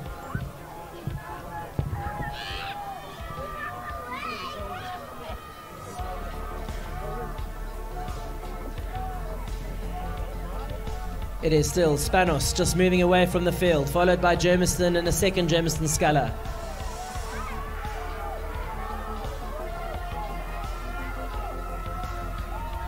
Germiston certainly not giving up here in lane 3. Germiston Mochape.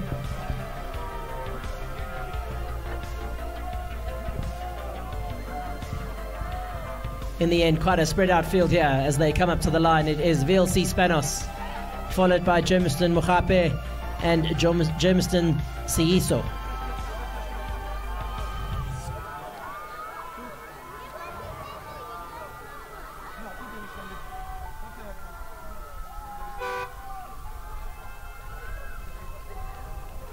That's the hooter for Spanos crossing the line. See, the scullers all have been blown over onto their bow side. If you are having a look at the screen, they've all blown over onto the far lanes. It is a pretty cross or strong crosswind out there at the moment. So tough conditions to be racing in for these young men as we go back up to the 2,000 meter mark, this time for the final of the men's B Coxless 4. Full house, or should be a full house, St Stithians, Tux, OJ Eagles, UJ, Wits and Forte. As Mo said a little earlier, some crews having to leave unfortunately because of the timing. Those that plan to travel already on Sunday night cannot change their plans. However, it is no different to a delay that we might have experienced for other weather conditions. Just having a look now at the 2,000 meter mark. You see the umpire's flag is out.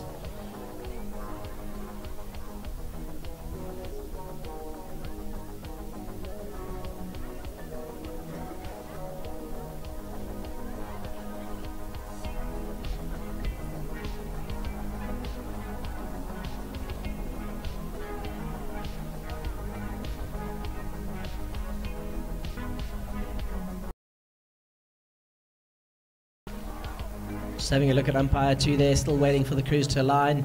So those crews are under aligner's orders. Attention, go. And that is the start of the men's B Coxless 4. Camera on one of the Tux boats at the moment. Bit of steering problem here for the St. Stithians boat in lane 1. See them just heading off into the lane a little bit. Quite a swift correction. Good start for UJ. That looks like the UJ SAR crew. Next to them, Wits Patrici. So OJ Eagles, it doesn't look like made it up to the start. 3 universities up front: Tux, UCT, and Wits. Tux, UJ, and Wits. UJ in the middle of the course, perhaps with a slight advantage at the moment, although have a look at that Tux crew now just starting to settle into their rhythm. We may start to see them just edging out. St. Stithians just panning out across to the left, to the right. Big event for St.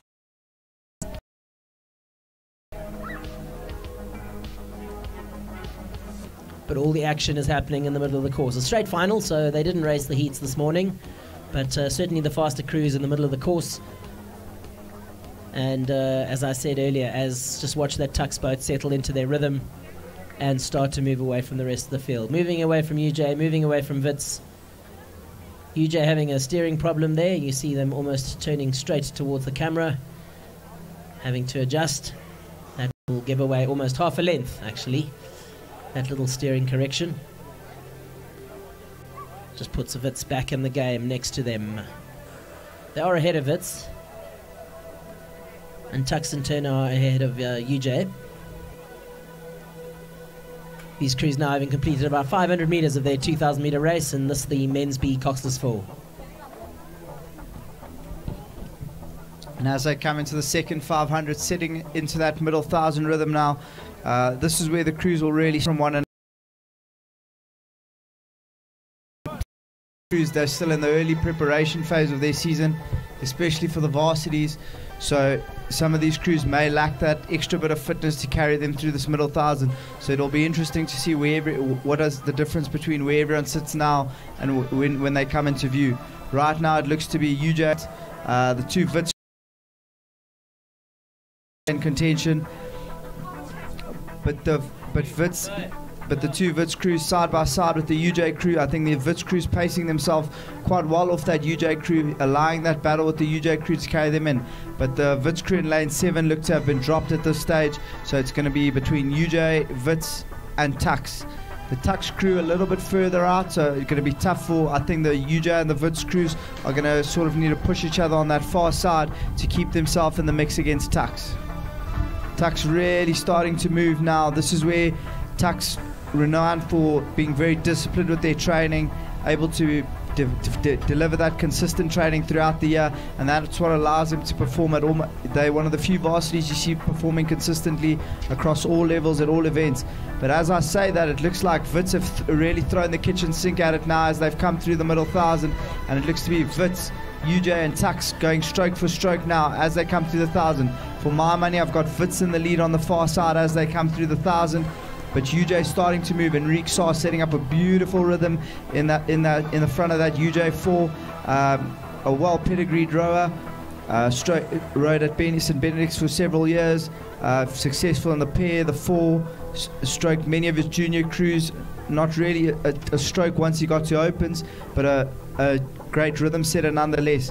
And I think that rhythm is really carrying that UJ crew through. That rhythm is really an energy giver. If you have a nice rhythm, it allows the big boys behind you to really work at it, and really allows you to deliver the power as the fatigue sets in. But as I say that, Patrizi from Wits seems to have found a good rhythm, and that Wits rhythm looking very lively. UJ moving now. Tux look to have come through now in the middle as the angle goes. Sean the master of the angle now, but Tux starting to move well now. Tux almost coming through the field, but Wits and UJ having a battle there.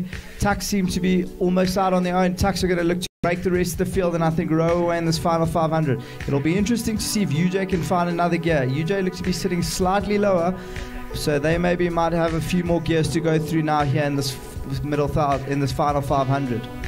So 3 boats out in front. I think they'll take care of the medals, but it'll be interesting to see who gets what color now.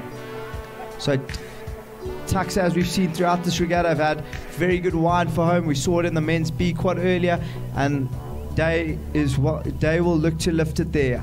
I think that crew consists of Day, Pharaoh, Kretschmer and Riemann. I'm not sure if they've made any name changes in there, but it looks to be a good rhythm in that Tux boat. Fitz look to be slightly up on UJ at this stage, but Tux starting to move away from the field now as the angle comes. But Fitz and UJ still right in there, not letting Tux take it away. Tux not running away with this by any means. But here they come as they come into view now. We look up at the course. Wits have lifted. Wits seem to have taken a definite lead over UJ, but will UJ go through the gears now? Tux yet to lift their rate or show any sort of a sprint for the line yet. So Tux still in that middle pace rhythm. So Tux still with the finishing spurt to go. Wits have definitely gone. UJ have lifted now. So now Tux will lift to respond and look to move clear of the field. Tux will probably be looking to try to win this by clear water, and I think for UJ and Wits, if they can stay in touch, that'll be a big result for them. Wits have gone. Wits, for me, look to be in the lead now as we come into this last 250. Wits by half a length. Wits really going for it here on the far side. Wits have really thrown the kitchen sink at it, and that's taken them away from UJ. Wits a length clear of UJ now. Tux have seen the danger now. Tux throwing it at Wits. Tux are going to have to really throw it out. Tux may have left this a bit too late. Can Tux? Tux have a length down. Wits have got this. Wits look to have it. Wits now are going to have to really dig deep as Tux and UJ go for it now. Tux and UJ find that gear. Tux engage that finishing sprint now. Is it going to be enough? Lartikon and Kretschmer really putting in the power now. And Tux have gone through. Tux in 5 strokes with a devastating final push and a fantastic race. Great race from Wits and UJ to stay in that, and Tux with an absolutely devastating final sprint for the line to take the gold medal in the men's B4s. Excellent racing from these crews here. Great effort for all of them to get out there and being able to put out such a quality race, especially considering the challenging conditions. And it'll be interesting to see if Saints can get through the Wits crew on the line. Not yet. I think a lot of time will need to be spent. Very difficult for the schoolboys to get the hang of the steering, especially in the challenging conditions. But no doubt it'll be interesting to see possibly an early show by their new head coach, Atinkosi Lekani, that St. Stithians will be looking to target the Coxes for in the season coming up.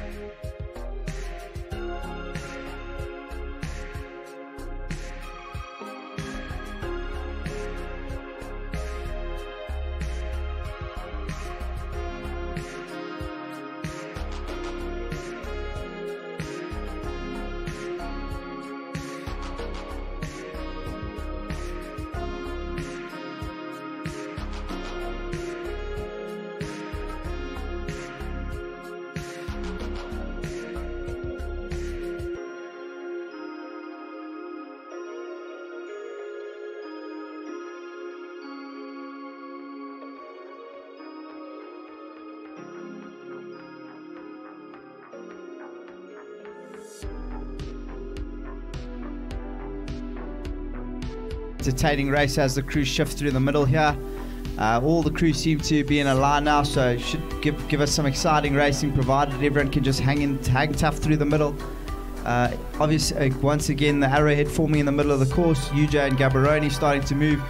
Gaborone featuring at the Gauteng champs as well, so great effort for them to get down to this regatta.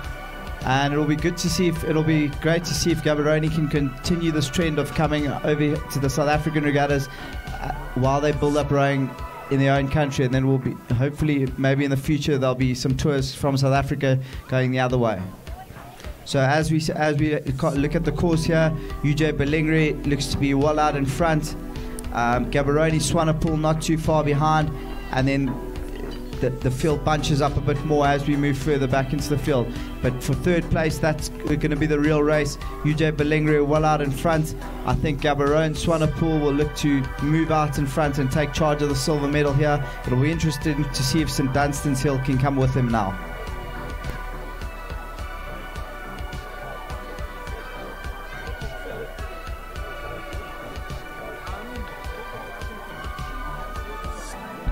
The St Dunstan's skull has been dropped now as Gaborone and UJ put in their push. The UJ Sculler looks to move ahead now, but he seems to have a clear lead. It'll be interesting to see if the Gaborone Scully, now that he's dropped the St Dunstan's Sculler, will he just keep the momentum and try to chase down the UJ Sculler? He has a look to his left. Swanepoel now looking to throw it down and really look to sprint now for the line.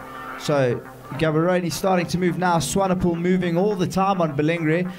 Both crews going to be affected here by the crosswind conditions.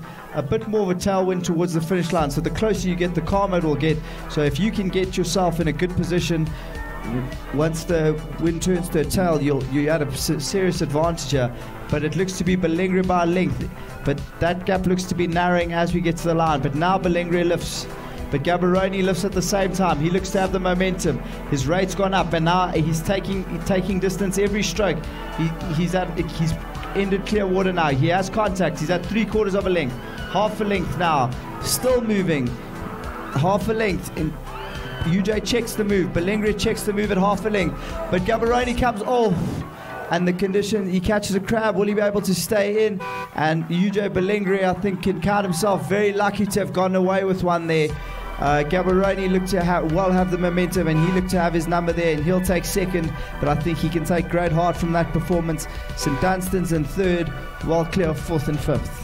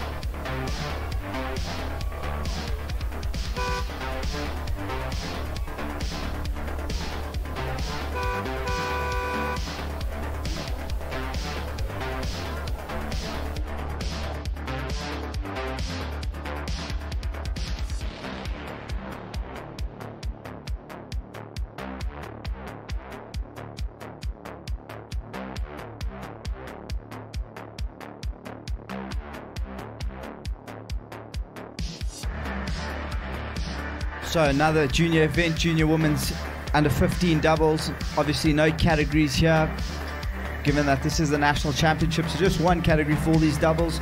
There was a heat earlier this morning, so all these crews will have raced once today and will have stuck around through the delay to race their final regatta of this 2021-22 season.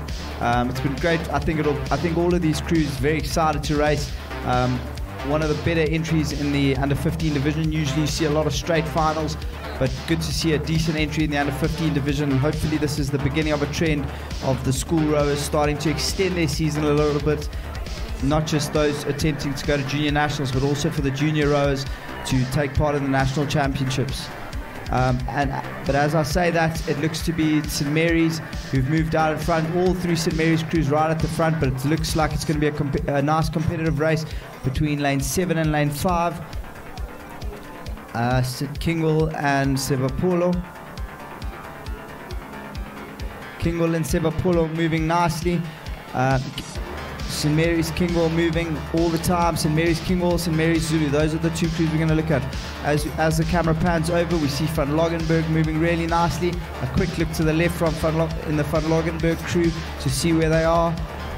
The St. Mary's Kingwell crew in lane 3, level with them. So these two crews are eyeing each other out. I'm sure these will be these are the 4 athletes that you'll see boxing it out. I don't know if these are all going to be under 15s next season or these are the under 16s for next season. But these two crews giving it a really good go here, and it's going to be a fight between St. Mary's Van Loggenberg and St. Mary's Kingwell now as we come. Kingwell looks to have found another gear as they come past the crowd. But as I say that, Van Loggenberg lifts, but the Van Loggenberg push just not looking as effective as the Kingwell push. The Kingwell push, they've seemed to have really been able to impact their boat speed in a very positive way, and they are moving now with every stroke. They look like they have contact, but as they come past the crowd, it looks like it's about 3/4 of a length, but moving all the time. But the crew on the far side has moved away now. On the far side, St. Mary's Van Loggenberg have held their lead, and I think St. Mary's Van Loggenberg, the line will come in time for them as they manage to find an extra gear just before the line. But Kingwell's still closing. Kingwell at half a length now, but that's not going to be enough. So St. Mary's by half, Illinger by half a length, and they'll take the first place there.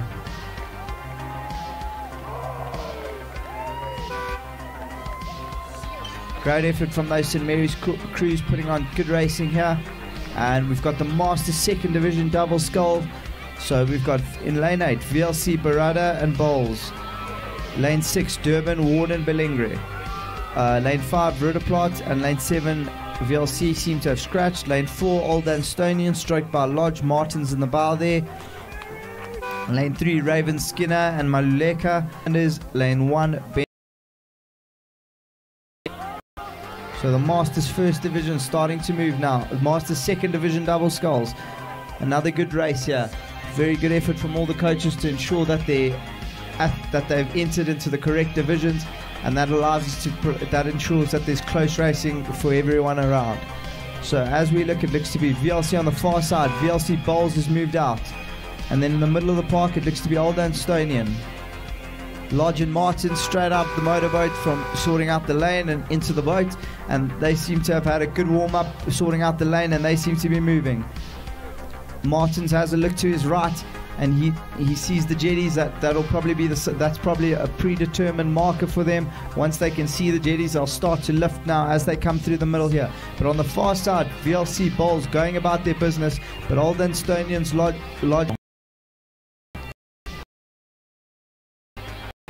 Old Danstonian and VLC. But as I say that, the Ravens crew on the inside starts to move. It'll be interesting to see now. Course left, only 1,000 meters, so plenty of race course left for all of these crews to make their move. As we saw from the men's sea scull, tricky conditions out there, so mistakes can happen. So you really need to make sure that you're putting yourself in position to take advantage should that happen. Old Danstonian seems to be struggling now as we come through the middle. VLC still in that nice rhythm, keeping it moving along, every stroke moving along nicely. But Old Danstonian just holding that rhythm. They still seem to be keeping their powder dry. And I think we'll see a big sprint now as we come into the Red Boys. Old Danstonian still ahead, but on the far side, keep an eye on Ravens. Both Ravens crews starting to creep up now. On the near side, it looks to be the Ravens 2 or Wemmerpan. The Wemmerpan crew, Wemmerpan Bentley, has moved really well now through the middle of this race, and they've moved into second, and now they're coming up quickly on first. Wemmerpan Bentley moving all the time. Bentley lifts now. He has a look across. Wemmerpan will need to start their sprint now, otherwise they will run out of race course. Old Danstonian go. Old Danstonian looks across. They've seen the danger. They increase their power, but no change in the rate just yet. Old Danstonian now looks to change rate. Bentley moving through well in this final part of the race. Bentley at half a length. Bentley now with 1/4 of a length to go. Bentley is level. And will Bentley hit the front with 5 strokes to go? With 5 strokes to go, Bentley hits the front. 3 strokes to go, and they move to half a length. Still moving 3/4 of a length, and it will be Wimmerpound and Bentley by 3/4 of a length over Old Dunstonian. And then Ravens have done a really good job there in the 3rd quarter to move into 3rd place.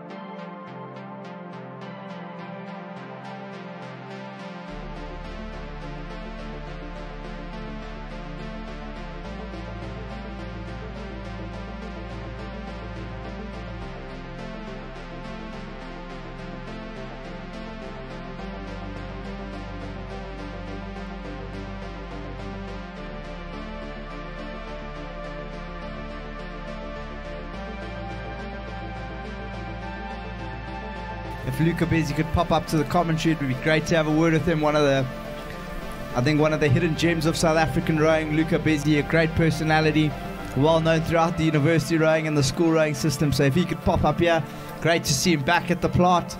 It'd be great to have a word with him. I see some of the coaches making their way to the trailer. So if you're an athlete and your boat has finished racing for the day, please de-rig that and take it to the trailer. Your coaches have been working extremely hard, and the last thing they want to do once the last race is done is to come and scream at you to de-rig the boat that you rode in. So an appeal on behalf of all the coaches: if a boat is done for the day, and if you're unsure, ask your coach if the boat's done and de-rig it. And if you can maybe start getting those trailers packed. I'm sure none of you want to be de-rigging your boats in the dark, so if you can start packing your trailer, that way we can have prize giving and then everyone can pack up. And obviously with the delay, we don't want people driving home when it's too dark. So as we look up the course, looks to be the senior women's B pairs. Tough going for some of these athletes, some of them racing several races throughout the weekend, and now we've got St Andrews Girls Harrison, St Andrews Girls Bellis, Lane 5, UJ Hurst. Lane 6, and Andrew Sportgieter. All looks to be a reasonable race developing, but UJ Hurst, I don't know if those other crews have even made it up to the start, so possibly a row over for UJ Hurst. Slightly unfortunate that that's occurred.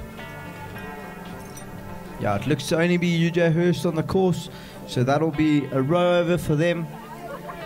And as we have a look up at the program, nice to see Quinton Marquetos, the Cares boy, making an appearance in the junior men's 16 single. VLC Spanos, I think Spanos has found a few races to enter there. Fortunately for him, is 15, so he can enter the junior men's 15, 16, and the open categories, so plenty of racing to be found for him. And then Germiston Heights 2 in lane 8. So making his way to the commentary, but His Royal Highness, Master of all the hyacinth on the plot and the pollution in Wemapan, His Excellency Luca Bezzi. So Luca, great to have you back at Roodeplaat. It's been a while. Chat to us about what disturbance in the force brought you here. Oh, again, Mo, your words are too kind. It's great to be back at the plot. Good to see all some familiar faces. Nah, man, just came through to see Wits rowing. Yeah, it's good to see the Wits boys out there, showing why we are the undisputed C Division champions.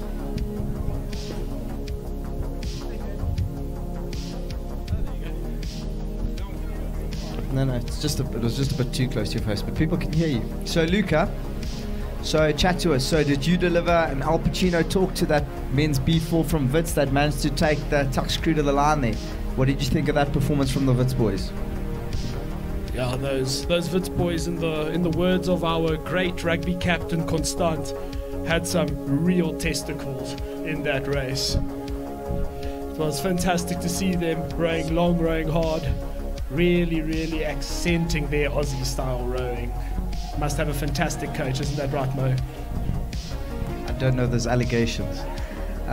Coaches clearly working hard. It's been a tough day at the office for a lot of the coaches now, but you can see the coaches starting to wind down.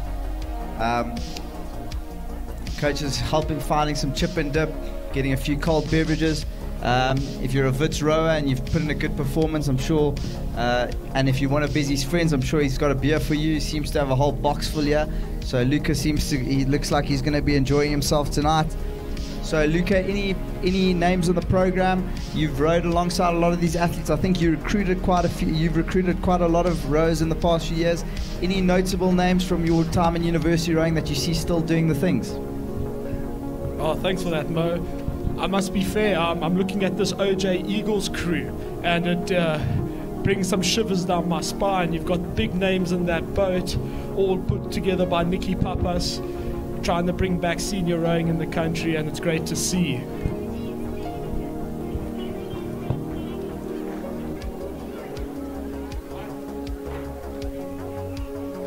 So Luca, chat to us. What would you say what is your big takeaway? So you obviously didn't row in your initial school, and then you came. Chat to us. What in the corporate world, making your way up the corporate ladder? So chat to us. What would you tell any young rower starting university rowing, or maybe someone who's finished? They've rowed for their school. They might be in the junior squad or the Gauteng rowers, and they're not really sure if they want to row at varsity. What would you encourage? What did you say was something that you'd say to someone to encourage them to take up varsity rowing?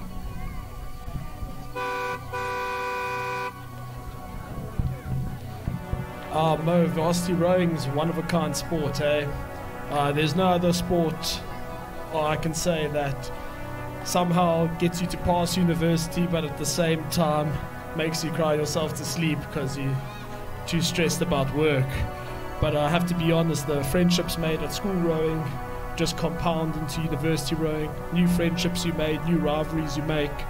It's something to keep you going when those lectures get tough. So, you know, I can happily say some of my best friends, like you standing before me here, you know, these are friendships we made at uni rowing in those early mornings trainings, late night drinking sessions. It was some good things.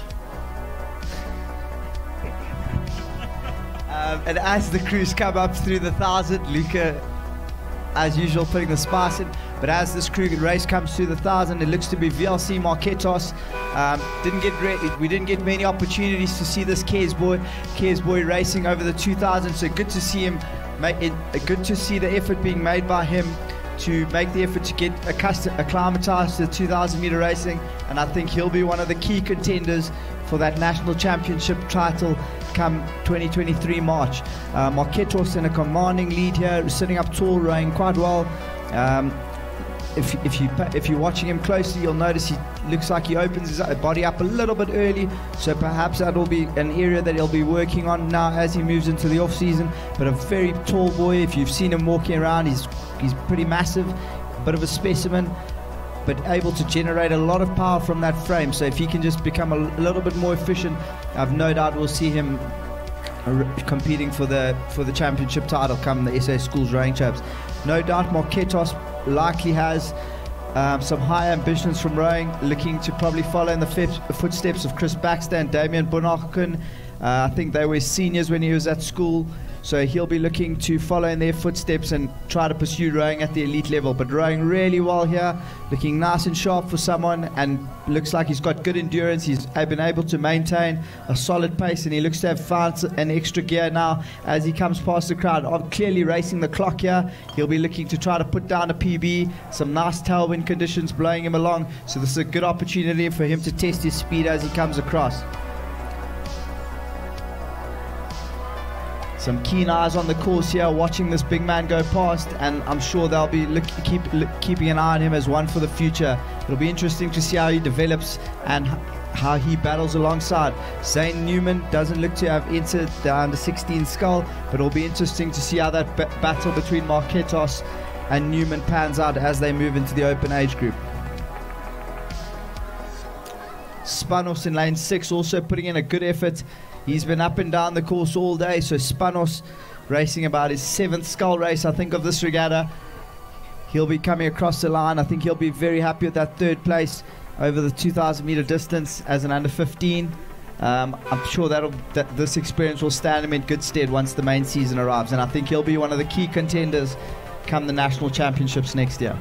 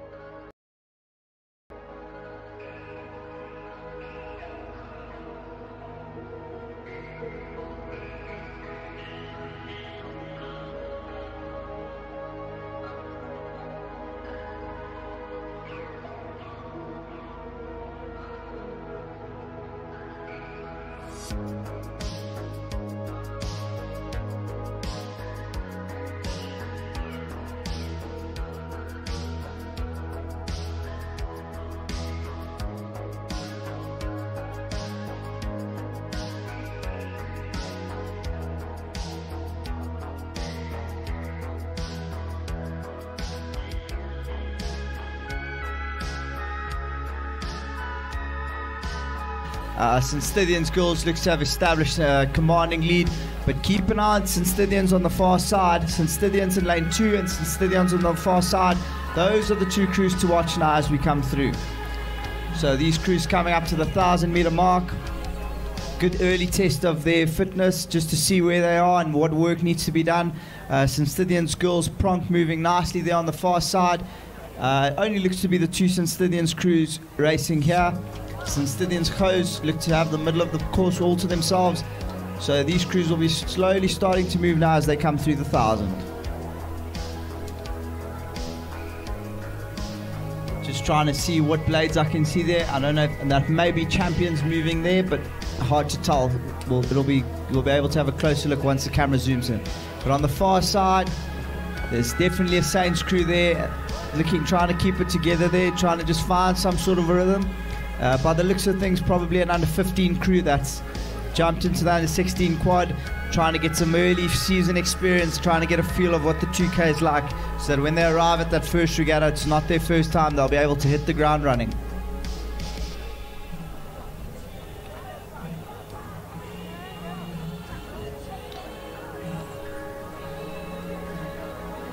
Okay, and it does look to be St. Stithians or St. Andrews there on the near side.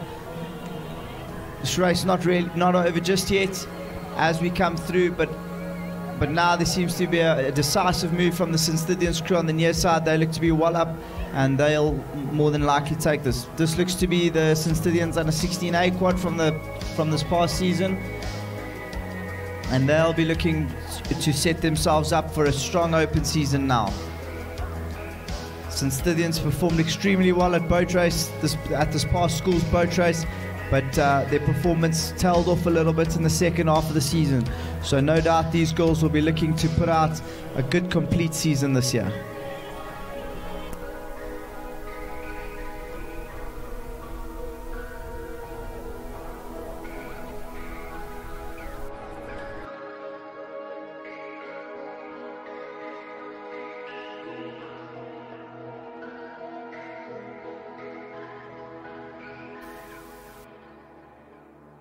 Okay, just your last chance if you'd like to buy any tickets for the Vist Sushi and Panda raffle.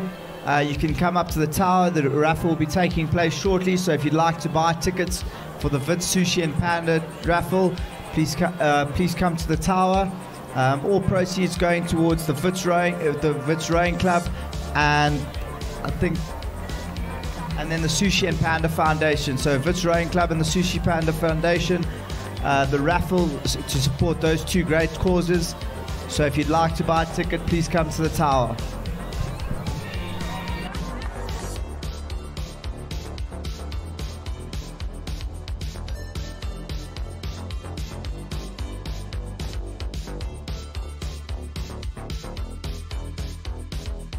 Coming through in the second half, St. Stithians come into view, and St. Stithians will take a clear win. So that race is over now, so we'll look back up to the start. We've got Masters Thursday. The Coxed Fours looks to be the St. John's, possibly the under 16 Coxed Four versus one of their open fours, or maybe their two under 16 fours. St. Stithians 4 also featuring in there, so I'm sure that will give Coach Atinkosi Lekani a chance to have a look at the early season form of his crews there. And then we've got junior women's 18 quads, men's C doubles, and then the women's B quad. So not too many events left. Events 126 through 135, so we're into the last 10 races of the day now.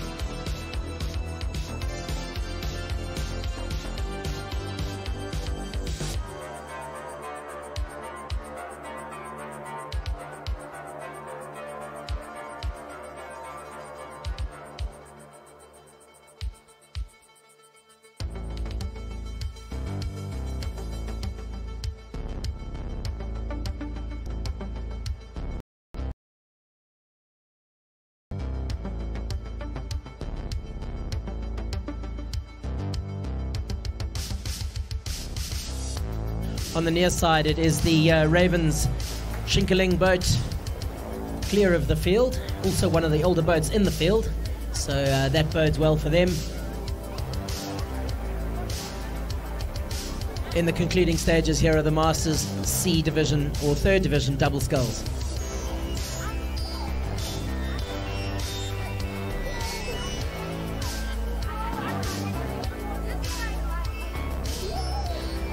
Very few races left on the program for the 2022 RMB South African National Rowing Championships.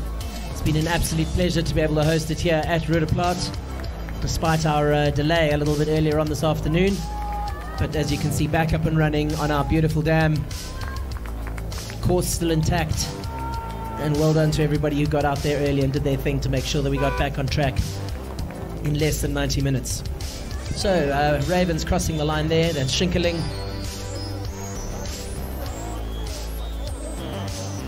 Followed by a Red House combination, McManus. Those are also ladies, so good performance there from them.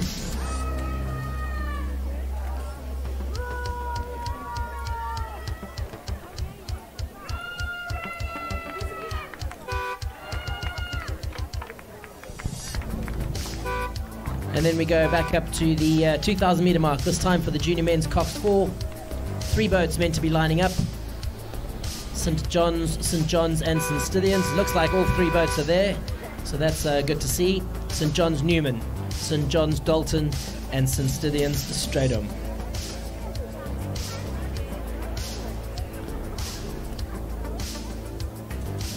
This race was due off to go at the original start time of 4 minutes past 3. So still running approximately 1 hour and 15 minutes late, so that's a really good showing, and thank you to everybody who got back on the water. We haven't lost any more time. We've just picked things up where we left it off and have kept to the program. So well done to everybody, particularly the officials on the water. Our POJ this weekend, Carol Muirhead, making the trip up from Grahamstown to be the president of the jury. Carol has also been selected as the president of the jury for the World Masters Rowing Regatta next year. So fantastic to have Carol up from Grahamstown in that role this weekend. Junior men's Cox 4s is underway from the 2,000 meter mark. Bit of a skew start for the one of the St. John's boats. Looks like the St. John's boat in the middle. That's Dalton. But straightening out and actually off to quite a good start is that St. John's boat.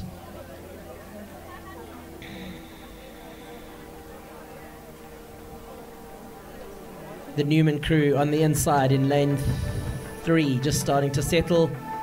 St. Stithians a little bit off the pace, deciding to race out in lane 8. So staying out of the action, which is also difficult sometimes. You don't necessarily have a great view of what's happening around you.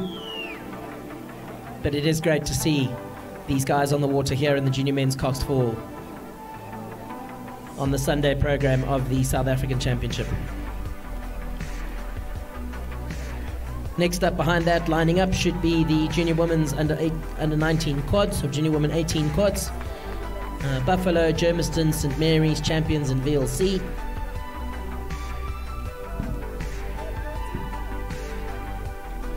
But it is the 2 St. John's crews that we have our focus on at the moment in this, the final of the Junior Men's 18 Cox 4s.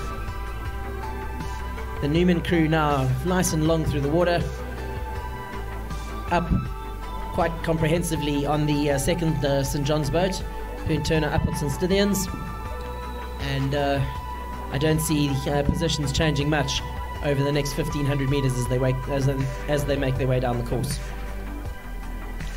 Some of these St. John's boys having represented the Sasru squad, which recently toured to the United Kingdom. A fantastic development tour that Sasru put together. Really does help create a nursery of young rowers and expose them to international competition at quite a young age.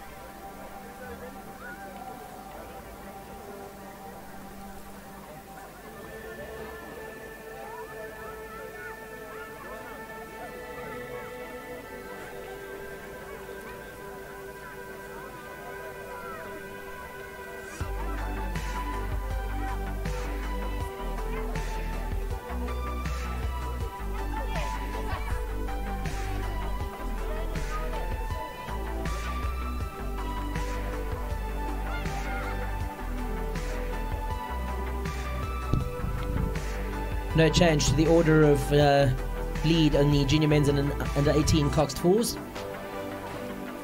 Still being led by St John's Newman, followed by St John's Dalton and St Stithians Stratham. Just about reaching the 1,000 metre mark now. It's great to see St John's have 2 fours on the water this late in the season, and this will really bode them well.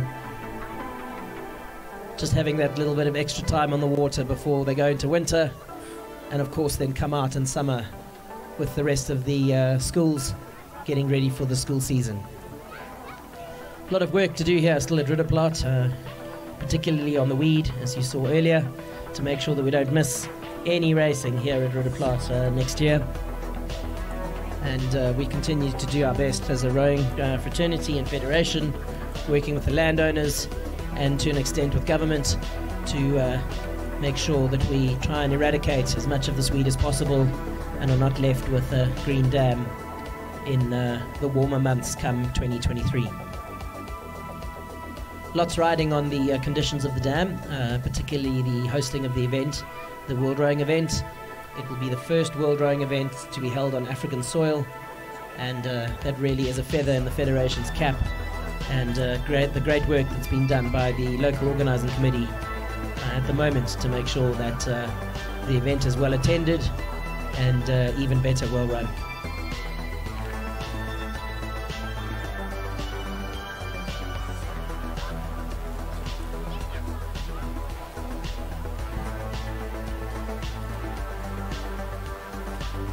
.750 metres to go. Long race, this 2,000 metre race. Junior men's 18 cox fours. But really good to see these crews out here participating here today in the Sunday programme. The women's quads behind that should just about be underway. We'll look at that lineup in just a sec.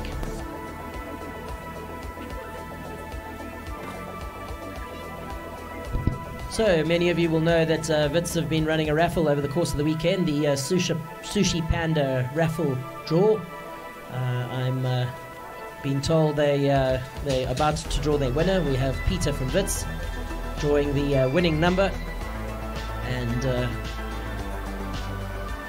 it is number 196, if you can remember what number you put your name next to.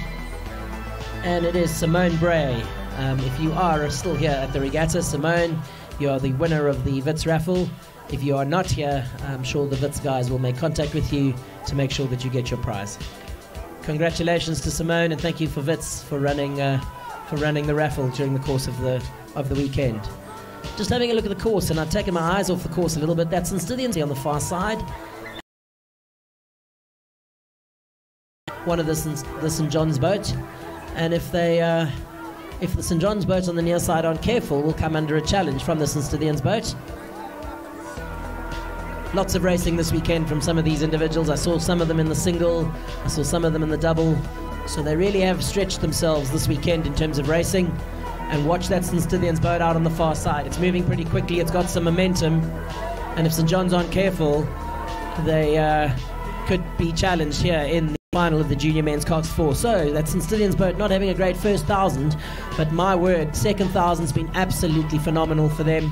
Right up alongside St John's. St John's are going to have to find another gear just to make sure they keep that boat on in front. They are still a length up, but good consistent rowing there from St Stithians as they come up to the line. There we go. If you are having a look at the screen, it is just a length. In fact, it's probably just over a length. And good performance there in the second 1,000 from St Stithians. Impressive. Certainly didn't give them that much credit in the first 1,000, and they just consistently and long plugged away at it in the second 1,000 to nearly come through and challenge that first place.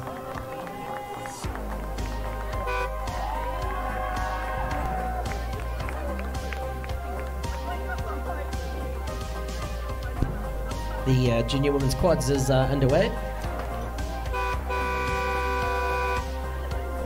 Should be 5 boats in this race. Not sure all have arrived for the start.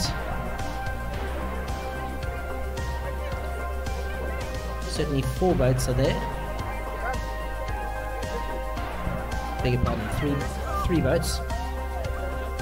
4 boats, there we go. Thought I saw 4.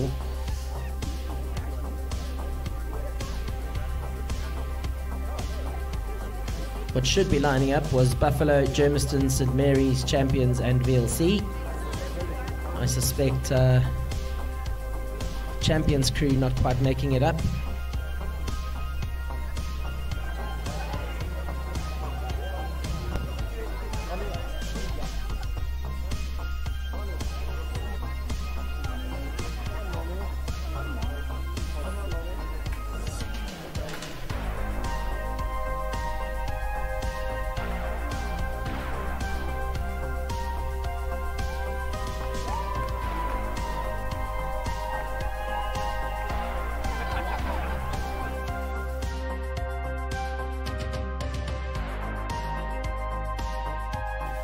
So not quite according to the program, but racing on the course at the moment.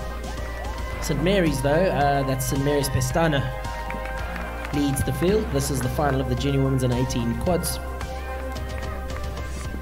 Once again, great to see juniors coming through all the way to the end of May to be racing here at Roodeplaat.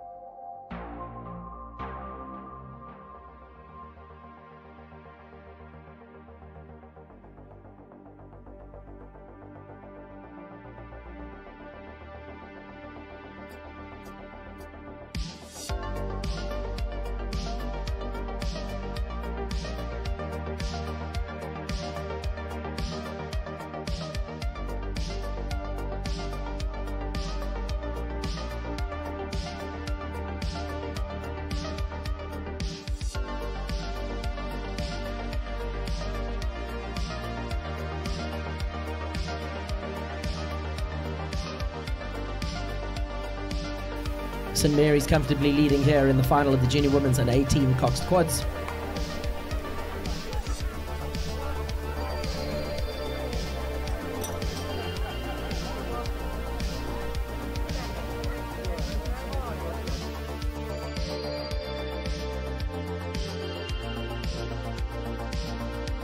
These are junior women's and 18 quads.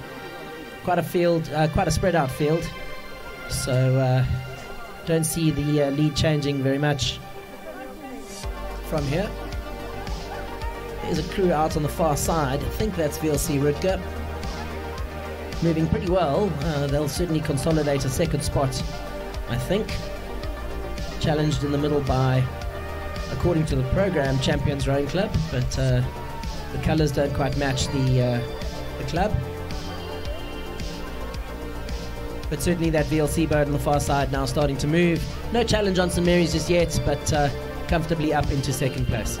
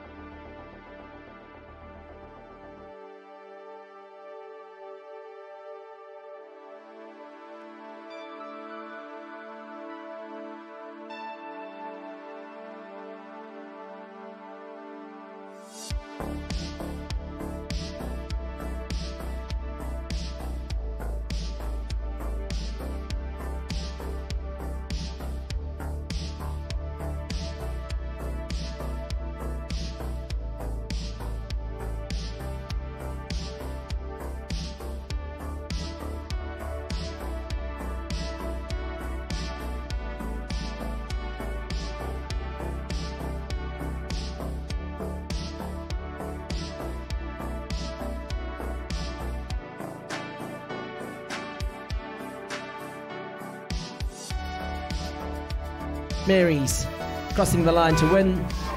That's St. Mary's Pistana.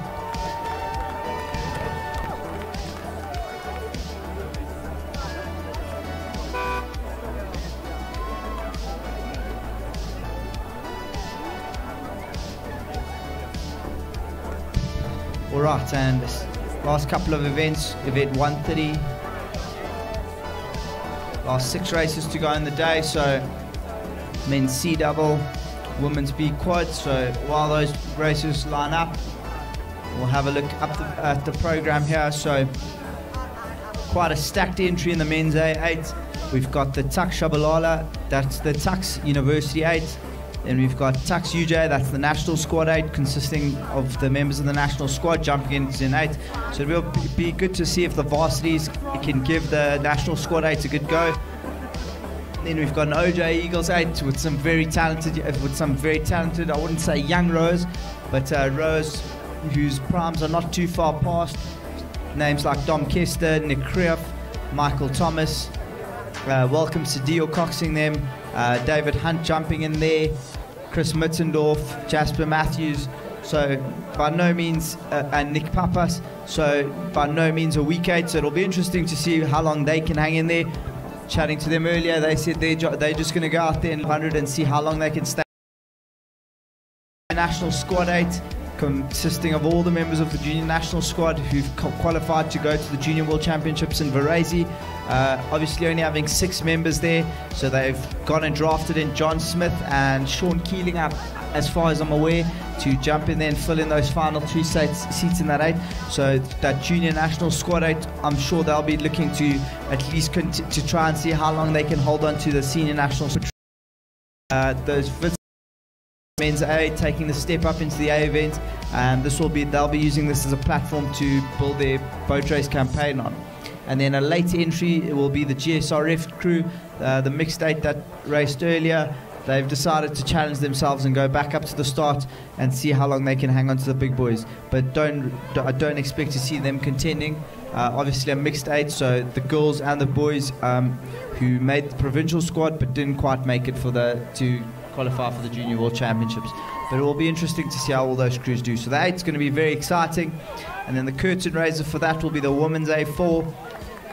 A St. Mary's crew on the far, 2 St. Mary's Coxed 4s, Tux Tucker, 2 Tux 4s, a UJ4 Newman, and then as far as I'm aware GSRF Cox 4, but I wouldn't be surprised if they've scratched in favour of jumping into the 8 there, and then lane 6 will be UJ Crooks. So some exciting races to come now. I think the major one that everyone will be waiting for will be the 8. So while we wait for that, I encourage you to go support the UJ bar. If you need to come get your medals, please come collect them. And if you need to pack your trailer, help out your coaches, make sure that gets done. This regatta obviously running a little bit behind due to the issue with the hyacinth, but we'll be hoping to be done by the last race will come down at 4:45. So it'll be nice for everyone if you can have your trailer packed, and as soon as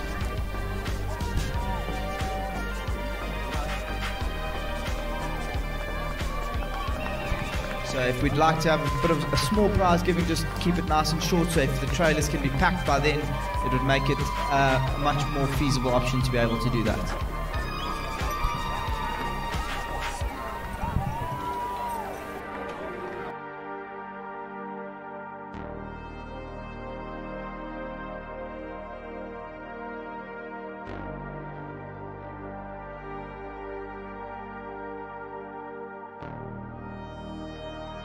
All the men's A8s making their way up to the start now. You can see them starting to warm up as the men's C double. So a nice contrast in view here as you see the men's C double rowing down while the men's C doubles come down the course. A little bit of a crab there in that men's C double crew, but very calm. Good to see some composure there, not panicking, just stopping, which is actually the best option when you need to get a crab out. And then if we look on the far side, there's a Tux boat moving quite nicely there on the far side. Not sure if those are Tux novices. If they are, then UJ Gaborone. Great to see the athletes from Gaborone. They've increased their participation at the regatta by about 400%. Arrived here with 2 athletes 2 weeks ago, and now they've got 8. So as the camera zooms into the UJ Gillespie crew, They look to be moving reasonably well. Seems to be a novice double here, and they seem to have moved out nicely. So UJ Gillespie in a commanding lead, and they'll look like they'll take the win here.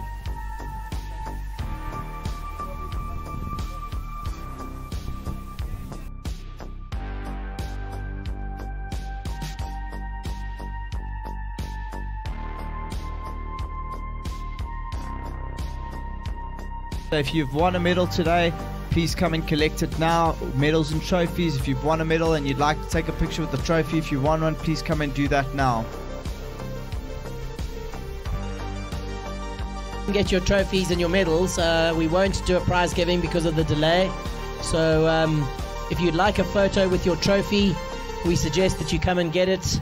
It is unfortunate that we aren't able to have an official prize giving, but we will probably land up doing it in the dark.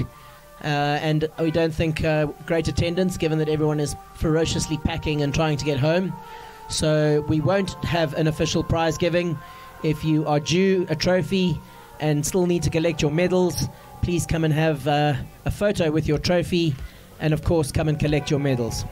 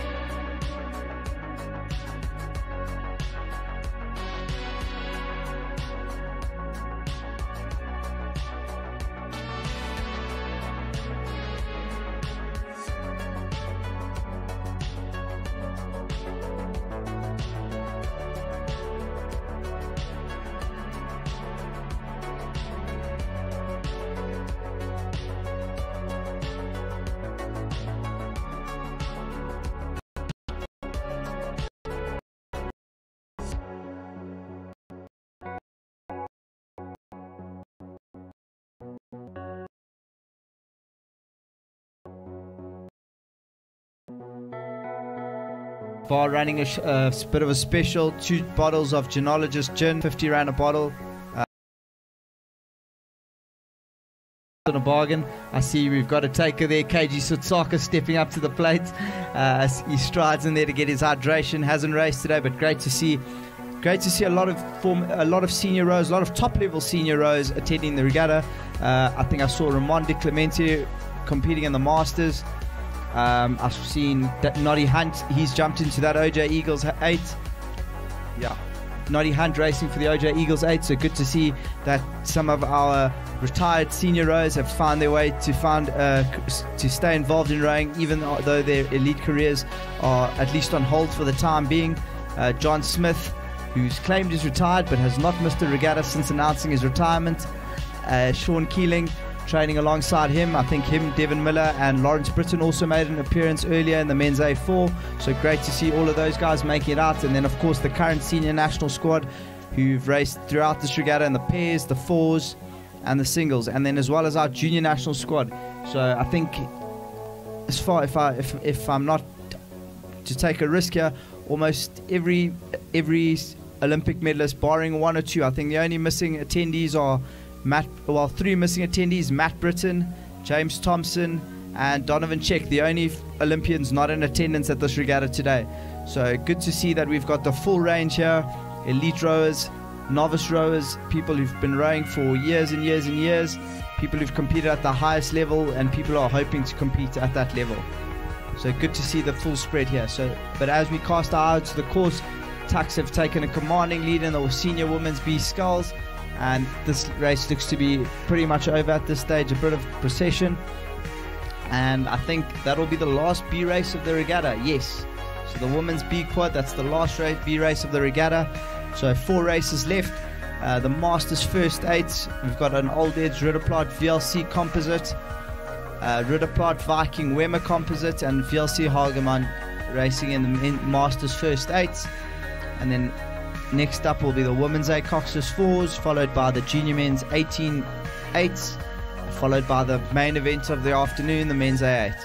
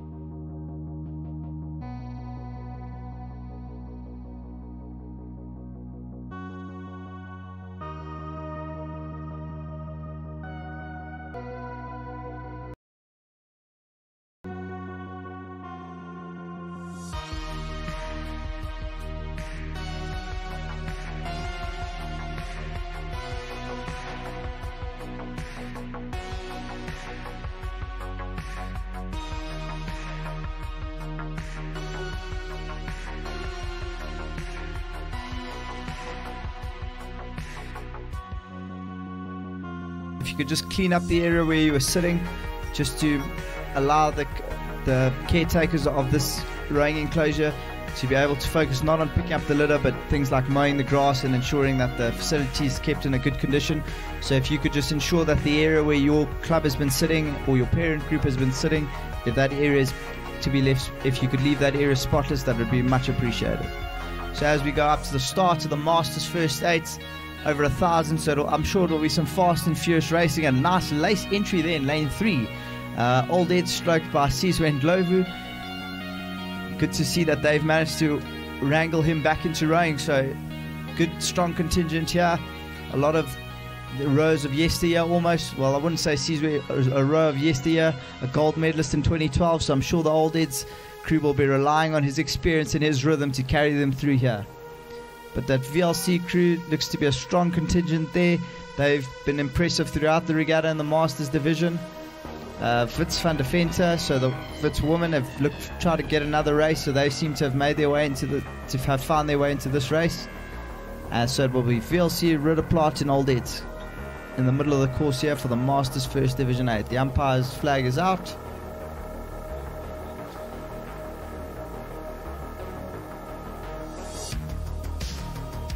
Few final adjustments.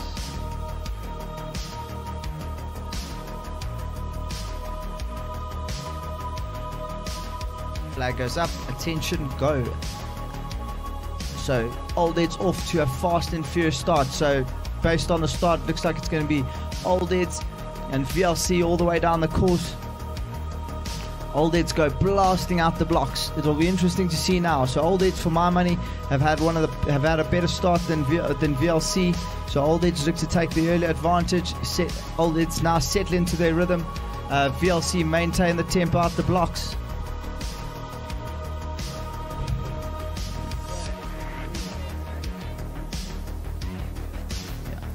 VLC continuing to throw down the bombs. They haven't really settled down into their rhythm, but Old Ed seem to find a good rhythm.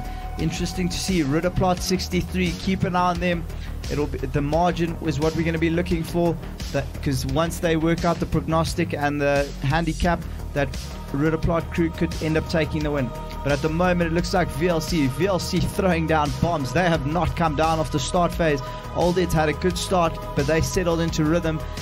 So they're looking a little bit smoother, a little bit longer, a little bit more relaxed, more neat and tidy, but VLC just absolutely throwing it down there. I've seen that VLC 8 doing some pieces, some competitive steady state, some competitive pieces against the UJ 8, and no doubt that'll stand them in good stead here.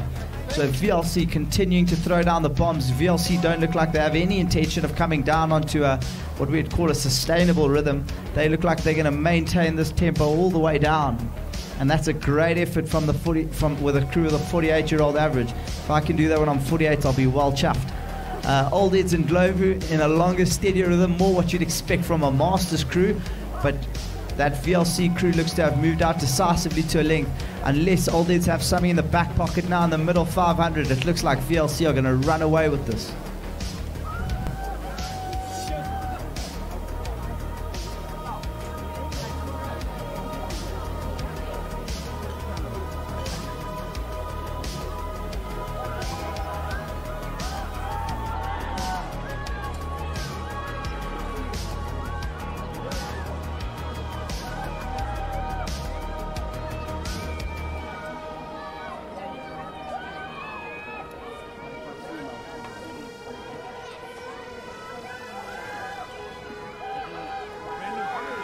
The VLC 8 storming to victory here. They haven't come down at all off the start. This is an unbelievably dominant performance from them. Sizwe dropped from that crew a couple of weeks ago while he was on a Tanin camp, but they don't seem to need any more firepower. They seem to have all the firepower that they need there. Coming down at impressive high up above. They look to be at about 36. Nice and lively there. And they've put it down. They've got a clear lead over 1,000 meter, and that's a very impressive margin over 1,000 meters.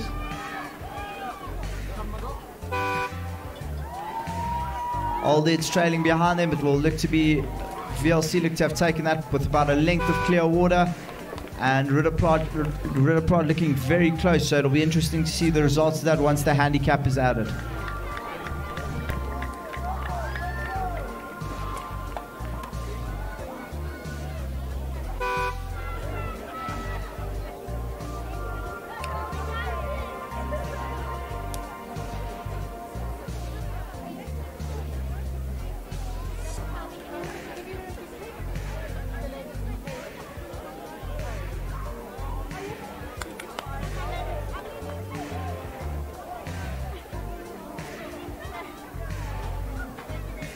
Okay, so this women's A4 field tightly locked together now as we come through the first timing mark at the 500. St. Mary's Swingler, UJ Crooks. I don't think that GSRF crew doesn't seem to have made it to the start. The umpire waves his flag over, so it'll be interesting to see the Tux crew once the angle goes away, but Tux looks to have a good steady rhythm. I don't know if Tux are going to be able I think Tux will need a bit more tempo if they want to stay in this race. But Tux Pollock, Alves, King and Tjaarden, those are the top 4 Tux women's athletes, and they look to have taken control of this race early on. UJ with Kaspari, Heffer and the 2 Newman sisters in the back there. That's a powerful crew there, and they'll be looking to go head to head with Tux all the way down the course.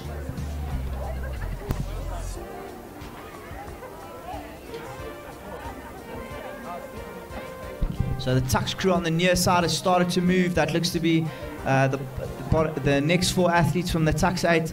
So they seem to be moving nicely, and that relaxed rhythm is really starting to pay dividends now as they come through the middle. They're slowly starting to eke back out on the rest of the field. And then in the middle of the park, the Tux Pollock crew, Emily Pollock, raced the Junior World Championships when she was still at school, setting up a beautiful rhythm there in the front of that Tux boat, and they seem to have moved out to a commanding lead. But as I say, that UJ seems to have thrown in a huge move through the 1,000 here. Hannah Newman setting up a great rhythm there, and will be backed up by her sister Reed Heffer and Nadia Gaspari. No slouches in their own right, and they're going to look to try to chase down now this Tux crew in the second half of the race. So Tux Pollock have done the work through the first half, and now we'll see if they can chase, if UJ can chase them down in the second half.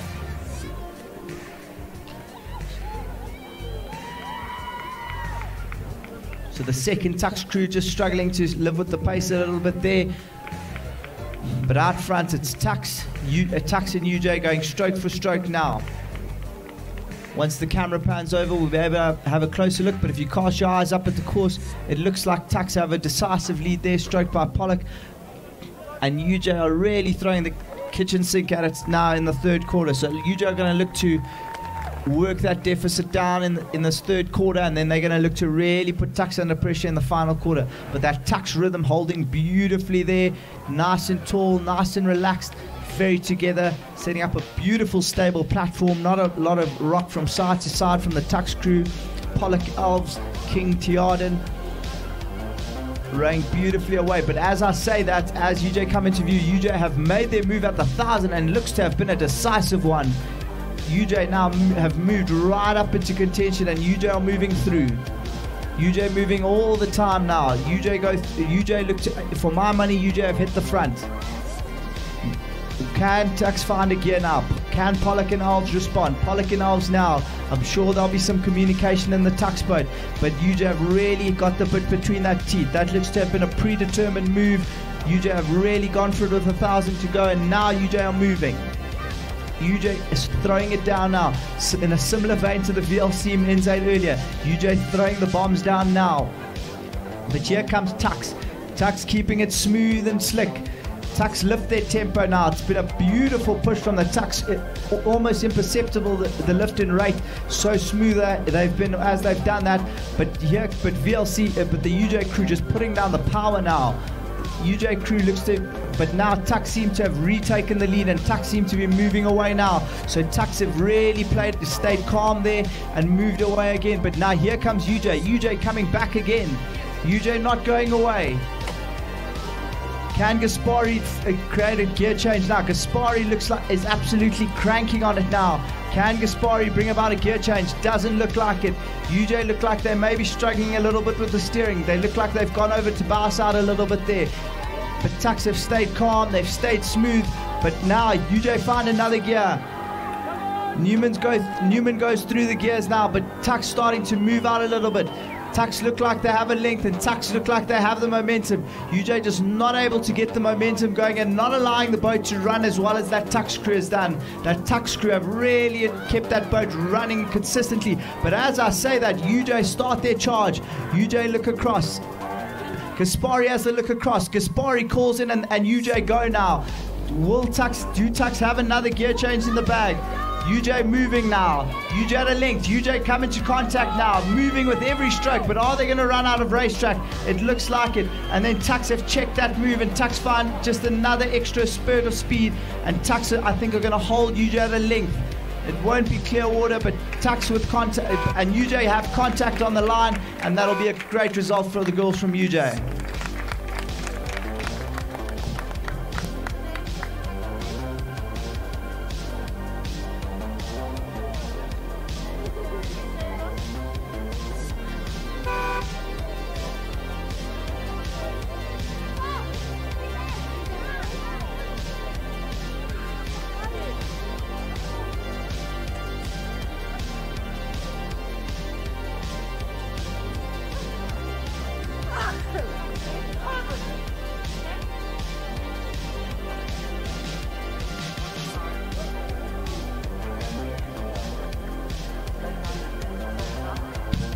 Final race of the day now on the track.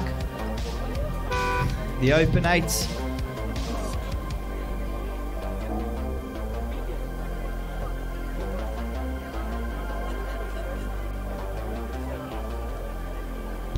Okay, so from what I've been told, it seems okay. They've combined all the 8s into one heat. So from lane 8 Newman, lane 7 Wits Patrizi, lane 6 GSRF Smith, but I think Petulis will be striking that.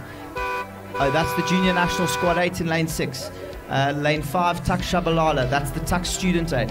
Lane 4 the National Squad 8, stroked by Henry Tor. Lane 3 UJ Swanepoel. Lane 2 the OJ Eagles, stroked by Michael Thomas. Lane 1 the St. Stithians Boys 8, stroked by Stradham. So it'll be an interesting battle between this. I think the Saints boys will be looking to race the St. John's 8 on the far side, with Fitz alongside them, just based on the lane draw we've been given here. And then that OJ Eagles with a lot of pedigree in there. Thomas Skernby, Kester, Greef, Hunt, Pappas, Matthews and Mittendorf. All former champs winners. Michael Thomas and Henry Tor. In one of the more famous champs upsets of the last few years, Michael Thomas and Henry Tor beating Baxter and Bunachkun. So Henry Tor now, I think Baxter and Bunachkun are happy to have Henry Tor in their boat this time. James Mitchell also part of some epic championship races. He raced in the St. John's 8 in 2015. That Pips and Benedict's on the line with that unbelievable finishing burst. Also 2 appearances at the Junior World Championships, multiple time under 23 World Champion. So a lot of pedigree across the field here. That Takshabalala crew will be looking to race. The UJ Swanepoel crew, UJ won USA. Tux got their revenge at the last Gauteng champs, so Tux took the medal. So this will be the decider of the sprint season in terms of that series. And then it will be always fun to have a look at the Junior National Squad 8. Hurst, Carrera from the pair, Romberg, Howard, De Freitas and Saar from the 4. Jaden Thompson coxing them. He coxed the St. Benedict's 8 and he'll be coxing that 4 at the Junior World Championships. And then they've brought in they've beefed their crew up with the addition of Sean Keeling and John Smith. So the crew's starting to line up. There'll definitely be a bit of gamesmanship here as the crews get onto line. All these crews have experienced coxers who know what they're doing. Bakang Sebetloane has been drafted in to cox the Junior National Squad 8. Jaden Thompson also, the current St. Benedict's the St. Benedict's first 8 cox from this past season, will be coaching the Junior National Squad 8. Those two will definitely, there's definitely plenty of trash talk that's been happening throughout the weekend between those two. So it'll be interesting to see now who can get the bragging rights. I think the Junior National Squad will be hoping to try and score some sort of an upset here, and I think that'll be a massive result for them. But for my money, it's going to be an exhibition of power rowing from the National Squad 8.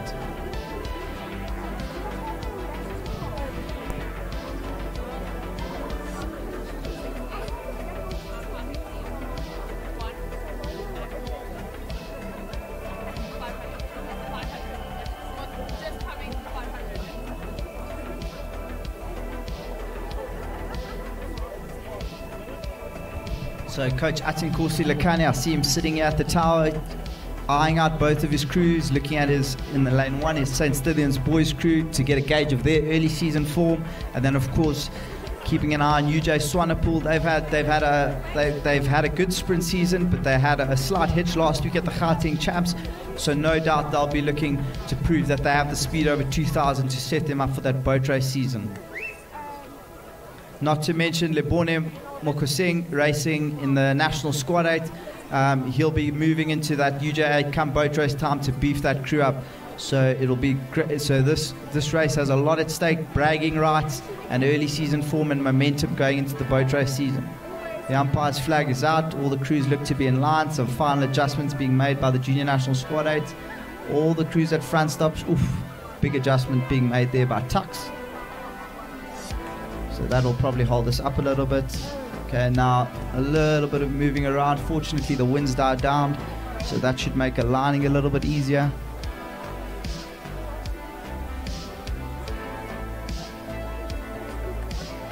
All crews look to be at front stop. Eyes on the flag now.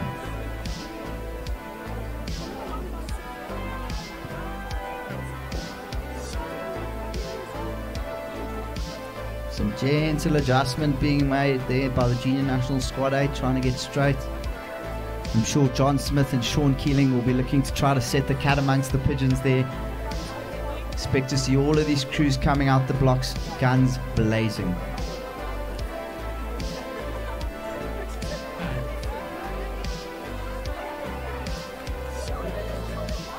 Yeah. The flag is out. St. John's 8 making some last minute adjustments there. Oh, the tension must be unbelievable there on the start as all the crews sitting there at front stops just waiting to take that first stroke in anger. And they're away. National Squad 8 absolutely blasting off, but there's definitely a steering issue going on there on the far side. Fits have gone completely skew off the blocks. Fortunately, that hasn't disrupted any of the other crews, but the National Squad 8 looks to have gone off. The Junior National Squad 8 going out like a bat out of hell. They look to be holding the Senior National Squad 8 through the first 10 or 15 strokes, but as that Senior National Squad 8 starts to stretch out now we see the power being laid down. Everything on the end of the blade. The National Squad 8, I don't think they'll be looking to settle. They're going to look to sprint to the 500 and then ride the speed. And the Junior Squad 8 looks to have their own, and the Tux University 8 holding their own through this early part of the race. Hard to see where UJ are through this early part of the race. UJ don't look to have jumped out with that initial burst, so UJ are going to look to hunt down that Tux Shabalala crew through the middle. Stallions don't look to really be in it at this stage, so it's going to be a fight between OJ Eagles also, so it's going to be a battle between the OJ Eagles, UJ and Tux Shabalala for the bronze and silver. But I think for my money the Senior National Squad 8 still hasn't been able, I don't look like they've been able to break contact just yet.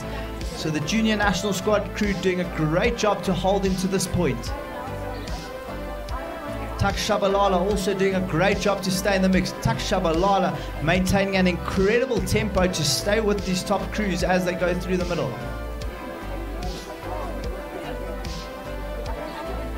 The National Squad 8 still up at above 40. National Squad 8 settles onto 40. Shabalala settles onto 35.5, just an indicator of the difference in the ability to maintain rhythm and speed. Junior National Squad up at 38.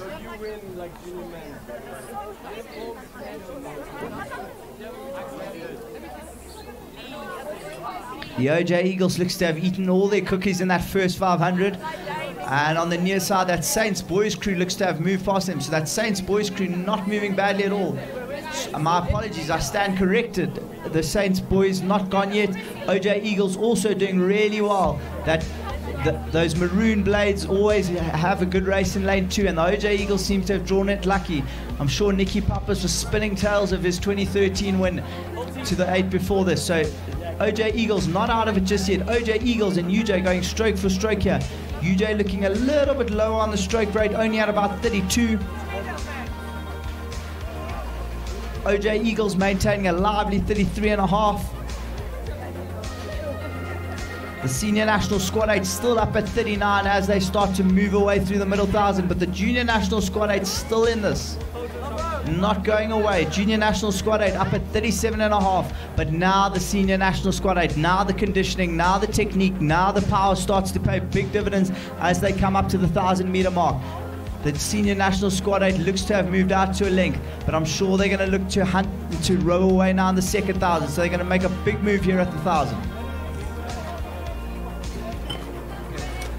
So the Senior National Squad 8 starting to move away now. Senior National Squad 8 putting in a huge move at the 1,000. They really want to stamp their authority and win by as much as possible, but the Junior National Squad not going to make it easy.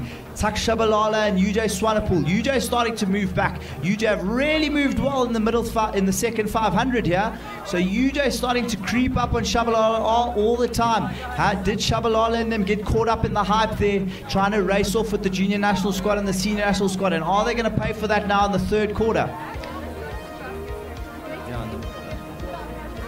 The Junior National Squad 8, I'm sure John and Sean are encouraging those boys all the way. I think now the conditioning of the juniors is going to really have to come into play. I think John and Sean have laid down the power and they've really created a lot of energy in that boat. But now the seniors, you can see them, the seniors just able to hold the technique and keep it a little bit tidier through the second. By contrast, the juniors, the blades flashing up in the air just a fraction longer than the Senior National Squad. The Senior National Squad able to get really well connected out front there.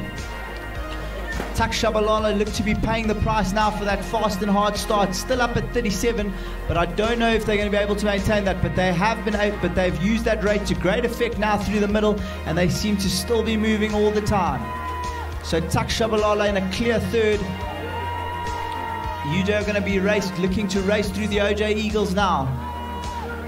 The National Squad are going to take a clear win. It'll be interesting to see where Tak Shabalala comes in contrast to the junior national squad 8.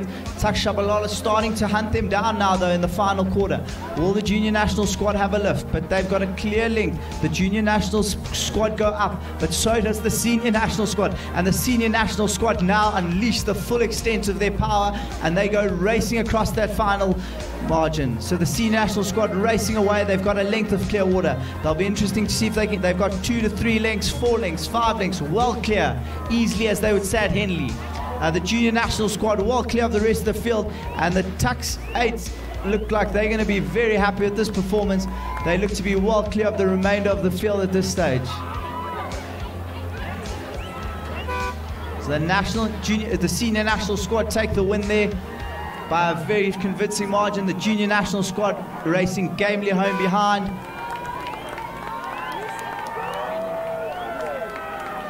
And it will be interesting to see. And then the Tuck student 8 putting in a very good performance here to take a good third, well clear of the remainder of the field. And then the OJ Eagles racing through a length down on UJ, and I'm sure they'll be very chuffed at that result.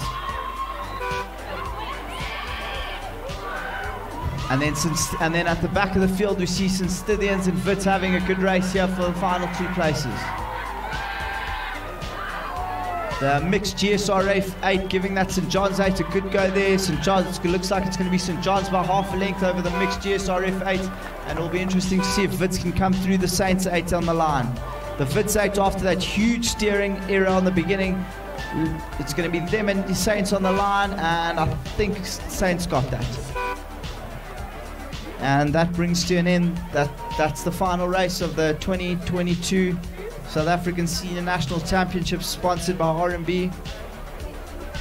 Huge thank you to all the sponsors, the varsities, the clubs, the coaches, the officials, everyone who's made this regatta possible. See you all in October.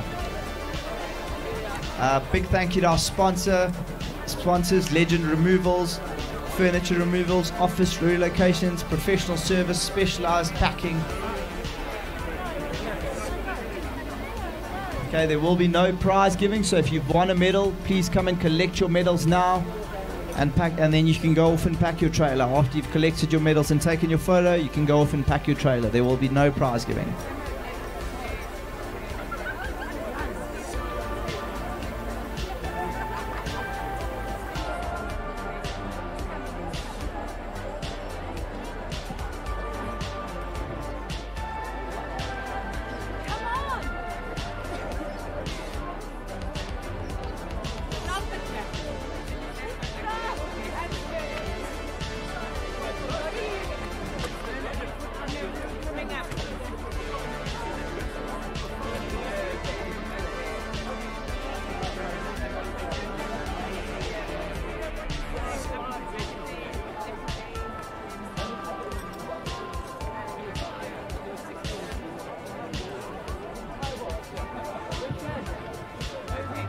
So, ladies and gentlemen, a big thank you to Mohammed for taking you through the afternoon commentary. Great job, Mohammed. Certainly great to see different voices behind the mic. Very knowledgeable in rowing, very knowledgeable about the African summer water, and just a huge difference to the commentary. So, thank you very much.